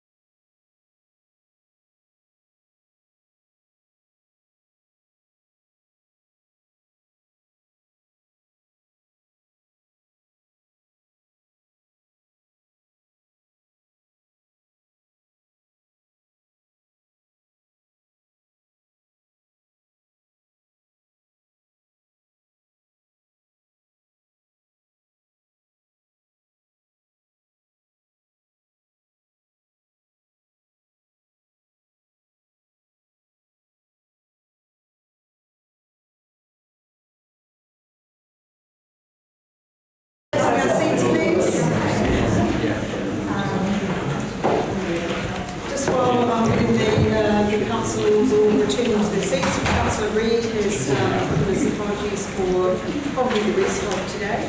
As for our new public gallery, we've got apologies from councillors Cooper and Reid. So they are absent, just so that we know that they're not just deliberately avoiding you. And also councillors on our schedule for this afternoon after the break. Alex Smits and Kathleen Darwin both agreed to come on Thursday. We will be having a continuation of our hearings from 1 o'clock on Thursday after our formal meetings. So hopefully that isn't going to interrupt too much. And we do have other submitters who are wishing to present. The time has now gone 1:45. I did say we would recommence at 1:45. And can I first of all apologise to the presenters who have came at the correct time that they were asked to come, and we are running way behind schedule. So our apologies to you all for having to go away and perhaps have a nice cup of coffee. Just think of us, we had a lovely little lunch next morning. So submitters, I will be taking people in the sequence which they've got them on the board. And first up is Lockie McLean. Lockie, you'll be speaking to the submission, and what, are you happy with that? Jury was supposed to start. Yeah, we're together. Come forward, please. And I think you've very sensibly clustered your presentation so that you can take up quite a bit of time. So how do you want to manage that process, rather than me interrupting who's coming? We have 5 minutes each. We've pretty much got it down pat. Thanks, Jury. So if you're commencing, the time is yours. Thank you very much. Well, greetings everybody. I'd like to introduce Lockie McCain, and I'm Cherry Herman from the Fort Worth Trust. And our other trustees, we've got Andrea Ross, Ian Riggs, Ian Pritchard, and Grant Stevens, who's gone AWOL. On his way. On his way, and we're missing Carlton Wakefield, who's also on our trust, but he's absent today. So we're here to speak to the theatre, the new lyric theatre that will take us forward for the next 50 to 100 years. We believe you think the proposed state at Oruku will serve the future theatre needs, and we're here to assure you it will not. It's like saying, here, play your rugby on this hockey field, or play your tennis on these netball courts. It just doesn't work. Lockie will speak to this. The cost of our theatre is 35 million, not 50 million. This cost has been peer-reviewed and presented to you. I have a copy here. We are not standing in the way of other projects. We are just asking for a start for this fantastic community project, and we have so many reasons why. Here are those reasons. Because option 1 will not satisfy the theatre needs of Whangarei, because our population of nearly 100,000 has outgrown its theatre space in its last 45 years, because we've been waiting patiently for this ever since Forum North was completed, because Whangarei is the poor relation compared to the rest of New Zealand, pretty much rock bottom in terms of performance seats per head of population, way behind and not having a growing town. Because this theatre is as important to arts people as greenfields are to sports people. Both feed the body and the soul. Because the arts facilities do not get equal attention in the city, it's time that was changed. Because our small city needs exposure to all that is wonderful in the touring professional world. Because the consultation document is unfair to our project. We say 35 million for the build, not 50, 1 million running costs, not 4. Imagine trying to sell the centre to the public and all you talked about was the cost to build and the cost to run with no mention of any benefits. Because 87% of New Zealanders are involved in the arts as either participants or audience members. Because we need inner city vitality. Because you build inner city vitality with exactly this type of development, getting people out and about in the evenings. Because the public will feel that this space is theirs. It will be as important as the library. Because it will raise civic pride. Because when your conference centre is full of conferences and trade displays, they will be able to come and watch our shows in the evening at our theatres. Because our new theatre will help sell Whangarei as a conference destination. Because a larger theatre will never get cheaper, it will always be needed. If not now, when? Because borrowing is at record low interest rates. Because our children and our grandchildren will thank you. Because our ageing population will thank you. Because we will dazzle you with shows and nurture local talent. because our population is only going to grow and demand will simply continue to increase. Because this is an intergenerational legacy project to last our community for the next 50 to 100 years. Because we already have semi-detailed planning and costing from Shan Chiltern, which we will gift you. Because we are here, ready, willing and able to help in whatever way we can. We are a hard-working and dedicated bunch. Because we already have a $1 million donation which we will grow, but which we will lose if the project is not started by 2027. Because imagine if we could find other $1 million benefactors. Because imagine with the right setup of outside funding we could attract. Talk about a subsidised project. Because COVID has highlighted the importance of the arts to our well-being. Because music and the arts cut through everything. They are the universal language for all races, all demographics, uplifting and inspiring us all. Because. But unlike the other projects, we can't realistically raise any more funds or do anything further for the project until we have a commitment from you. Why? Because we do not have certainty and we don't own this land. Will you give us a start? Please help us help our community. So this is what we ask. Put the new theatre back in the plan for improvements and initial construction to begin when you move out of Forum North. Start the process now by sitting down with us and working through the process of how we can help with fundraising, what vehicle will work for this community facility. Allocate up to $1.5 million for the preliminary work of detailed planning and costing and for the resource consent to be done in the first year of this new LTP. Borrow the remainder of the funding needed, put us on the list, keep us there and let us help you and let us help our community. Thank you. I directed the first musical presented in the Captain Bougainville Theatre in June 1982. Over the last 40 years, I've been lucky enough to do more productions on that stage than anyone else, including Les Miserables, Cats, Miss Saigon and Mamma Mia. A lyric theatre has an auditorium with seating on several layers, so that people are seated as close to the stage as possible to see the actors' facial expressions. Also, the shape of the auditorium enhances the voices as well as the orchestra, which is placed in a pit below the stage. The Bougainville is an intimate lyric theatre. A fly tower is an area above the stage that is slightly over the same height again as the stage opening that enables scenery, curtains, lighting, sound gear, etc. to be stored above the stage during a performance. It is also quick to install and remove equipment for travelling shows, plus it gives the option of scenery to be lowered and raised safely throughout performance. It is a fundamental theatrical device as widely used today as it was 150 years ago. The reason the Bougainville has not got a fly tower is because it was designed for more intimate productions. A fly tower was planned for the bigger lyric theatre to replace the old town hall that seated 800. This was to be built where the new library is now situated. In the last 40 years, local and outside technicians have struggled to hang scenery for bigger productions without a fly tower at the Bougainville. At times, this has been achieved by dangerous and expensive means.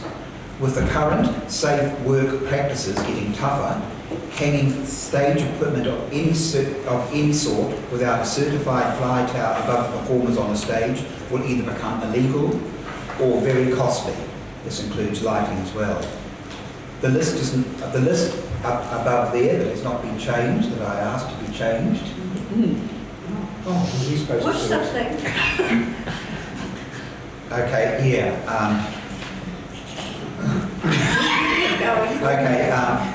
I've got all the towns, the centres in Whangarei that do not have a theatre. Those are the list there.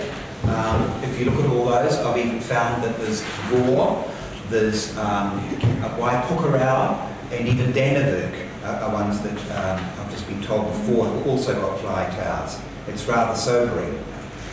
In New Zealand, whenever a new musical is released to amateur groups, the large musical theatre societies in the country pull their money together and get designers to create scenery to rival the original productions. Over time, these sets travel to all the major and provincial centres in New Zealand for their local theatre groups to use. Because Whangarei does not have a fly tower, our local performers and audiences are now being denied the opportunity to see or use these spectacular productions. We now must make do with visually inferior versions of these popular shows. This is now impacting on our audience attendance, as well as many actors and the rest of us theatre people who are now reluctant to partake in less than satisfactory productions of popular shows. I had planned to revive a production of Les Miserables in the Bougainville next year, using a similar set that we used 20 years ago from the same company that we hired an idea from 3 years ago. This has now had to be cancelled due to us having no fly tower. The current ACC laws are making hirers nervous of the set letting us using the set. In the centres listed on the screen who have a fly tower, the schools are also able to hire the scenery. This exposes the students, not only as participants, but also as an audience, to the thrill of these musicals done in a spectacular version, and this, incidentally, is the most popular form of theatre in the Western world for the last 100 years. I repeat a statement that I said at a presentation a group of us gave to the Council in June 2019. A theatre can be used as a conference centre, however, a conference centre cannot be used as a theatre. These are the reasons. A conference centre has no proscenium arch in front of the stage, no fly tower, no sprung floor for dancers, no orchestra pit, insufficient stage and backstage and set loading areas. There are fewer dressing rooms, as well as severely reduced lighting and sound facilities. Finally, there is limited intimate seating and a total different requirement of acoustics. Build a conference centre if your wisdom thinks it's sensible, but please leave a large lyric theatre with a full-size stage and fly tower on the long plan turn to build when you vacate Forum North. Thank you. Thank you, Lockie.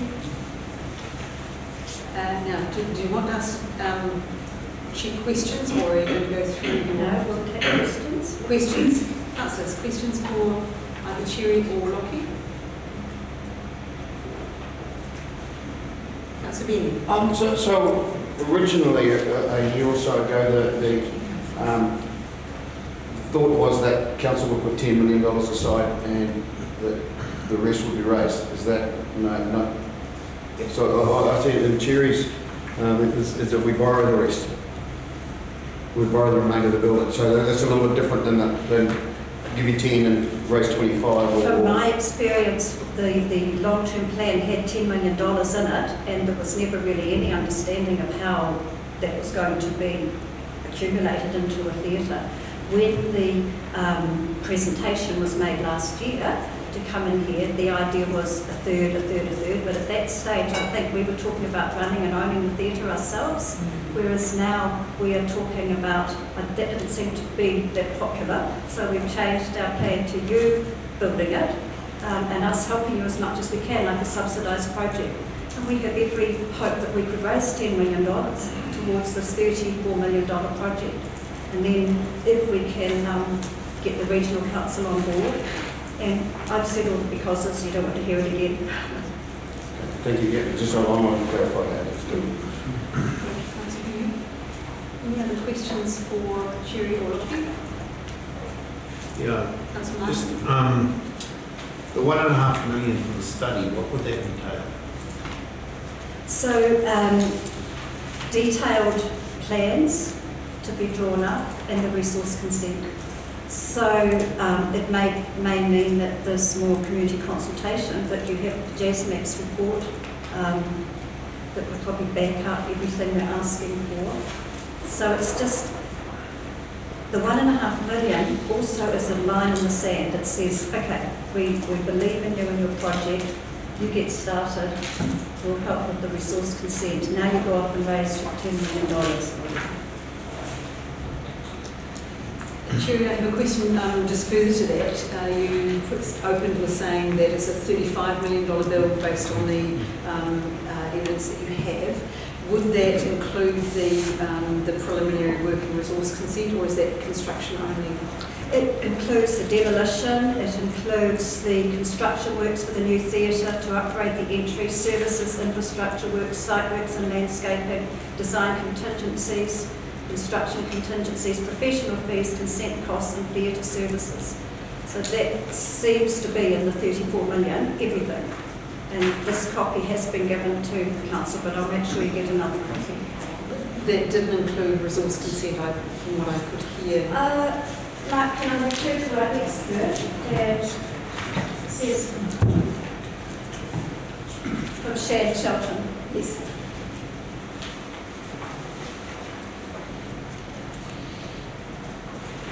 That would be deemed to be included in the consent cost of the estimate. Thank you. Any further questions? Thank you both so much. Thank you very much. Our next speaker is Phil Conroy, or is it Andrea? It's Andrea? Yep. My submission lends itself to be presented by the expert that I referred to in my submission. Fabulous. Thank you. So it's in volume 5, page 287.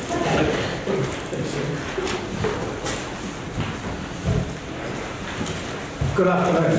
I'm here today in support of Andrea and the Forum North 13 Trust. My name is Phil Conroy. I'm a director of Shan Shelton, a Wellington-based theatre architecture and theatre consultancy. We have been involved in the renovation, adaptation and construction of many of the New Zealand theatres, as well as Her Majesty's Theatre in Melbourne and the Enmore in Sydney. We have also been responsible for the initial setup of the operational aspects of 2 New Zealand theatres and 1 Australian venue. My role with Shan Shelton is that of a theatre consultant, and I am an associate of the New Zealand Institute of Quantity Surveyors and a registered quantity surveyor. The Trust engaged Shan Shelton in 2020 to prepare the concept design for the proposed lyric theatre venue to be integrated as part of the redevelopment of the Forum North complex once Whangarei District Council's offices are relocated. This submission is in response. I have the same problem as looking.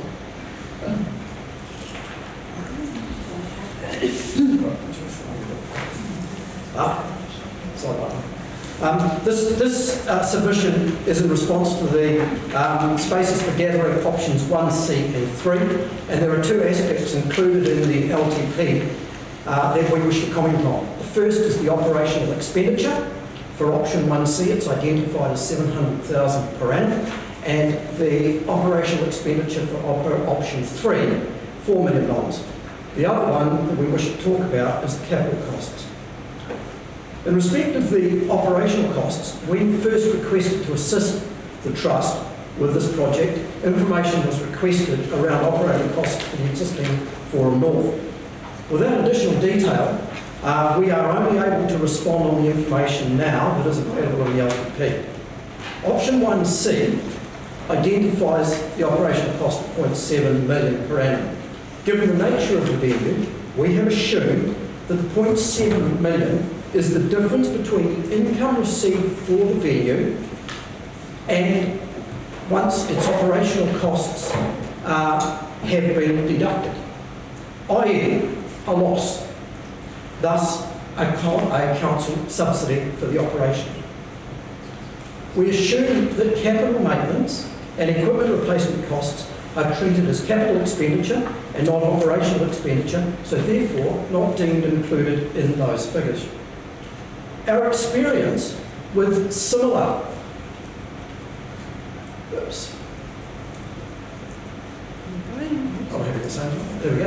Our experience with similar venues identifies that the venue operation and its operational expenses do have a council subsidy. However, it is generally of a lesser amount, as the matrix up there identifies.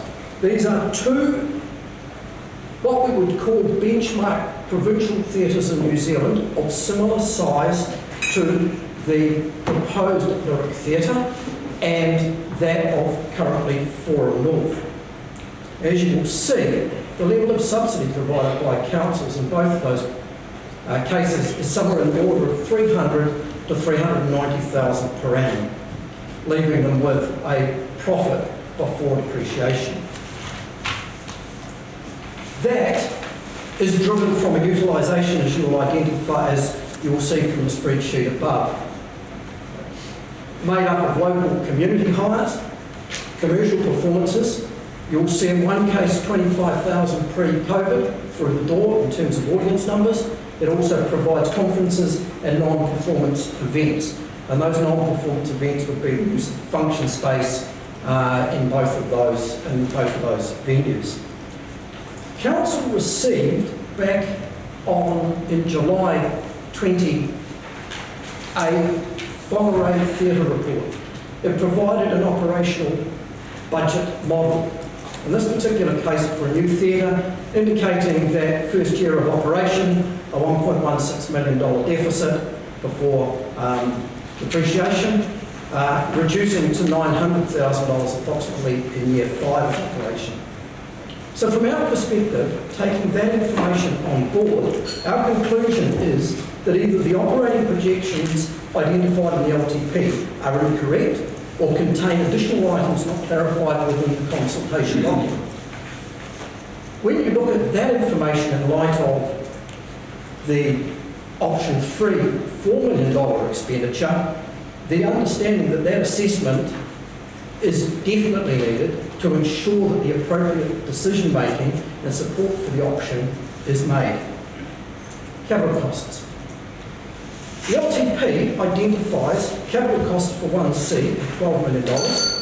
It identifies 3 at $50 million. There is no detail to substantiate those accounts and those amounts, and clearly you need to understand what it is. The Trust have delivered a concept design with estimate from a reputable quantity surveying firm that has been tested against the market and previous projects of $34.8 million. In conclusion, when we look at other venues of consideration to corroborate the 34.8, Whangarei ASB, $27 million, similar size. So Howard Morrison Performing Arts, currently under construction, $28.5 million. So those are the reality of the dollars in the marketplace. In conclusion, we have demonstrated that the costs to operate similar venues in New Zealand. We've demonstrated capital costs. Council have received a report identifying the expenditure. The estimates incorporated in the LTP for options 1C and 3 require additional explanations in my view and or reassessment. And on the face value, whilst 1C is a starting point, we believe that a 2-stage program is needed which must include a full lyric theatre. The first expenditure of the $12 million, as was alluded to before, that 1.5, needs to undertake a condition assessment of the existing building. It needs a business case feasibility study that includes consideration of the full lyric theatre. We need to understand where the costs associated with asbestos, deferred maintenance, and those items in the existing building sit. We need to understand whether or not the Civic Centre project has a remediation allowance for the building once council vacate. We need a program for the interim and the long-term development of a benchmark performing arts and education centre for the heart of the North. And most of all, we need to ensure that a fundraising strategy and plan is put in place to deliver not only the $12 million, but a 800-seat lyric theatre. Thank you. Thank you, Phil. Councillors, any questions for Phil? Councillor Whangarei? My question is pretty straightforward. You've said this is going to be an 800-seat theatre. Do you feel that's ideal for Whangarei for growth? Based on the research that had been done, we were involved in a report back in 2013, and I think it's corroborated by the information that came through as part of the JASMAX report in 2020. At this point, yes. It's actually 850 seat. 850 seat, yeah. Other questions for Phil? Thank you very much. Ian Pritchard is our next on the list. Ian's submission is in volume 5, pages 105 and 139. Welcome, Ian. ably supported by Richard.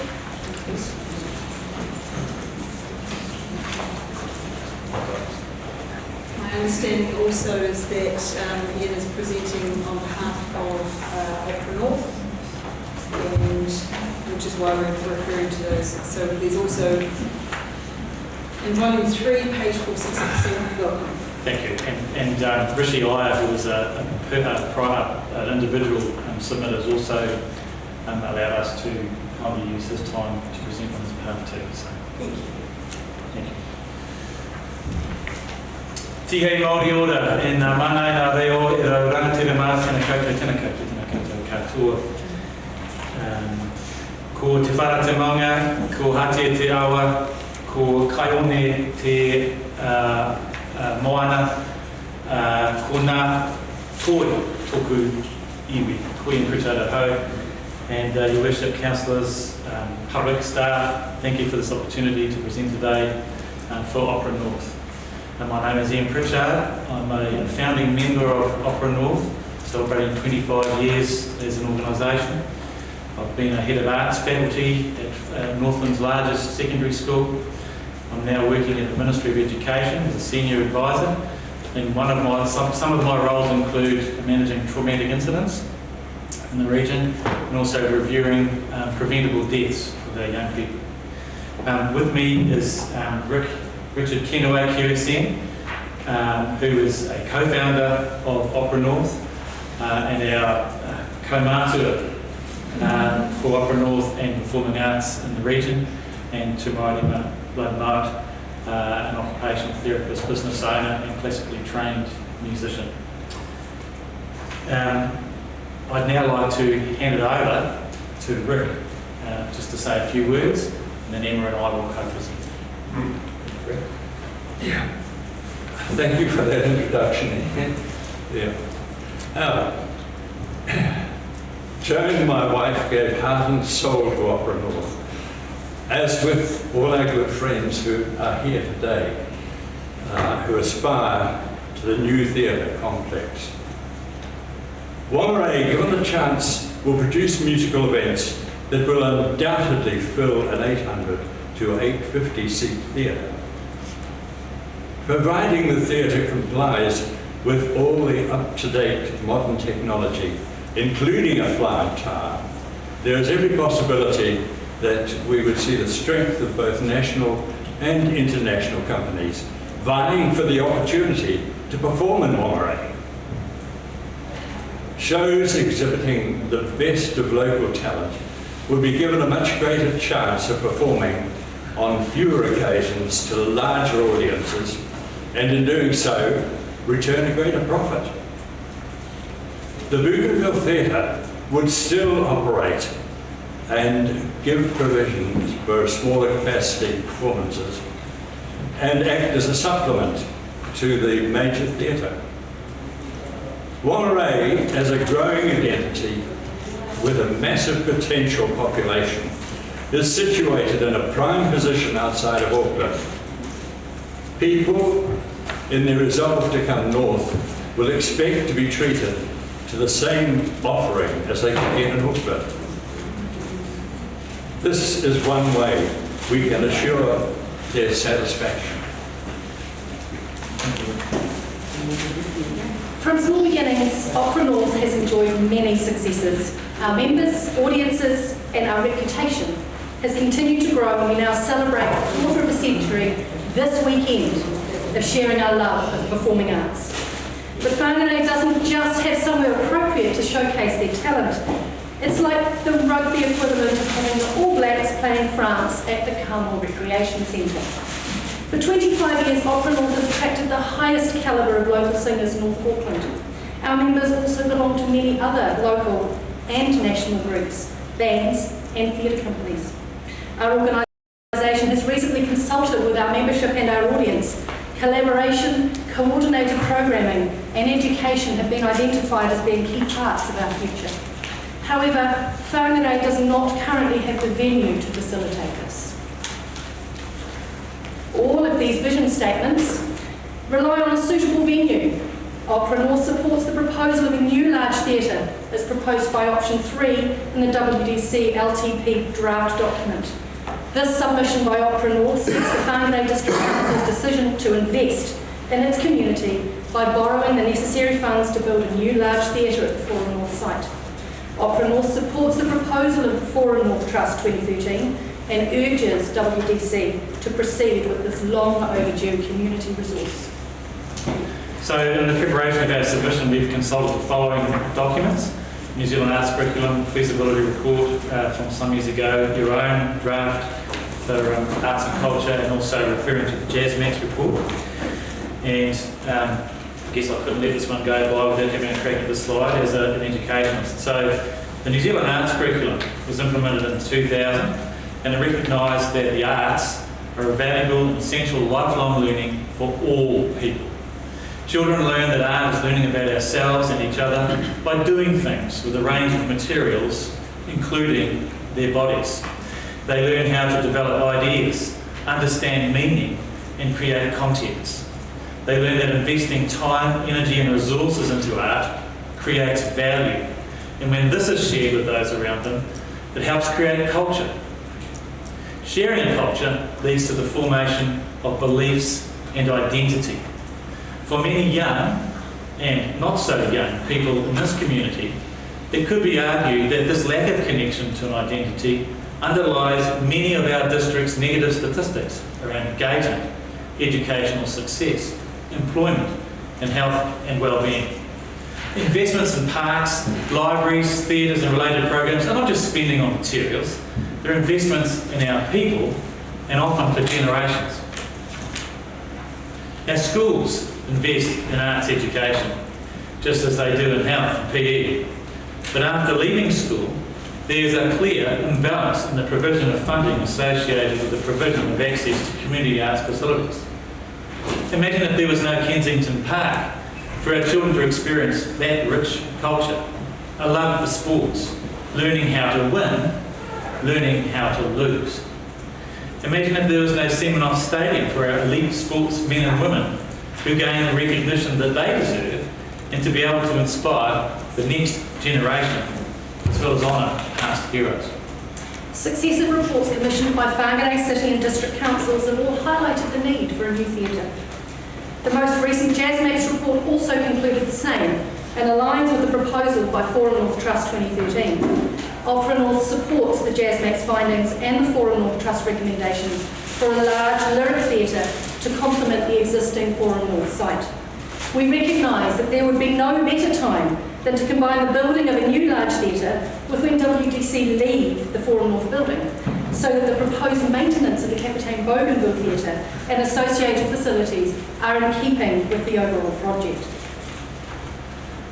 Referring to this document, unfortunately, Whangarei just simply does not live up to these aspirations, and nor will it until it invests in this overdue project.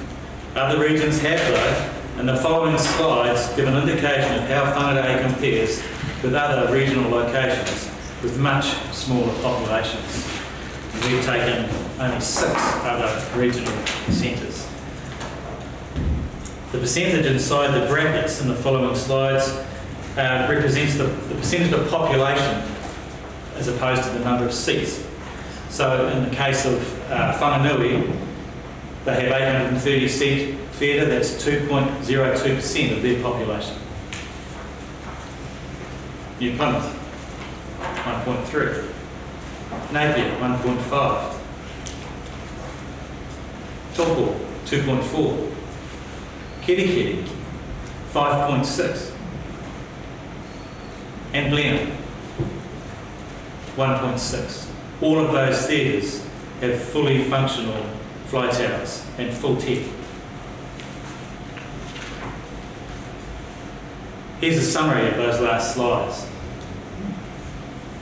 I've included Whangarei in 1982 to reflect the old town hall.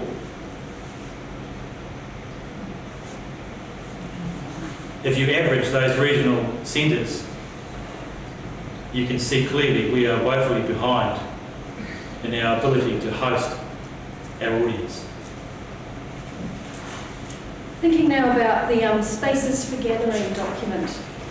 Option 3 is the only proposal capable of attracting artists, production companies and national organisations and events.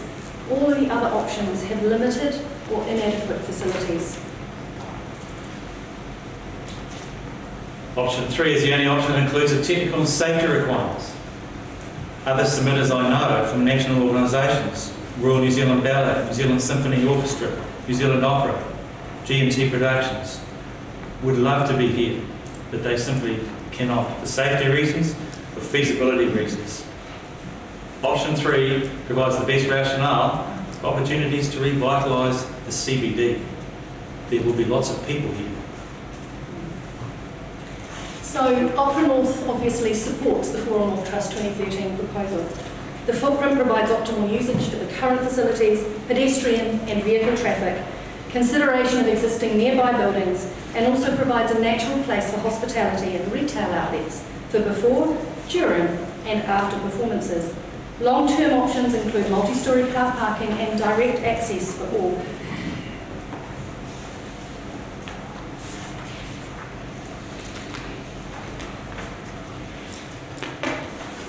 Just whizzing through a few of those wonderful pictures of the proposed theatre.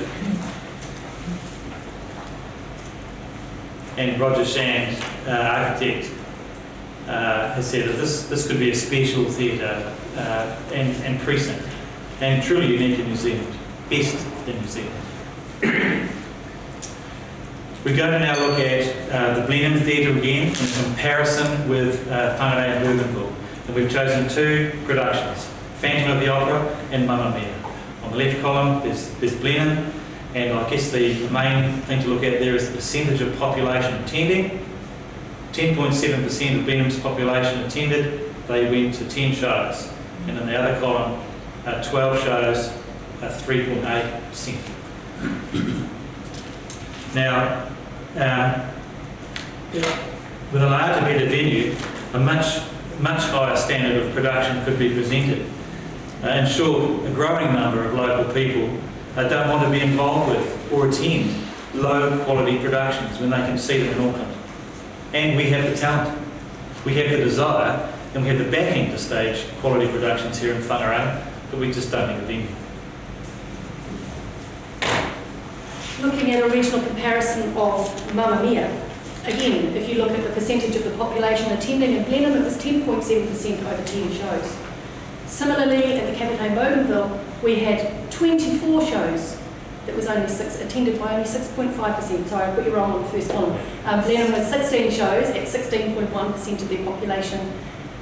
Whangarei was 24 shows for 6.5% of the population.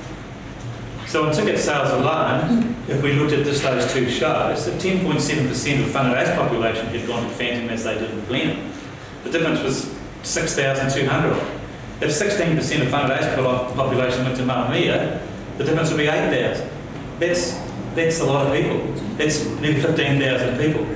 Just on ticket sales alone at $60, that's $900,000 over 2 shows. An occupancy of 8 weeks.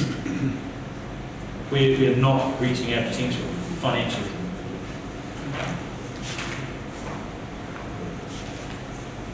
So the benefits of a new large theatre include a performing arts centre that could host conferences rather than a conference centre that could not host performing arts. It represents an investment in facilities that provide increased opportunities for our local creative and business community, increased identity and sense of belonging for our people. Our gathering place, a place to learn, laugh, wonder and share, to cry, face fears and celebrate success.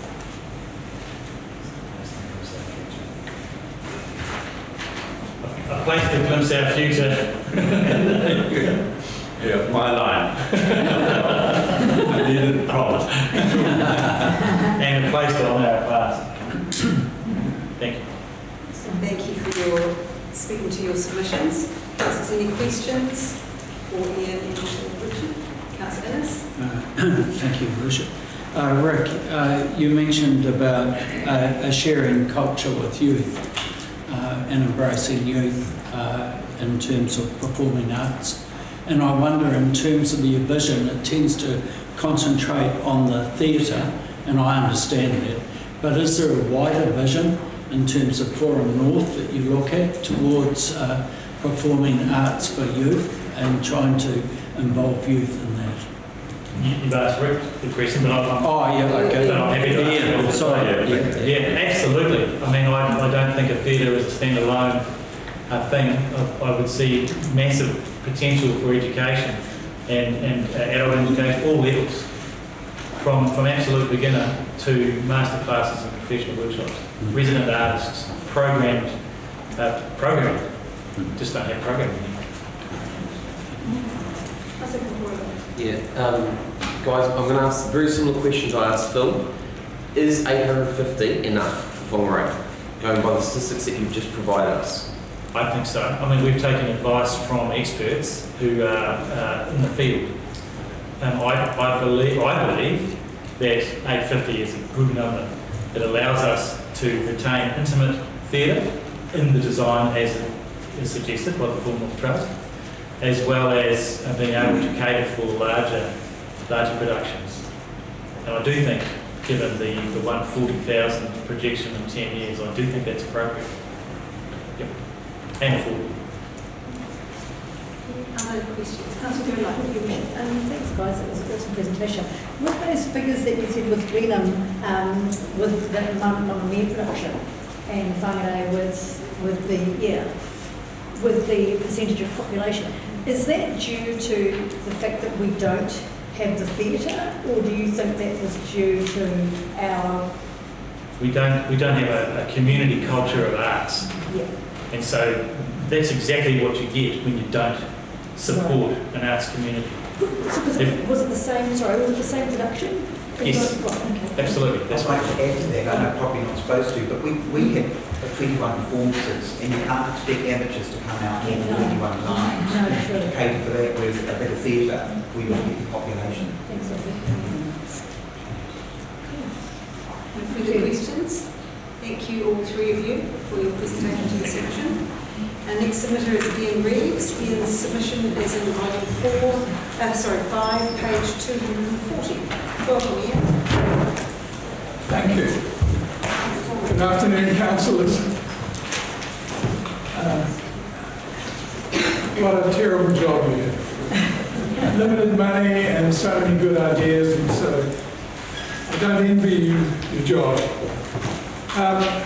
Just a very quick word on the rates. Please put them up. We need the money. Let's go for it. And I've done this before, I think I've quoted that in Shanghai City, you go in, there's this enormous sign, and it says in English, not Chinese, better city, better life. And you need to put the rates up to get a better life. I don't take any joy from us having low rates. For those who have difficulty paying increased rates, you have a policy to deal with. So we could turn now to places of gathering. I've been here a lot of times, and with success. 4 times there have been decisions to put money into a theatre, starting in 1976. The audience keeps changing, and you may not know all the history, and I've set it out in my submission, and I hope that was helpful. So I completely support the Forum North Trust submission, but I also approve the 3 projects in your option 1, and I congratulate the council for identifying those and indicating a wish to proceed. So the first decisions were made in 1976. There wasn't enough money then. Building the theatre along with the Captain Bogan Theatre was deferred. But nothing happened until 2012. At last we were on our way after 36 years of waiting. And then you've confirmed it in subsequent long-term plans, for which I congratulate you. But this long-term plan if you adopt option 1, there's no room for the theatre. So my plea to you is don't let it be a casualty. Not after all this time and previous decisions. The Lyric Theatre should be in addition to the projects in your option 1. Let me say, repeatedly having to come back and reinforce what's been said in the past is exasperating. It sucks a lot of energy out of the community. The people behind me have put so much time in, again, presenting to you. And I endorse everything they've said, and I'm in awe of it, actually. I very briefly have discussed that, you know, that Aruku Landing and the Hihiawa Trust stages cannot provide what a lyric theatre can. So how do we progress this? My suggestion is that we borrow the money. Now, I just qualify that.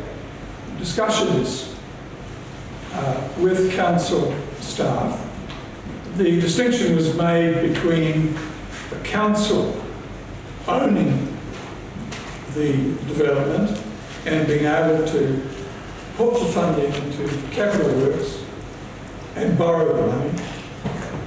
And that was a bit of a revelation for me, because previously we'd come with the intention of Forum North Trust being the primary, like the Whangarei, and the council putting some money in the Forum North Trust, going out and raising it from other sources.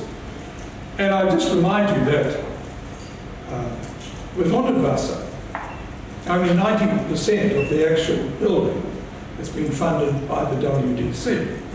All the rest of the funding is from outside sources. So there are options there, and we've presented on the basis of what was told to us as being the preferred one. Council own it, council borrow the money. But there are other slices that can be sliced in a different way. So my request to you is, please build the Lyric Theatre, borrow the funds required and work with Forum North trustees. There's a lot of energy. By the way, if you're going to do it, you better get on with it quickly, because it'll take another 5 years to build, and I may not be around to see it after waiting for 50 years. If I sound a little impatient, time is running out. So please, let's put an end to this process and go ahead and do it. And the first step is to return it to the LTP and allocate 1.5 million or thereabouts for all the research planning. One of the councillors asked about a wider vision. And my wider vision is to go back to what we had, which was a very successful trust that ran the cultural activities. And it was in the 1993 period that was taken away from the trust, and the council administers the buildings. But it doesn't administer the same way as the trust did. It was very successful. It had an artistic director, and it brought work in. It engaged with all the schools. The concourse down there was full of laughter, dance, music, kids, kapahaka groups, and all. We need to go back to that, so that's the wider vision, if that helps. I'd like to leave you with a small quote, just 2 lines, from Through the Looking Glass by Lewis Carroll. It's from the Mock Turtles song. And I'm sure your collective sense of humour will understand that it's an invitation to the snail to engage in an artistic activity. And the words are, will you, won't you? Will you, won't you? Will you join the dance? Will you, won't you? Will you, won't you? Will you join the dance? And that's the question. Thank you, Ian. Councillors, any questions for our dancing crew? Dancing star. No questions for you. Thank you, Ian. Councillors, our next submitter is Grant Stevens. Grant's submission is on page, is volume 6, page 159. Welcome, Grant.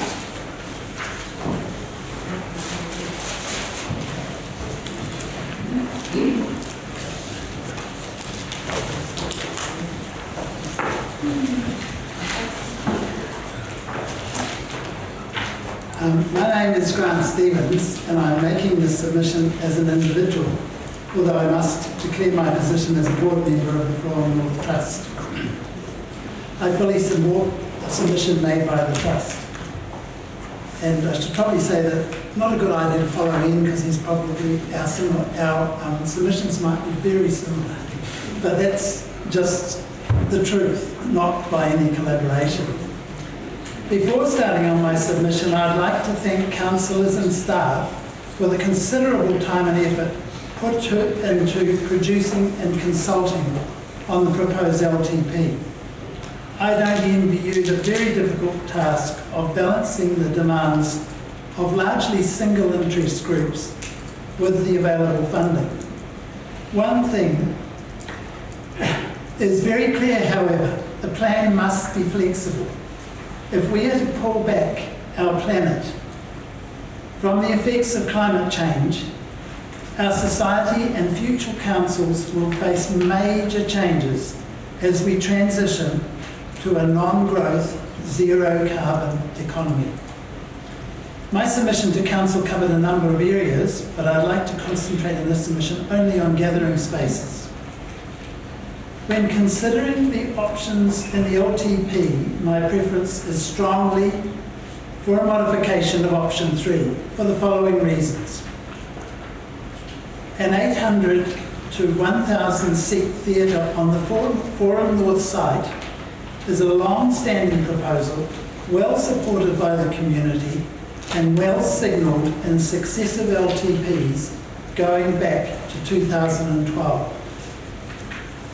The Forum North complex has good supporting infrastructure, such that redevelopment demands of the complex, once council vacate, will see financial spending go directly into buildings without the need for supporting infrastructure.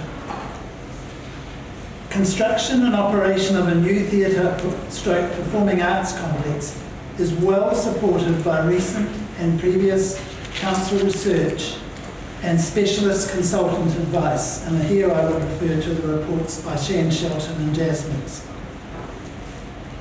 Despite the draft LTP presenting a theatre option as costing the Whangarei ratepayers $55 million, the Forum North Trust has obtained an outstanding preliminary theatre design with a quantity surveyed cost estimate of $37 million. It would be most unusual for a provincial city to internally fund such a big ticket item.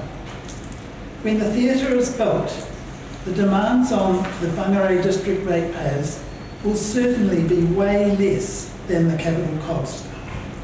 Recent city projects, which have been primarily funded by external sources, include the Poi Island Lifting Bridge, the Huntatasa Art Museum, and stage 1 of the Hihiawa Cultural Centre. In considering the above advantages of the Forum North site, it would appear there is no clear justification for the removal of the theatre from the proposed LTP. Redevelopment of the site is a low-risk project that, when built, will receive wide community support both locally and regionally. Council has allocated $12 million for the upgrading of Forum North without any detailed costings of how this money is to be spent. A well-researched and value-engineered proposal for the complete redevelopment of Forum North, including a theatre, may well be possible for a cost that is comparable with that of the draft LTP option 1. The redevelopment of Forum North to accommodate both a theatre and a conference complex should be investigated.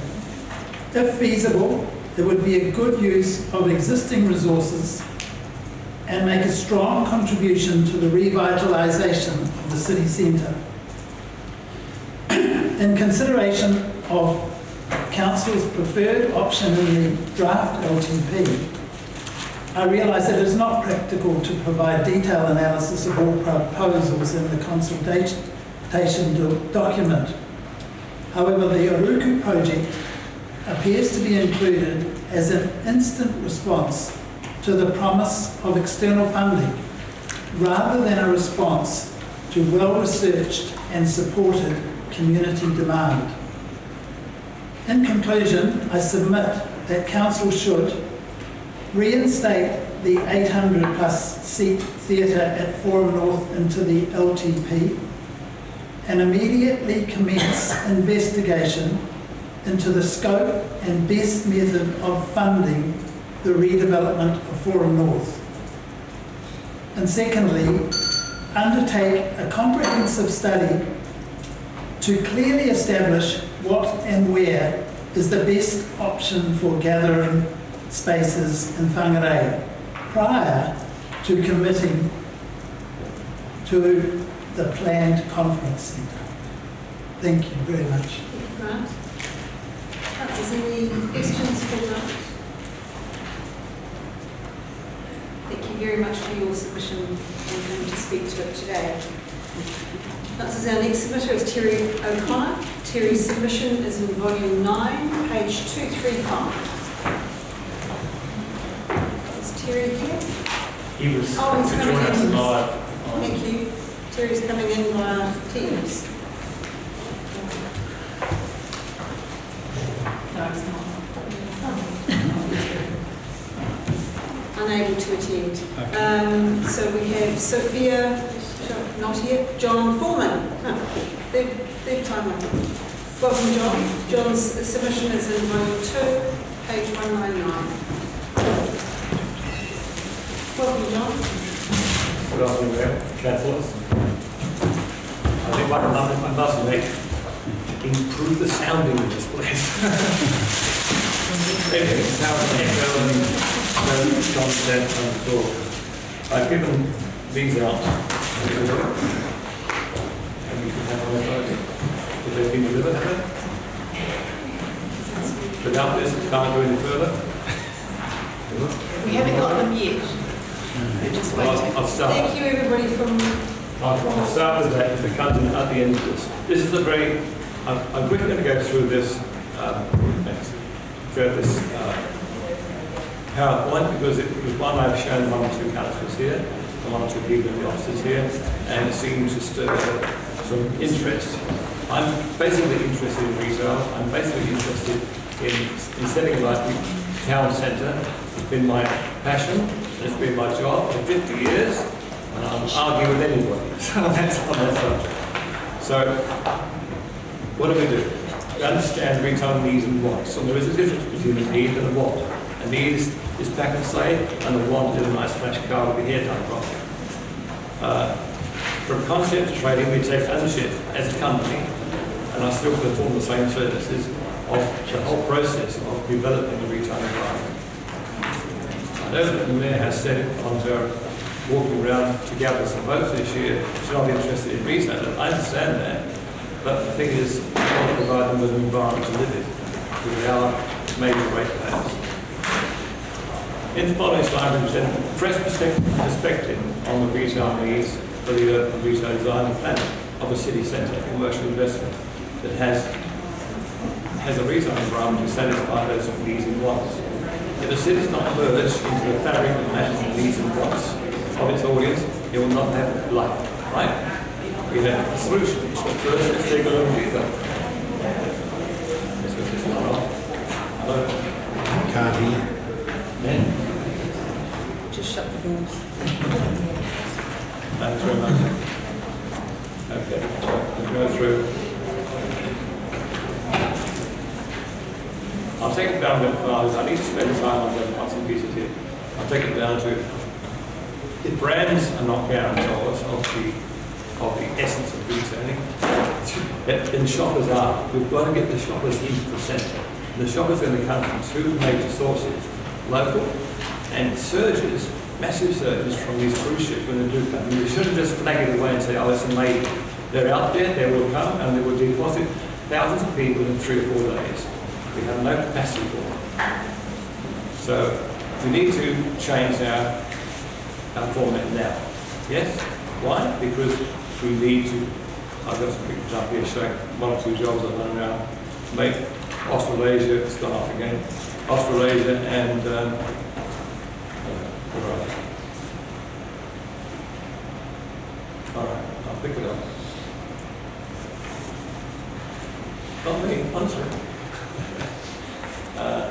So my passion is about people. Retail malls and category malls, greenfield lifestyle centres, wellness centres, class, town centres, villages, all retail and our shoppers. Engage our passion in your investment in the city centre. Let's talk about the current task. We start with a psychographic study to actually determine what the needs and wants are of people. No good building up, putting a building there or anything else in there to house people, listen to what they want, what they actually deserve, what their needs are. So that will define how it works, and together we can manage the whole process for you if you want to. Check it out, wherever this is my advice to you. Okay. All right. That's my presentation I did to people in this room. But following on your desk are sketches of the basic idea, and I have shared some of the key council officers. Revitalisation of the city. Using cruise ship visitors into Hunterglasser to find the retail centre enlivened with street food and outlets, and by using Wayfinder at either end of John Street is a no-brainer. It's an obvious choice. It's the only street capable of doing it. It's the only street where we have a chance to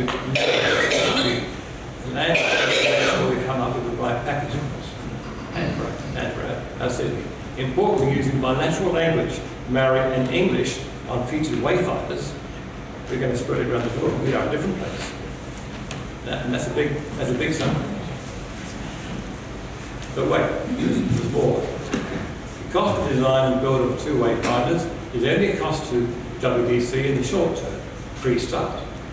As for those whose destinations are shown on the map and advertise the cost to them for the length of their tenancy in 2 stages. I'll show you the drawing in a moment. The brand mark and destination address is required as a pre-advertising deposit, and the reasonable monthly charge is required to tenants. The cost of street food space within the weatherproof unit, including maintenance, must be treated as a tenancy. The tenant pays total rental, and costs for construction and cost council nothing. So we've got a bonus here. This is not too far now. Go back. So what I said, if you go now to my little booklet, which hopefully you've got in front of you, I'll give you a picture here of what I consider to be a nice little place to go and eat. As eat there, I call it. You can have anything. There are probably 9 or 10 reasonably good, internationally known hand foods, as we call street food. Some of us may have had lots of them, some of them may have had only 2. But there's 8, 9 or 10, I can give you all of this if you like. But the thing is that if we can set this up as purely a simple structure, the tenancy design is all done by the tenants to the standards we laid out. It fits into the package. And the whole thing is very simple, and you put, say, in the first half of John Street, split it about 2/3 of the way down, put one in the middle of the road, I mean this, take the left-hand side from the top to the bottom as a drive-through, using the roundabout, carrying on, but the right-hand side will give us enough room to have a footpath, 2 or 3 persons wide, 4 persons wide, and also an eatery. It's wide enough to do that. I've measured it. If you saw me the other day, I was all around pavement place. So all these things are not done at night time. rebuild in the morning, and they all sit together, roll the shutters, come down, nice and safe, nice and secure. The tenants are happy with that, or would be, and we are happy with their rent that pays for it. The other drawing I have here is of the wayfront, which is again a smaller version, one at the top and one at the bottom of John Street. I call it Whangarei Way, Whangarei. Its difference here is how we're going to cover the world. You have in the middle we have a map. On the other side we have ads which you can sell or lease to people to put ads in accordance with the strict rules we lay down. At the bottom you have 6 squares on each side. At the bottom of the drawing it's in English. That's 600 tabs. That's more than enough to give us the whole of Whangarei. And on the other side you'll have a... Sorry, John. I'm just, your 5 minutes is well and truly over. Sorry. Thank you very much for your presentation. I'll just check if there are any questions from councillors. Any questions? Thank you very much, John, and thank you for the efforts you put into the material you brought for us today. Thank you. Councillors, our next signature is Leanne Brownlee. Leanne's submission is in volume 1, page 151. Welcome, Leanne. For Leanne Brownlee, submitting as an individual. However, I'm also a representative of a post-treaty settlement charitable trust who whakapapa into Pakikokutu. You may or may not know where that is, but it's on our lovely harbour on the way out on Whangarei Heads Road. Our whenua that was our attachment to the shore, giving us mana moana, was taken in the 1940s through the Public Works Act. And that whole road from Waikaraka around to Tamataro Domain also belongs to the block. Once upon a time, it's tuka whenua. So anyway, I just kind of did this at the last minute, but see that it's important and was encouraged by others to do so, to participate in this process. So here I am. Looking at your questions there, how will we pay for what we need? I agree with rates increases, yep, do it. And any increases should involve encouraging community members to use all of the facilities. Shop locally and stay local for recreation and retail. I'm sure you've got much more clever people in at your disposal to come up with great ideas about how to do that, but I've given you a couple there. I always liked coming into town on a Tuesday night and getting a discount on my meal and going to the movies. I don't think we can do that anymore.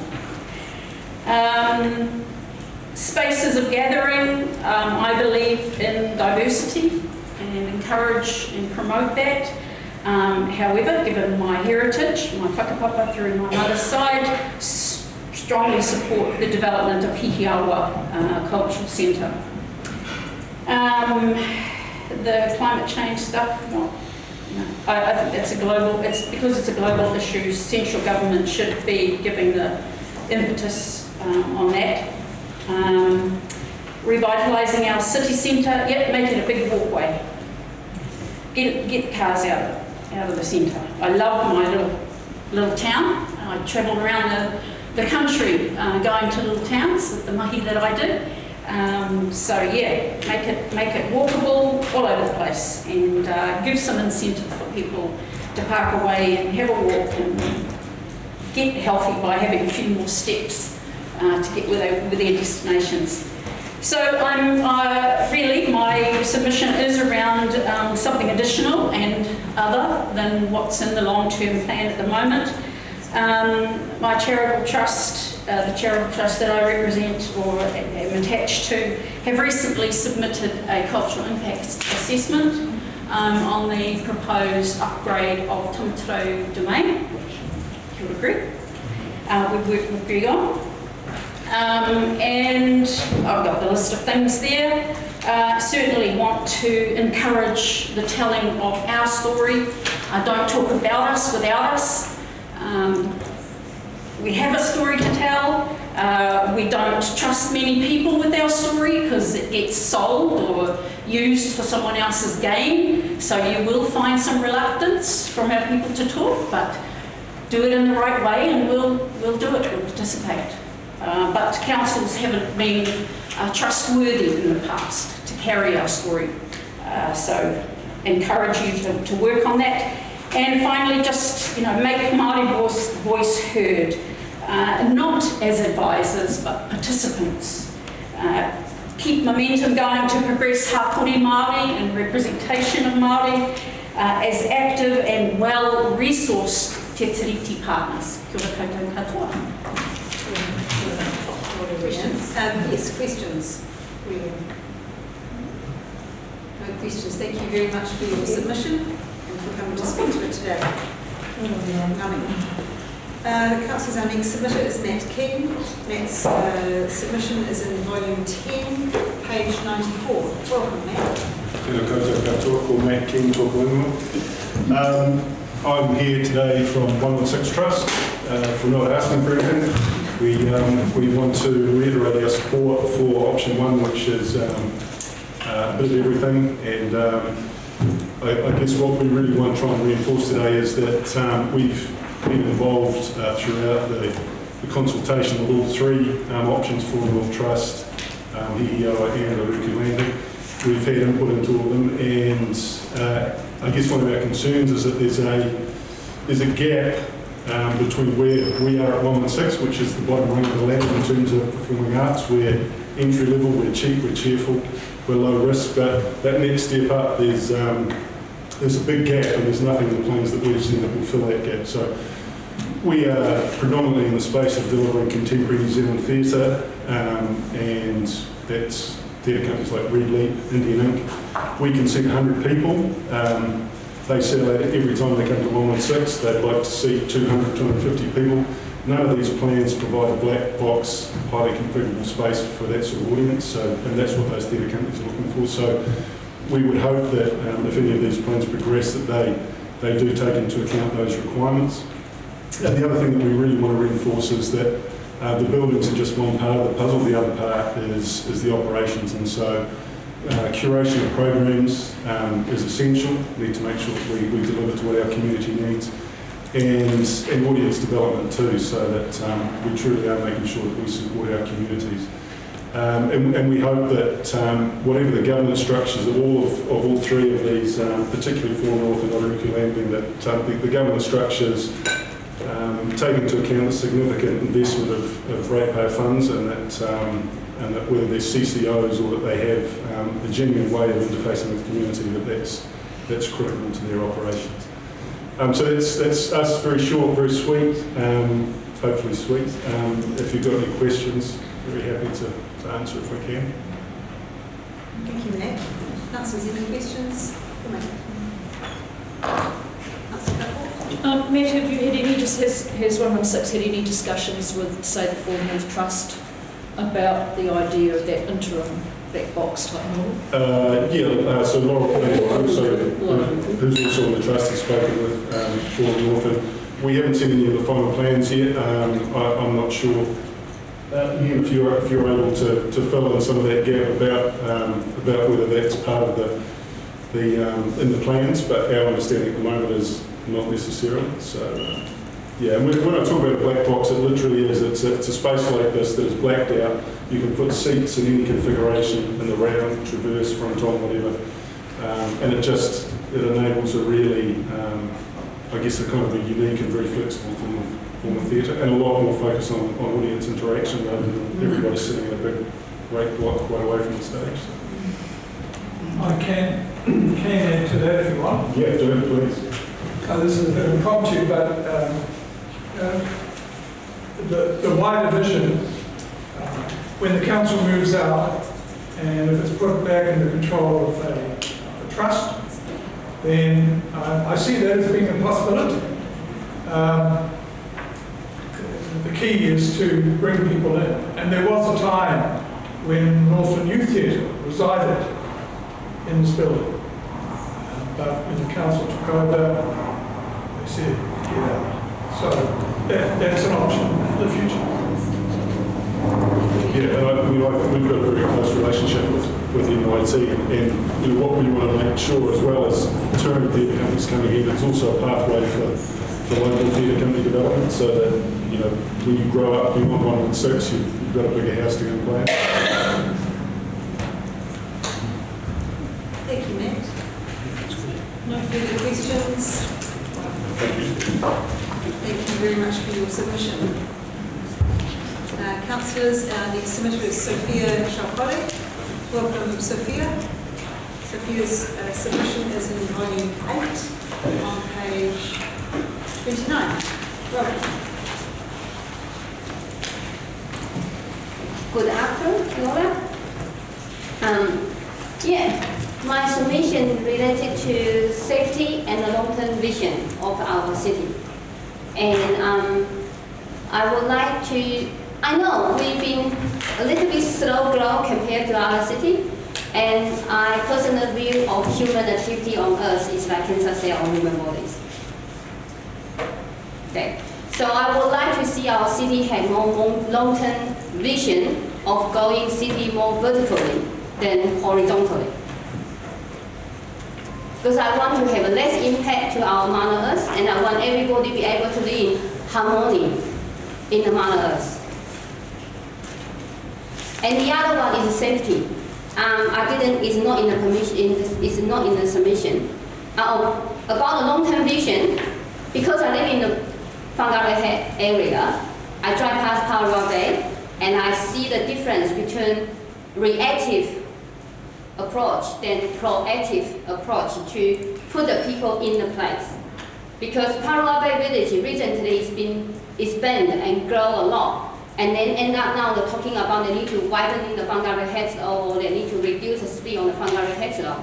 And I'm thinking, if in the long-term vision, if you want to put people together more, then please have public transport available, like bus service.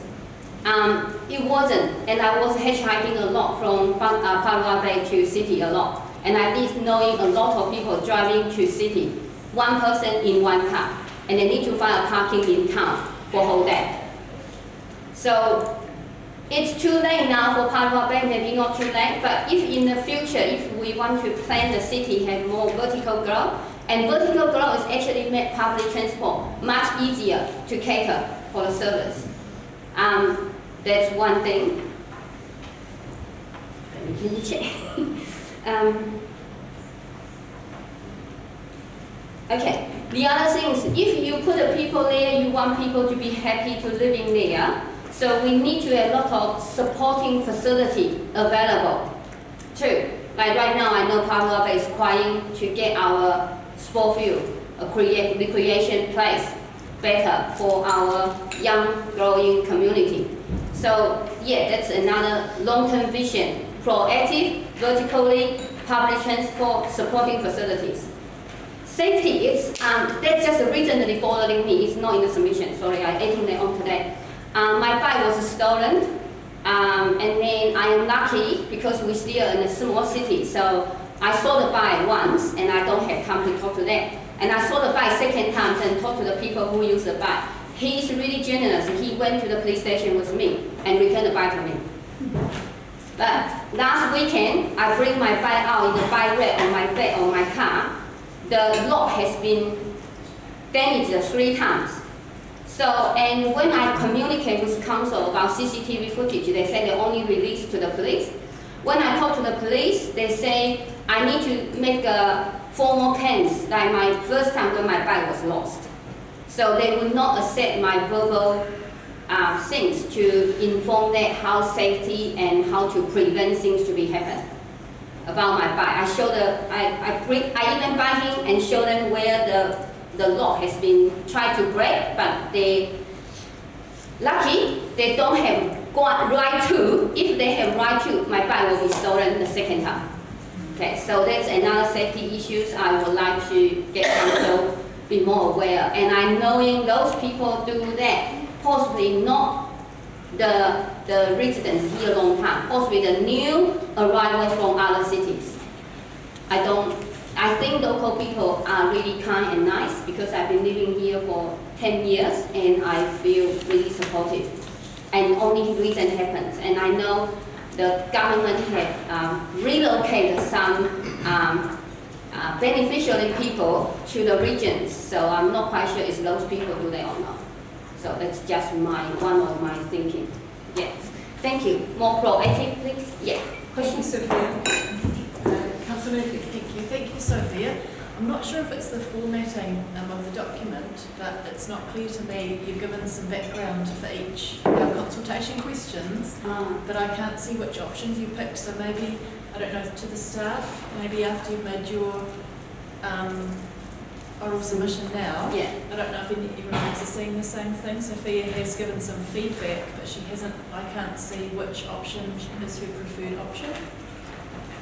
Oh, yeah. My preferred option is so it's okay. So you don't need to do it now. It's not direct in there, but the other things I talked to in the meet to people or long-term people in the Patawa South, Patawa Recreation Center. I did see that I like the city to develop, but I want we develop in a way that we don't wasting our resources. I still want to maintain the harmony way that we can have with our Mother Earth. Okay, yeah. No, that's good. Thank you very much. Any further questions for Sophia? Thank you very much for your submission and for presenting to us today. Councillors, our next submitter is Ben Thompson. Ben's submission is in volume 5, page 46. There's a hand.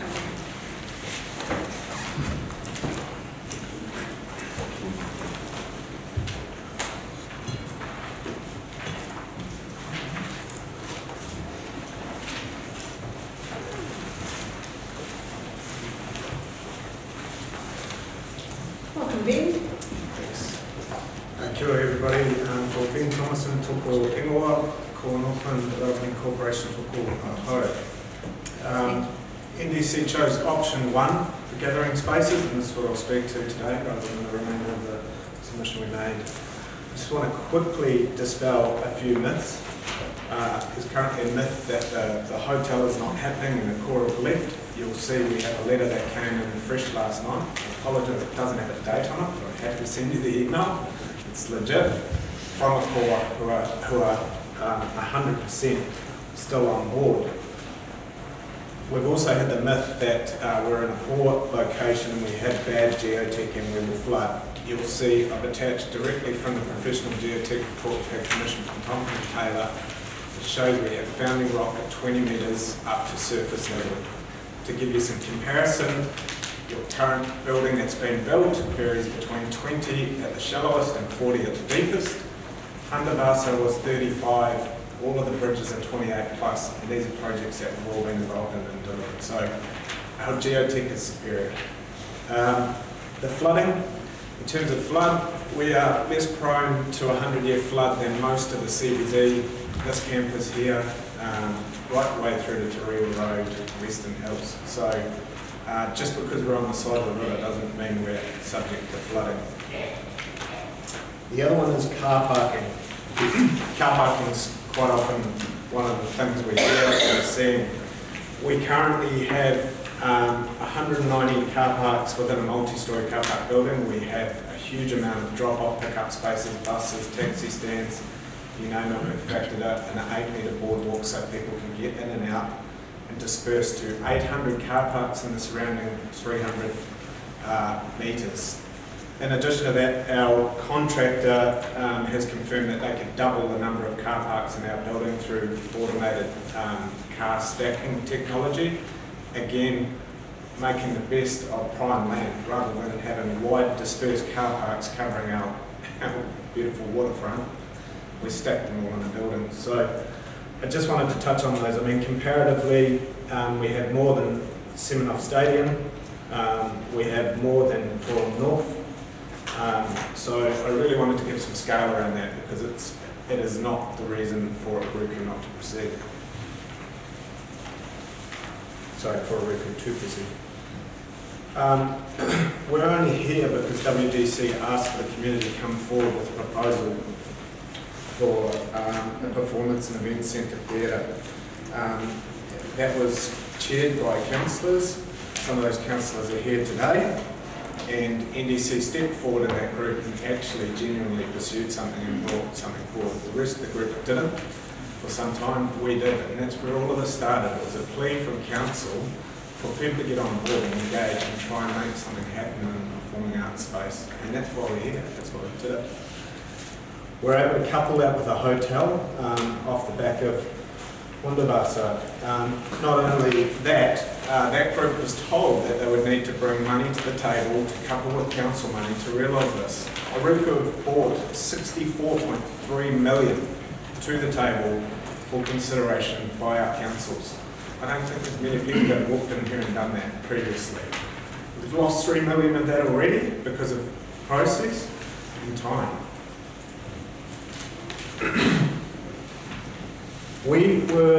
We asked at a juncture whether we should continue with a fixed seat arrangement, which would cost it up at around 50 to 55 million. It had a poor business case in that it cost a hell of a lot for ratepayers ongoing, and additionally we were asking both councils for 20 million each.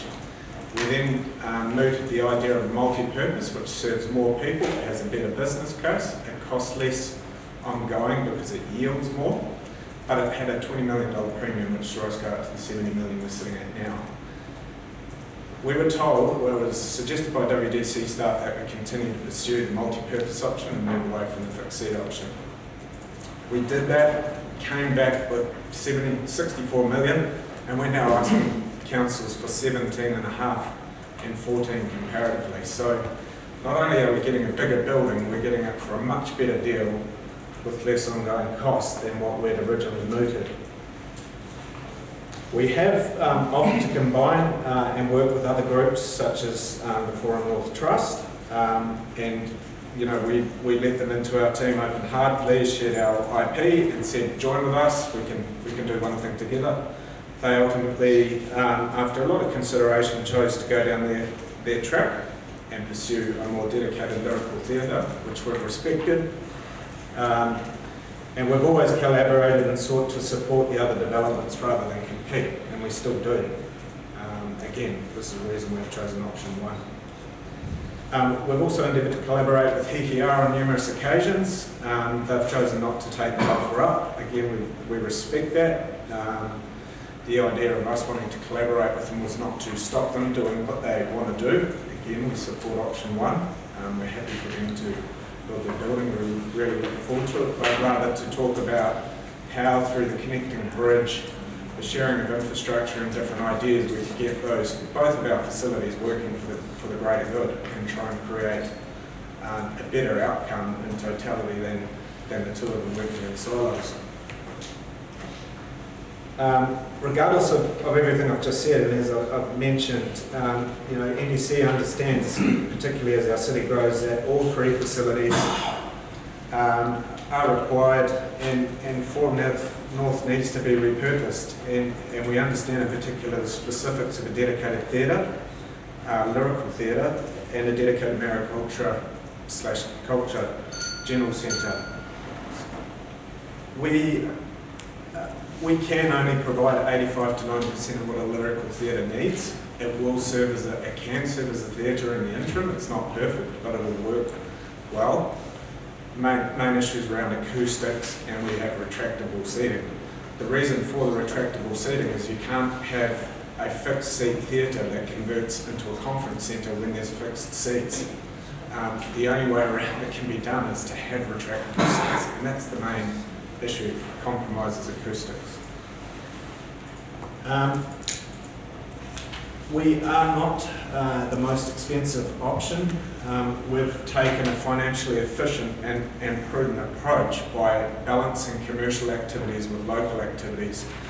Matt talks about the small guys, Matt's gone, but our commercial activities such as the big corporate conferences, and this is all factored in our operational costs, allow us to charge a subsidised fee to the small local user groups that can't afford the full cost of rigging and all of the other things that come with an international grade theatre or centre that is dedicated to arts. The commercial activities subsidise that.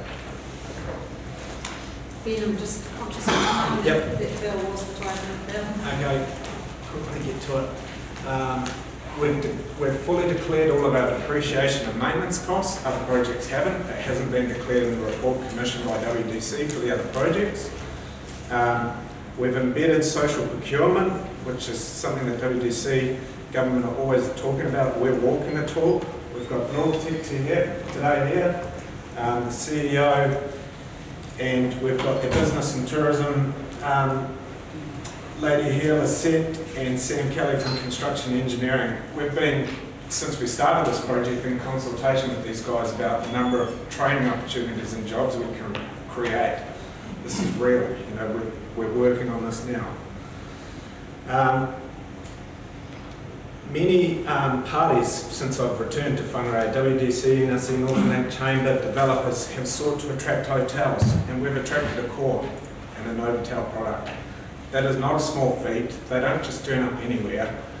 They like what we offer, they see the potential, and you'll see that in the letter that's attached. WDC talk about improving waterway borders and access to waterways by the Blue-Green Necklace plan. It's totally embraced and incorporated at Ruku. It's what we're doing, it's what we've done.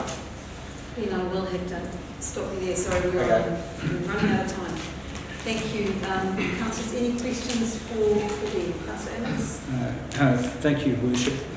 Thank you, Ben, for clarifying the commitment of the hotel and also parking and flooding. I see that really, like this proposal is very much an economic development proposal. I'm just coming to that, and it relates to demand for the facility. So in terms of the demand, if that's all right, in terms of the demand for the facility, is there that demand there now with COVID? Has it changed? Is the Auckland domestic market a key part of that? So talking about demand for the multipurpose event centre, obviously being a facility that caters for a wide range of audiences, we may touch, 80% of us, 8 in every 10 people. More specific venues won't have that. So multipurpose gives us a greater chance of survival in terms of demand because it can be used for so many different things. It was a key strategy around that.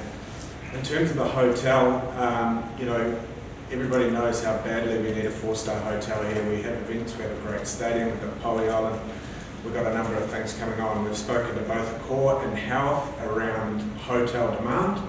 Howarth have even written on that, and in fact I think I've shared those emails with Council. They are still very supportive of the development of the hotel. They believe the demand is there, if not more, through the prevalence of domestic travel, the idyllic location, great place for Aucklanders to get away and have a retreat. So we're confident in the demand. Thank you, Ben. There's no further questions. Can I just add one thing? I've attached some of Council's plans to the back and highlighted certain areas. These are all of the places that NDC touches what WD say in their COVID response plan that they want to achieve, they want to embrace, and they want to do. These are all of the things that we do for you that live into the things you've said you want done. So I'll just close with that, but thank you for your time. Thank you. Councillors, our next submitter is Jan Boyce. Jan's submission is in volume 7, page 201.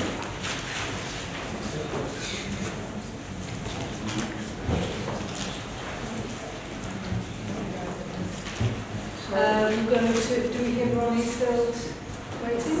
Okay. Jen is here. Jen's here. Jen's here. It's what I'm saying. Oh, tomorrow. So I have got one this afternoon later.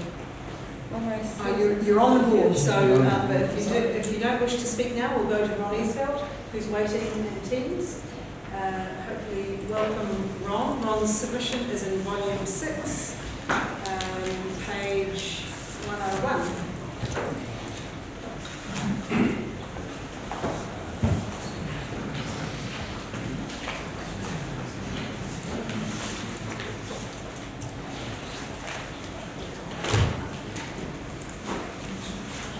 I'm absolutely happy to do it again. No, he's here. We're just going to get him to join us.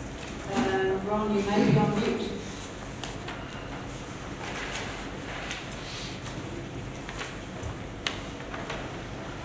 Unmute and camera on. Thank you. Welcome.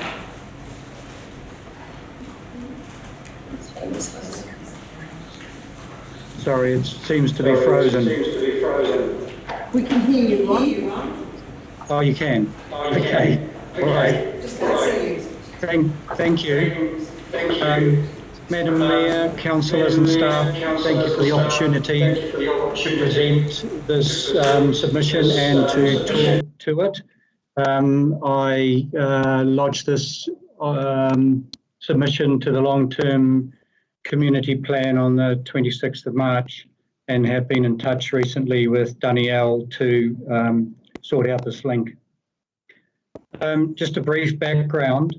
My wife and I have lived in King Street in Kensington, halfway down, for the last 38 years.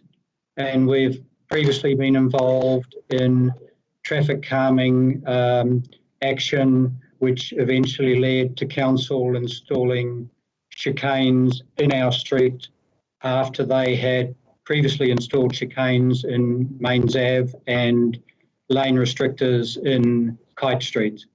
That was way back in 2005, so 16 years ago. It's a long time.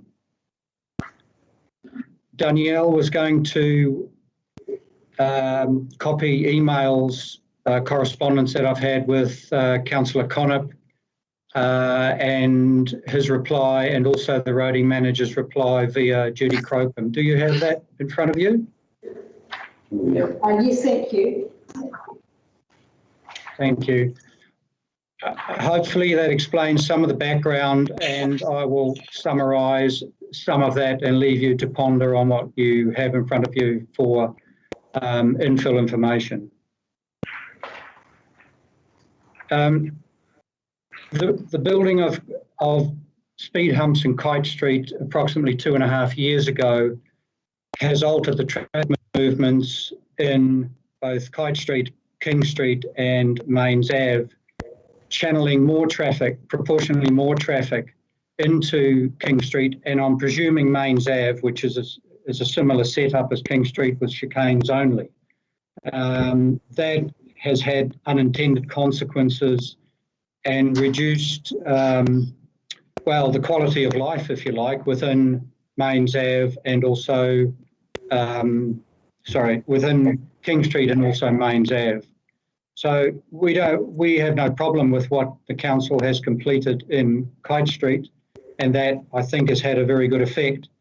But it does mean that King Street and Mains Ave are now the only feeder streets into Whangarei that do not have speed humps, and that in itself is not an issue, but what it has done is that it's channeled extra traffic that travel at great speed at times into King Street, and again I'm presuming Mains Ave, because the vehicles are taking the least line of resistance into streets that offer them maximum speed.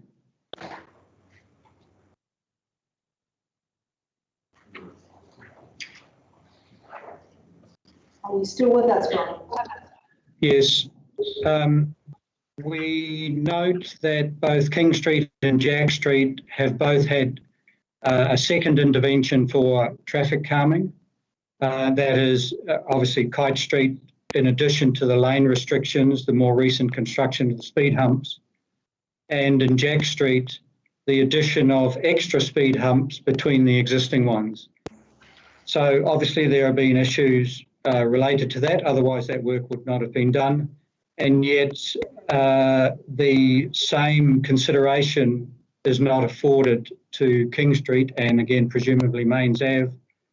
As you can see by the roading manager's email reply to me on the 11th of March.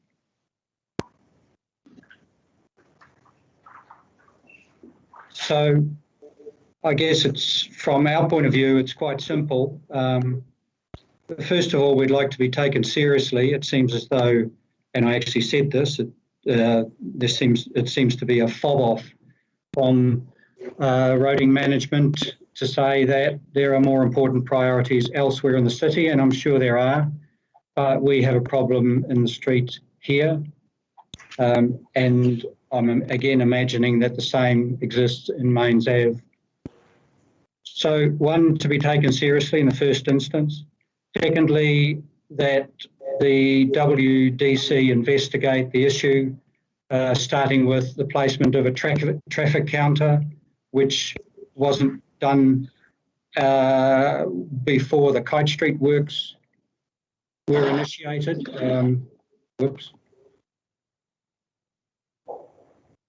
And then for council to visually observe at peak times the traffic numbers and the speed with which cars travel through. From there, I would hope that council would consider at some stage in their plan to build speed humps in King Street, and I sort of loosely speak for Mains Ave again. I'm not sure what the situation is there. And the suggestion is to build those chicanes, to build those speed humps within, between existing chicanes, avoiding other restrictions like vehicle crossings, etc. And as I did in 2005, I'm happy to provide some sort of a concept plan if that's of any use to you. Thank you, Ron. That is the end of the 5 minutes we have available to you. Are there any questions from councillors for Ron? There are no questions. Thank you very much for your submission, Ron, and taking the time to speak to us today. Councillors, our next submitted is Whangarei. Thank you. Whangarei Linden. Whangarei's submission is in volume 4, page 45.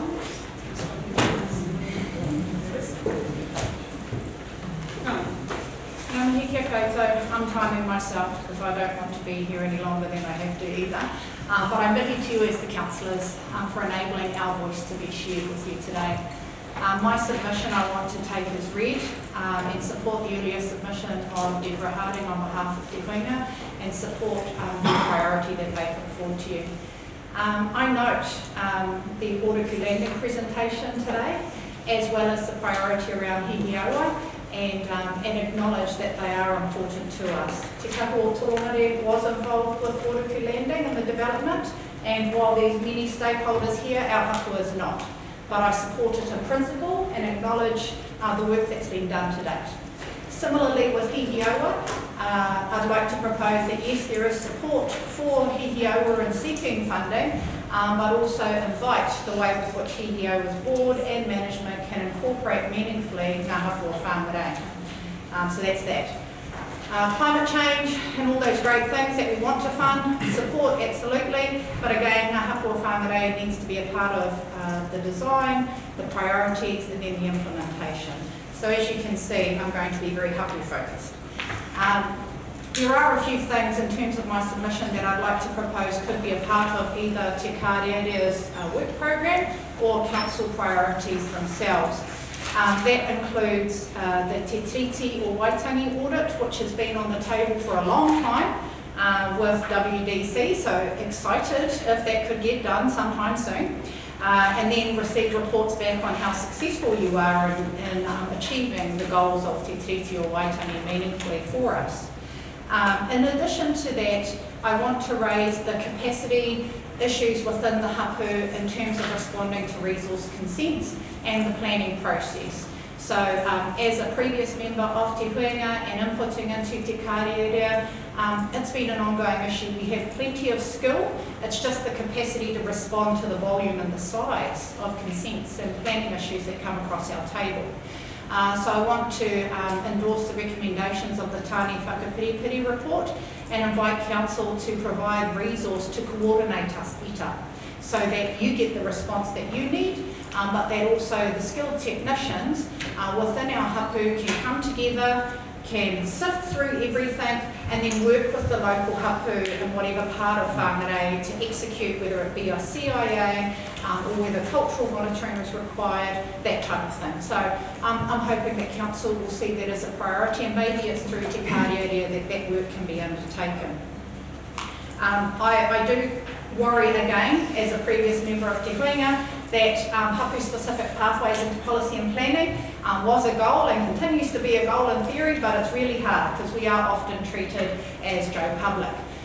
So I know that the LTP had a really good hui in March at Te Rangapāo Marae, and I'd like to know whether council is taking the notes from that hui, where you got some really robust feedback, into this process so that it's not left out. So that's something that I just wanted to query, because many of our technicians were there inputting and telling you a few straight facts. I'd like to find out from council in terms of the way with which planning will take place into the future and the programs of priority, because as a participant in the CIA for Tamatiro recently, we had many aspirations, of which cultural narrative is really important to establish and strengthen our cultural footprint across the coast. So through the Tamatiro CIA, more opportunities were provided, and knowing that the budget was small. So as a part of my verbal submission, I'd like council, as a part of the wider recommendations of the Tamatiro CIA, look at how the things that aren't funded within the CIA, within the project for that development, can be put into other programs of work. And I know via June Pittman's also provided a submission similar. The cultural heritage of that part of the coast is important, as is the cultural heritage across our district, and giving meaningful voice to the narrative of the local hapu. So as a part of the long-term planning process, it would be great to have projects whereby we could do that across our rohe, whether it be Te Kamo, not Kamo, or whether it be out to Whangarei Heads, Tamatiro, Parua, these places, so we can increase the local landscape beyond just our colonial experience and recognise the mana whenua in these spaces. You know, Uncle Dick and I are promoting a community conversation on Te Kamo, and there are plenty of other places within Whangarei that we can either adjust, correct, or go to the original names of these places. So just giving you a signal, it'll be on TVNZ One News this week as well. The return of reserved lands. Really keen to put it firmly there, as you would have heard in the Tamatiro CIA. We seek as Ngā Hapu o Whangarei to have a devolvement of lands and resources where possible from council now, not in the future. It would be great to partner with you on that and look at specific places that could come back tomorrow, not in 10 years' time, whereby we could have co-management and co-governance over these spaces, similar to what we said in Tamatiro. Our hapu hub in Lower Dent Street is insufficient, it's not very nice, and it's not very accessible either. So invite council to provide some funding or a building that is better for us, for our elders to meet, and has maintenance. I appreciate Lower Dent Street has been there for a while, but it's insufficient for us moving forward. So that's just a little plug for finding another building. In summary, Hikurangi Swamp's big one for us is Te Kaho Toromari, Te Orewai, Ngāti Hau, and the hapu of the Wairua catchment. Those pump stations are chewing up our tuna, as you know, and I know that there's a work stream going on right now to assess what we can do. So the challenges for WDC, what are you going to do in your long-term plan? Time is running out, and our tuna continue to get munched every season. So endorsing Ngā Kaitiaki o Ngā Wai Māori as our mandated mana whenua group to work alongside you to find the resource to remediate those pump stations that continue to kill our taonga species. Kia ora tātou. Questions, councillors? Good to see you. I just have one. Sorry. Oh, you have one? Okay. Ahotu. Yeah. Ahotu and Ahotu. So even Aratapu in Hikurangi is named wrong. So Otaikarangi is Otaikarangi. We have many place names like Pukenui versus Western Hills. So it's just bringing back those local narratives, and it may be a name change or an adjustment or a recognition of dual naming. Parihaka is a really good example. And through the generational change, many are still Parihaki, but we've culturally changed to Parihaka, same with the national anthem, you know, generational change. So I'm encouraging us to have a mature conversation as a city around these places and enabling the hapu to come forward and share. And potentially we might tukua or punga. So yeah, there's much to do, but certainly putting a macron on here and there really helps to help with pronunciation. And then bringing back these names of the past, which we still use today. Councillors, our next submitter is Yolanda. Yolanda's submission is in volume 3, page 509. Welcome, Yolanda. It's very good to see you. Kia ora, Mayor and Councillors. Good to see you all over here. It will be the last time you've got your long-term plan in this building, I think. You've got a new one coming up. And kia ora to the staff. I'd like to congratulate all of you for all the amazing work you've done on this long-term plan. Some really good things in here. And I really like to support the Hihiwawa plan and the plan for a theatre. I couldn't say anything against that because it's a brilliant plan. Oruka Landing. I support the increases in rates. I think that's a really smart thing, and Alan will be very pleased with me, because the more money you guys got around, the more things you can do. And I think a race to the bottom of being the cheapest place in New Zealand doesn't do anybody any good. So whilst I support the raising of some of the rates, I'd like to sort of see a bit more of an equilibrium with regards to the commercial ones, because they're sitting a little bit too high. So I don't mind keeping the commercial ones as they are if the other ones come up a little bit closer, and then we have a better sort of level, but we've got some more money to play with and to do some good things. So I'd like to say yes to you on that one. The second point, climate change. We're all aware of it's taking place and it's going to have a major effect. I don't think we'll keep our temperatures on 1.5 degrees. I think we're too dumb for that, really. And I think we're going to go up a little bit higher than that. And so the consequences will be significant for Whangarei as well. But the good thing is we're in a very good position through some of the work that the Northern Regional Council has done as well. We can sort of manage the water. When we get increased in tidal levels, we run the risk of having flooding downtown. I'm a boy from the Netherlands originally. 20 years, my first 20 years I spent 2 years below sea level. So there are some really good engineering solutions that are quite simple, and I think within Whangarei they're very doable as well. We just need to get on with it early on. So it's not sort of we wait till the water runs into our gumboots and then say, oh, we need to do something about it. We can do it early on, but we need to plan for it.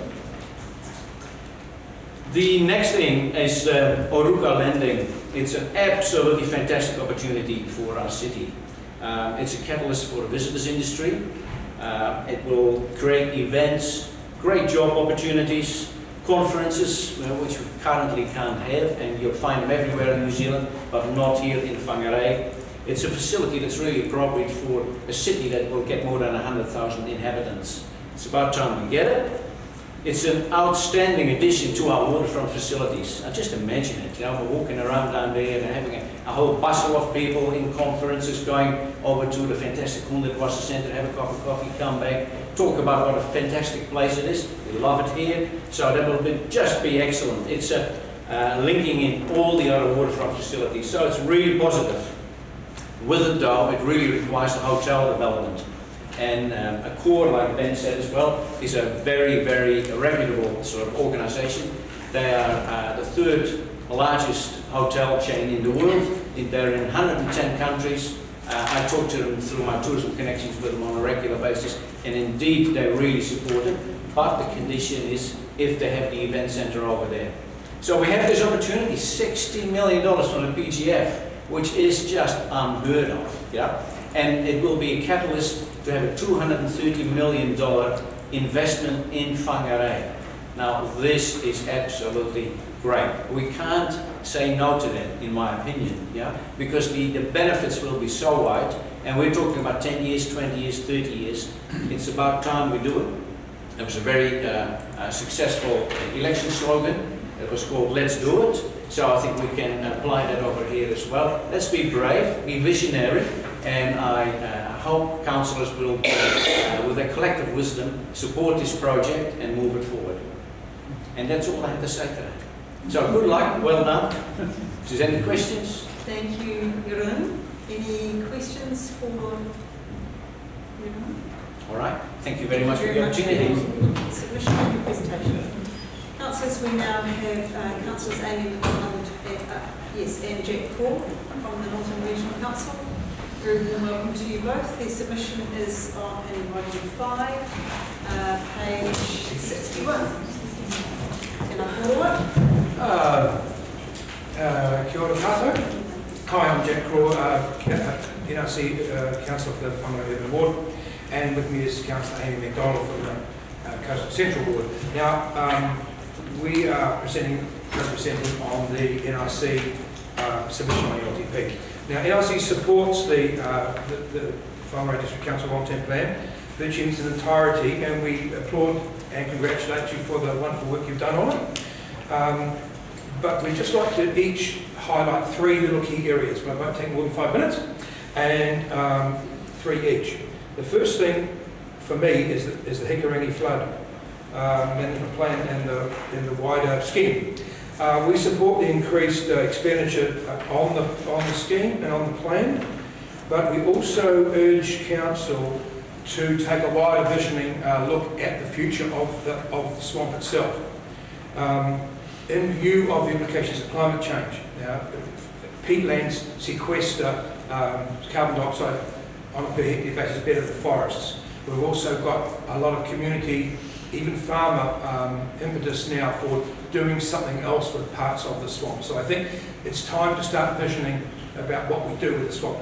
But also, we also applaud the extra effort you're going to put towards saving tuna and fish. Thank you. Secondly, public transport. Now, you may or not notice that I'm wearing my shirt with 100 buses on it, so I'm leaving nothing to chance. Public transport, we support the increased focus on bus stops and bus shelters. But we urge that you bring forward phase 2 of the Road Street terminus upgrade. I believe phase 1's not quite up and running yet, but we'd really like to see you bring phase 2 forward. I think it's slated for 2024. We'd like to see you bring it forward a year or two, because we need this facility. It's kind of like if you build it, they will come, but we all know that it will happen. Also, we urge as part of this plan that Council needs to review its parking fees policy to encourage further use of public transport. We believe that the current policy of the $2 all-day parking is militating against the use of public transport, which isn't good in terms of climate change, in terms of congestion. And thirdly, we support the investment towards, the proposed investment towards the new multi-agency CDEM building. We believe that it's absolutely vital for Northland, because in the events of the tsunami incident, where all the staff had to vacate this building and our building, meant that if the balloon went up on a real incident, we'd all be in trouble. So this isn't a nice to have, this is absolutely vital for the future of Northland. And the funding mechanism is good. We've got contributions from NEMA and all the other contributing agencies. It stacks up on a financial and economic sense, because police, fire are intending to use it and lease parts of it. It can be used for training, for a wide range of clients, and also housing some of our own staff, some of your staff and some of ours. So we think that that particular facility is not a nice to have, it's a must have. Thank you. Kia ora koutou, ko Amy McDonald Northland Regional Councillor for Coastal Central. I'm going to speak to the climate change section of our submission, and I hope Jack's left me 2.5 minutes. So I'm the chair of the NRC Climate Change Working Party, and I'm also the chair of the Northland Inter-Council Climate Change Joint Committee. On a personal note, I'm also a resident of a small coastal community in your district, and possibly of greatest importance to what I'm going to speak to, I'm a parent to 3 young children who will grow up in your district. So 3 key points we'd like to speak to. We support your ongoing commitment to the Inter-Council Joint Committee we have for climate change and just ongoing collaboration on climate change generally. So thank you for that, and we fully support it. We strongly support your commitment to increased funding for climate change adaptation work. However, we recommend you increase your investment to, according to option 2, which is in your document. We feel that option 2 is more consistent with your declaration of a climate emergency, your commitment in the blue-green strategy to future-proof the city against the effects of climate change, and will enable you to undertake good climate risk assessments for coastal areas such as Bream Bay, Ruakaka, and the coast all the way north. With coming legislative change, the climate change workload for local government will increase, there's no doubt about that. And we believe the WDC needs to have increased capacity and capability to respond to that. As the impacts of climate change increase, more and more we will see our communities looking to local government for leadership. So we just ask you to have a genuine future focus. I like what Yoram said about being visionary as you make your decisions. Ensure those decisions for this long-term plan set our children and their children up for the future they deserve. Now, Mihi Nui, thank you for hearing our submission. Councillors, any questions for our fellow councillors? Councillor Popolo? Just a point of clarification, if I can. Within your submission, your written submission, it seems to focus on Hihiawa only. Is there a reason for that? I think we support Ruruku, Hihiawa and Whangarei. I'm not sure it's actually We're also consulting on Ruruku, so yeah. Hence the reason I was asking. Yeah. It's okay. Yeah, so I guess we're just leaving that. Yeah, I understood the silence on that, given that there is a co-consultation, it would be unwise to preempt. Any other questions, Councillor Cupforth? Thank you. Just hello, guys. Just a question about the entrapment systems and stormwater, the filter systems that you're suggesting that we could incorporate. Have you got any sort of thoughts on the amount or the numbers or the cost that we could possibly just put I'd like to triple the budget, but no, I can't give you the figures at the moment. The trials that we have conducted have been pretty successful, and that we've picked up a lot of plastic. And we've also learned a lot about recipe-based equipment, supermarkets, and so forth. So, yeah, we can help you roll them out. And sorry, I can't give you a figure in terms of dollars, but we can help you roll them out with the most efficient. Because we're picking in our service at the lower Hati, we're picking up an awful lot of plastic, appalling amount of plastic. Just, if I can, just a follow-up question, just not related to this, but just related to the public transport. I don't know if you're aware, but quite a number of people have commented to us about public transport issues, and is it possible for NRC to pick up on those comments, apart from the fact that we know where all the buses have gone on? But there are a number of... We do transfer all the information that's coming to us that's relevant to the fellow council to them. So tomorrow's meeting's been cancelled. Right, good. Yeah, because you're all here. But that's okay. But we'll, yeah, good idea. I think we'll share all those submissions. And we applaud the fact that you're opening up the new bus lanes. But I think one of the things you're going to need to do is make sure your facilities at Rose Street are up to scratch. And it'd be nice to do it if they're on the right date, not 3 days later. Thank you. Any further questions? Thank you both for your time today and for good luck. Ditto. Councillors, our next submitter is Ben Woodgates. Ben's submission is in volume 8, page 35. Welcome, Ben. Once the others move out in front of you.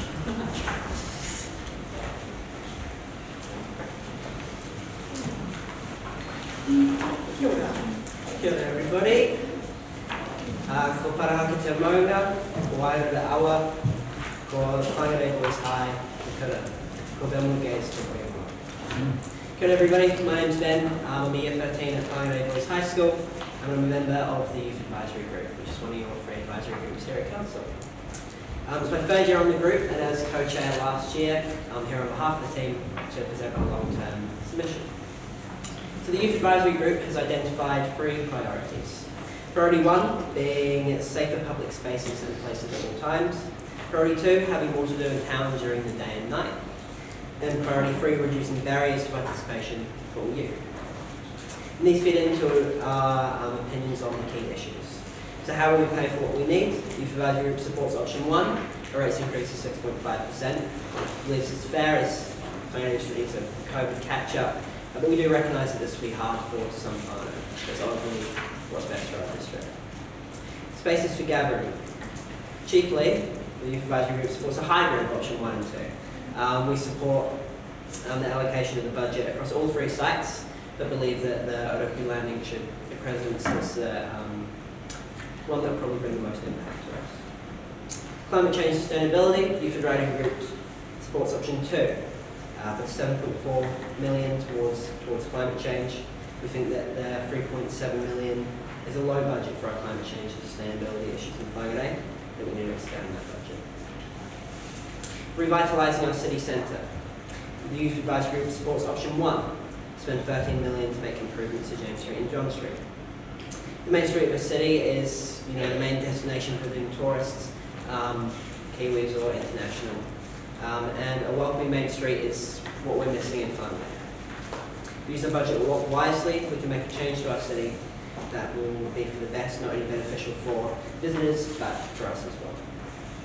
Along those lines, as part of the revitalisation of our city, the Youth Advisory Group would like to see the following included in the plan.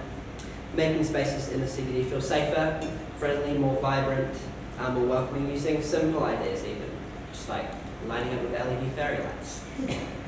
Encouraging people to be out and about in the CBD at night, but having different activities that aren't just about going out to eat at the same place. Creating shared spaces where you can hang out. Revamping the Strand, and access to free Wi-Fi in the city centre. Youth Advisory Group would also like to see provision in the long-term plan for improved youth engagement. We have the Youth Advisory Group, which is fantastic, but for example, the long-term plan, that would have been a perfect opportunity to go into schools, to speak in at assemblies, to get the youth really involved into it, and also get publicity for the council. But as far as I'm aware, I haven't really seen that go on, at least at my school and the other groups. All these feed into making Whangarei a better place to live, work and play in. And at the moment, we feel there's a general vibe from the youth that Whangarei is a bit of a dead-end city. A place where there's not really much to do. And it's not really that, it's more of a perception issue, and these changes will not only make Whangarei an actually a better place, but help change this negative perception many people have. Finally, I'd like to acknowledge the hard work of the Youth Advisory Group last year and all the members. They tried really hard to give an inclusive, strong insight into the minds of our youth. Thank you very much. Wow. Short and sweet. How disappointed are you that Boys High's only finished That's right. Good plan. Councillor Cuthbert. Thanks, Ben. We were pleased to know that even 40 years ago people thought it was a dump and they couldn't wait for it. It may come back later though. I just had a question really for you about the city centre issue. One option for us with the mall is to make it cycle and scooter and skateboard friendly in a nice, gentle, quiet, it's slow, I suppose, as the word I'm searching for, way. What would the Youth Advisory Group, I know if you can speak for them, what would they think of that type of idea? Would that encourage more activity and use by young people in a good way? I mean, I can't speak for certain on behalf of the group, but I have a feeling they would definitely be in support of that. I know one time I was riding my bike around, like, far away from the Strand, and one of the CSA people were like, hey, this is the Strand, you can't ride your bike. And I'm like, oh, right. So, yeah, I do think that would definitely, be one thing that would make it more a better place to be, really. Do you think it would be policeable in terms of keeping, people not speeding through and knocking over old people and all that? Good point. I mean, City Safe did their job last time, so I guess they'll do the same there. I mean, it'll be pretty obvious if someone's zooming through there. Thank you. Any further questions? Ben, can you pass on our thanks to all members of the Youth Advisory Group for their submission? and thank you for coming to present to it today. Thank you. Councillors, our next submitter is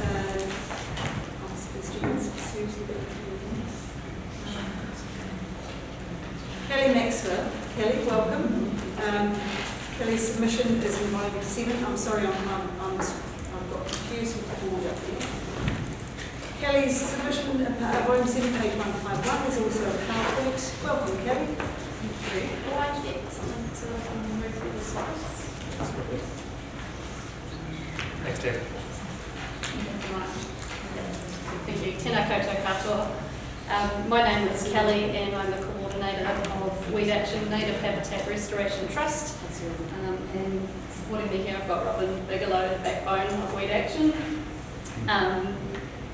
We'd like to first of all thank you for giving us the opportunity to speak on the submission. So we're a really motivated community organisation and we operate across the Manaia Ecological District to reduce the burden of serious environmental pest plants. This includes the ecologically significant area of Mount Manaia, Riatahi, Te Whara and Cody Mountain. This is all coastal potoka broadleaf forest and obviously really special places. We operate within our community at landscape level to remove barriers to action. This means we tackle weed control across the mosaic of landowners to achieve the best outcomes to prevent further biodiversity loss of these natural places. The funding we receive to carry out this mahi comes from a variety of funders, and the success of our grant applications dictate the hours we can commit to retaining valuable personnel for projects, the level of support our volunteer groups get, and the area of habitat that we're actively protecting. The only regular funding we receive is from the Northern Regional Council from the portion of the rates that's tagged to animal and pest plant control of the high value of the heads. We negotiate annually with the NRC staff over the final figure, but we are given the necessary security of knowing that we can create operational and strategic planning over successive years. This is crucial for weed control, as you can understand, once a commitment to weed control has been initiated, the most cost-effective method is to keep applying pressure until successful. With this funding, we also have acquired security for the set annual costs of keeping the trust running. In the last financial year, the Whangarei District Council donated $5,000 plus an additional $5,000 from the Parks and Rec pool to Weed Action to cover the costs associated with the work we do on WDC reserves. For that funding, our volunteers reciprocated with their time the approximate value of $34,000, sorry, I've got some figures here, which is calculated at $25 per hour. This time went straight back into council-owned reserves, and it wasn't messing around with small piddly weeds and making it look pretty. This was tackling things like wild ginger, off-plant, Elaeagnus Taiwan cherry, species that could invade and transform the landscape over a short period of time. So whilst doing our best to support volunteers and residents to remove barriers to action, unfortunately our organisation come up against its own barriers. One common hurdle is that although our volunteers are very dedicated, there are simply some situations where it's unsafe or unreasonable to expect them to carry out the work. For example, there is council-owned land which is contiguous with the forests of Manaia Public Conservation Land on the western flank. It has nearly every weed you can imagine in there. And it will continue to be a problematic seed source until we can achieve knockdown. And this means removing all of those mature plants, all the big offenders anyway. Volunteers operate here on a monthly basis and have done a fantastic job of picking off the low-hanging fruit. But there are some areas that are not accessible, or that are accessible, except you have to pass through headlight, scrub, gorse, pampas, etc. And it just requires special equipment to get through. There are also large thickets of Elaeagnus, which require a professional team of petrol-powered equipment to clear. And if left uncontrolled, this weed and many, many others are capable of upsetting the natural balance of the forest of Manaia as they gradually creep from the edges and the live wells, penetrating further and further into healthy canopy.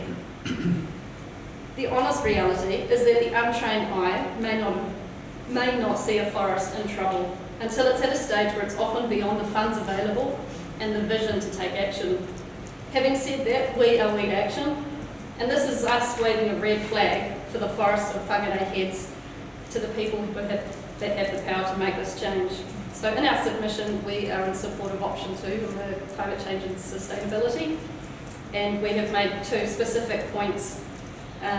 We have asked that Weed Action pass for $15,000 per annum over the next 3 years to offer security and allow us to plan strategically for this short period of time. These funds will allow us to increase our support to existing Weed Action groups and give us the opportunity to create new groups. If I just come back here, this is just one, a teeny tiny pocket at Tamataro. This is it in 2014 and 2016, and they have just recently in the last year gone from the back corner, just sweeping all the weeds, to finally finding the boundary. So it's taken them all this time to do it, and they've done a wonderful job. Most of it manual control of an age group that averages about 75.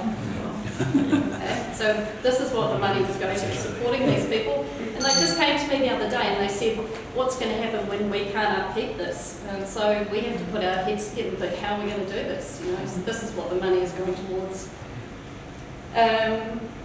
We also request that WDC increase their personnel and have dedicated weed contractors that we know and we and other community groups can access for 200 hours per annum. This would be for large-scale knockdown beyond the capabilities of volunteers, and that we who have extensive local knowledge and weed control expertise liaise with WDC about where those hours are allocated.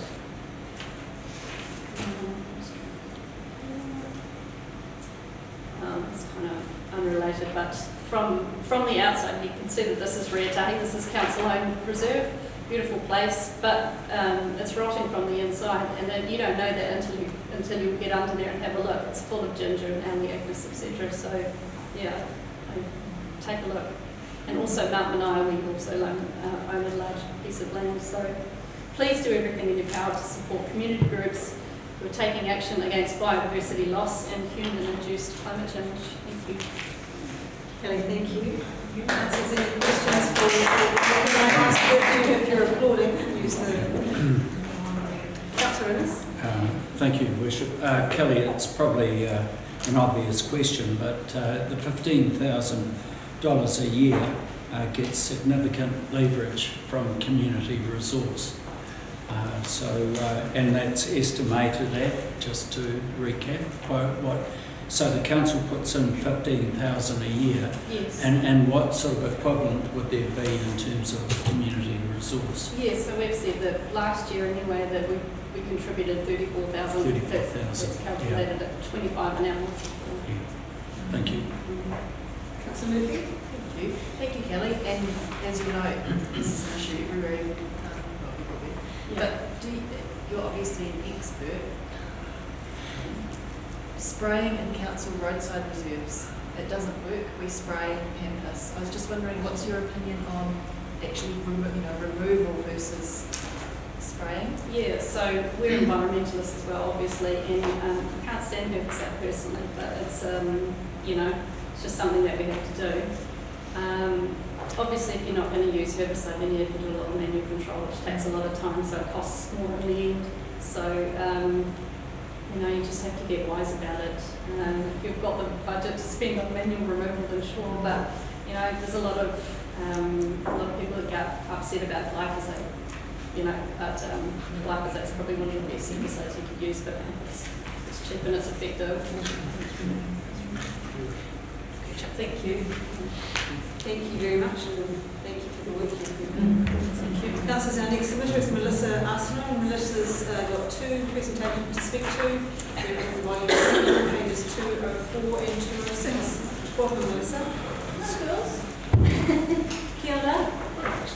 I was going to come with a bottle of bubbles, but I didn't think that would be appropriate, so I bought fireworks instead. So on behalf of Robin, Emma, and myself, the trustees of the Whangarei Heads Community Resource Recovery Charitable Trust, we are very pleased to announce that we have a resource consent, and it has been granted to establish Whangarei's first community resource recovery centre. And we've also been granted $240,000 for all capital costs to establish the new site and operate for 6 months. This includes $189,000 from the Ministry for the Environment, $46,411 from WDC Surf Fund, and $5,000 from the Glass Packaging Forum.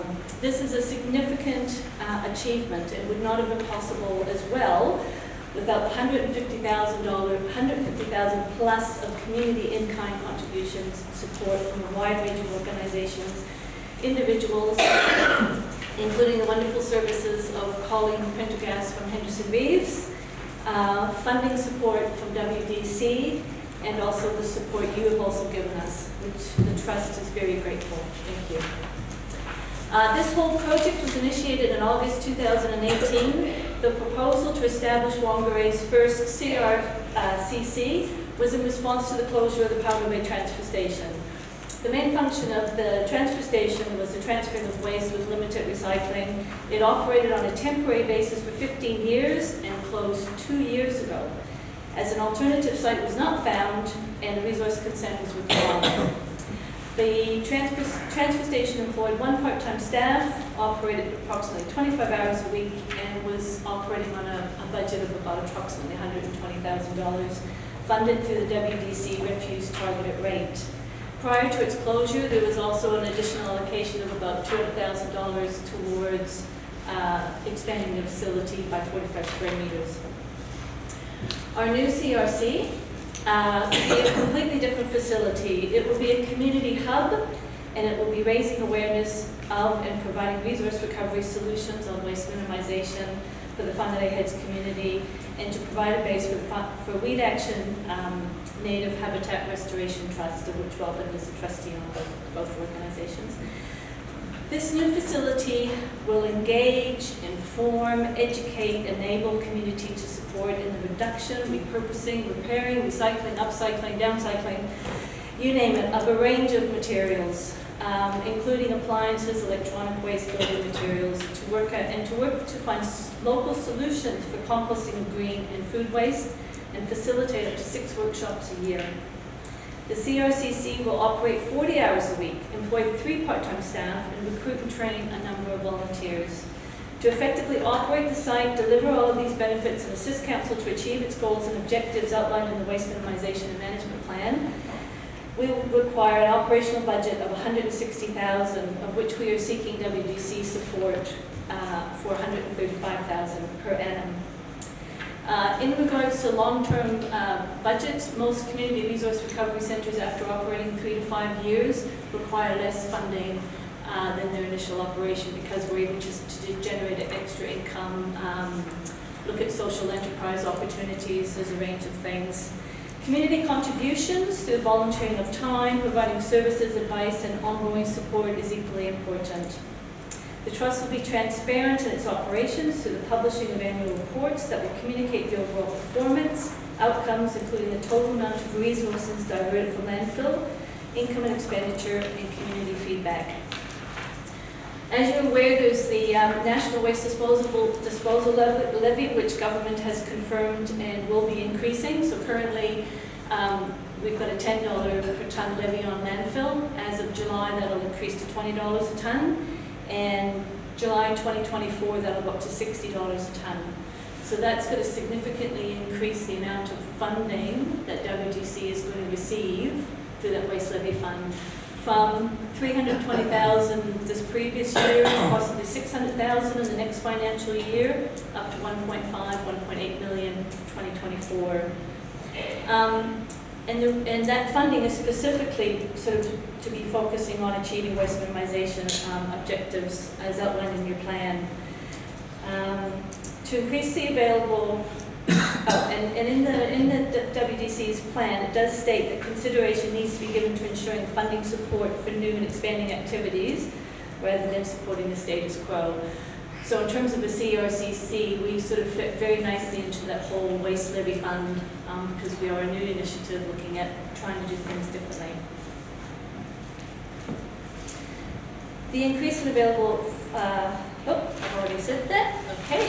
And in terms of It is positive to see in the long-term plan the commitment to council's commitment to climate change and sustainability, because urgent action is required if we are going to reduce emissions from our own operations and to support community in becoming more sustainable.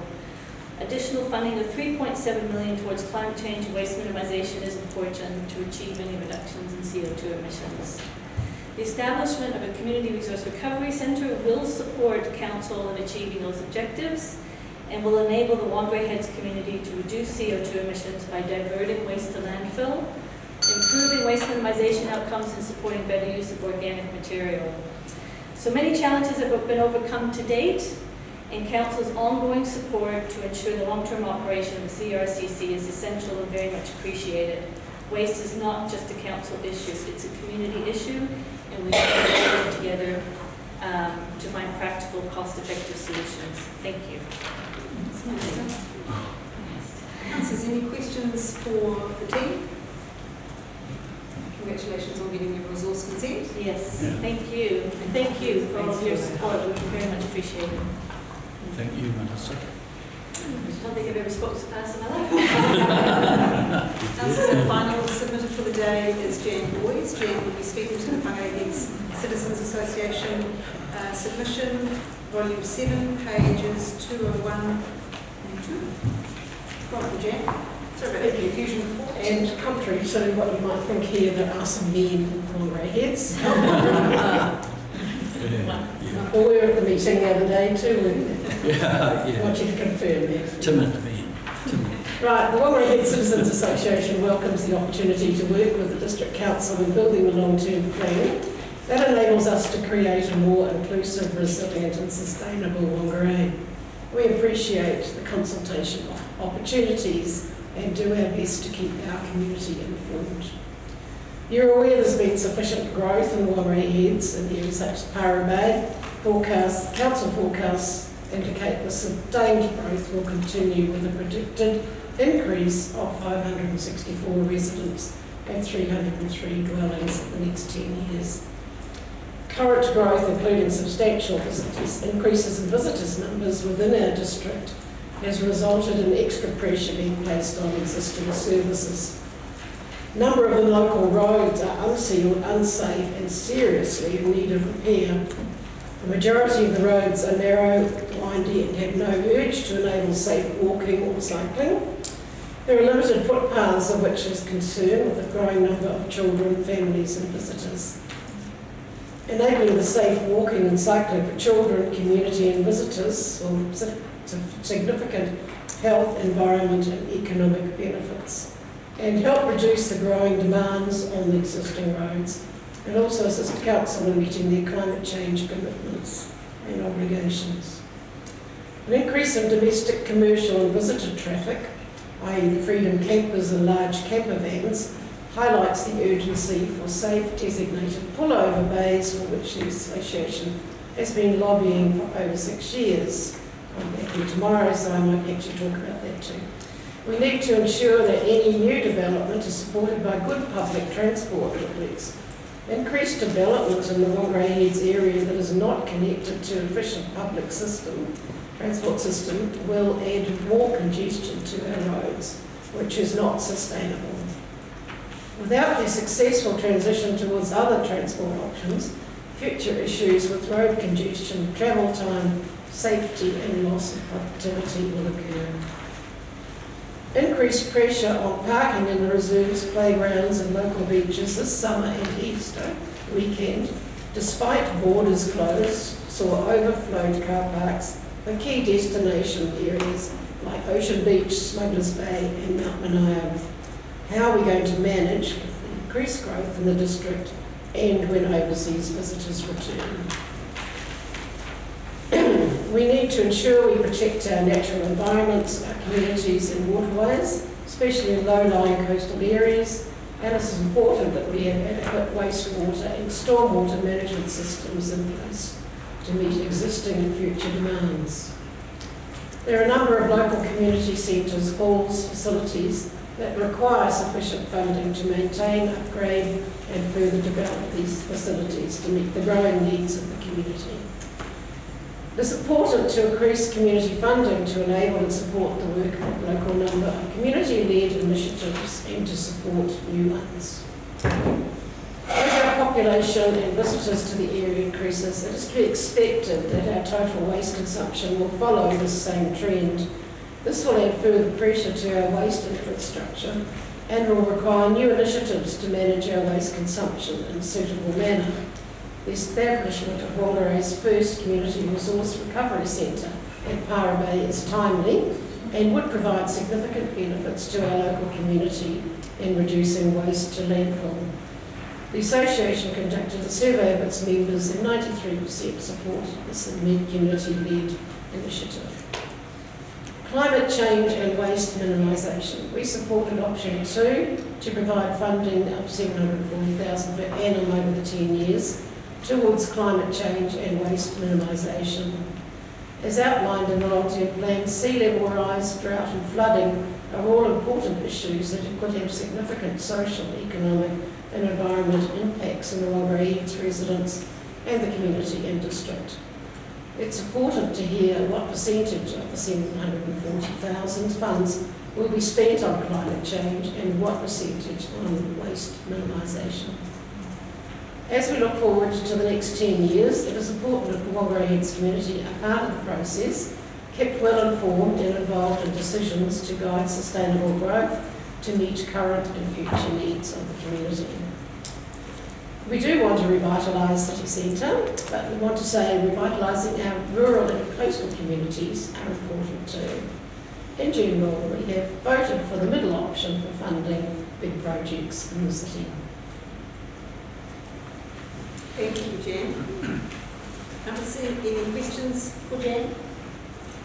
On behalf of the Whangarei Citizens Association? Of course, Surprise me, one Councillor. from me, Your Worship. Jan, point 7 of the submission relates to Riverside Drive and Whangarei Road, and in that you talk about the alternative of a bypass and support that and request to be involved in those decisions. So has that been discussed at all within the community in terms of support for that bypass? Because it's going to cost quite a bit more, I think, to get that in. I know it was talked about at the long-term plan, and I'm sure it'll be talked about again when we do our placemaking and but yes, I think it's a good idea for both communities. Councillor Martin. Yeah, thank you. Just on question 9, combining the uniform annual charge and the district-wide refuse rate, I think it's important. You say it's important to maintain the transparency for ratepayers. Could you just elaborate on that a bit more? Well, some of it's always minimisation. Yeah. We want to know what percentage of that is always minimisation and make sure it's actually used for that, especially what's sent in from the federal government to be used for that. So. Yeah, I think keeping it simple I agree. Strong. Councillor Martin, you won't be giving me preconceived ideas, will you? So, councillors, no more questions for Jan. Jan, thank you very much for your submission and also for the time you took to come and present to us today. Thanks, Jan. Jan is our final submitter today. Councillors, I need somebody to move a procedural motion. The meeting be adjourned and reconvened at 9 a.m. on Wednesday, the 14th of April, in the council chambers. Councillor Ennis is moving. Thank you. Councillor Cobb is seconding. Any discussion?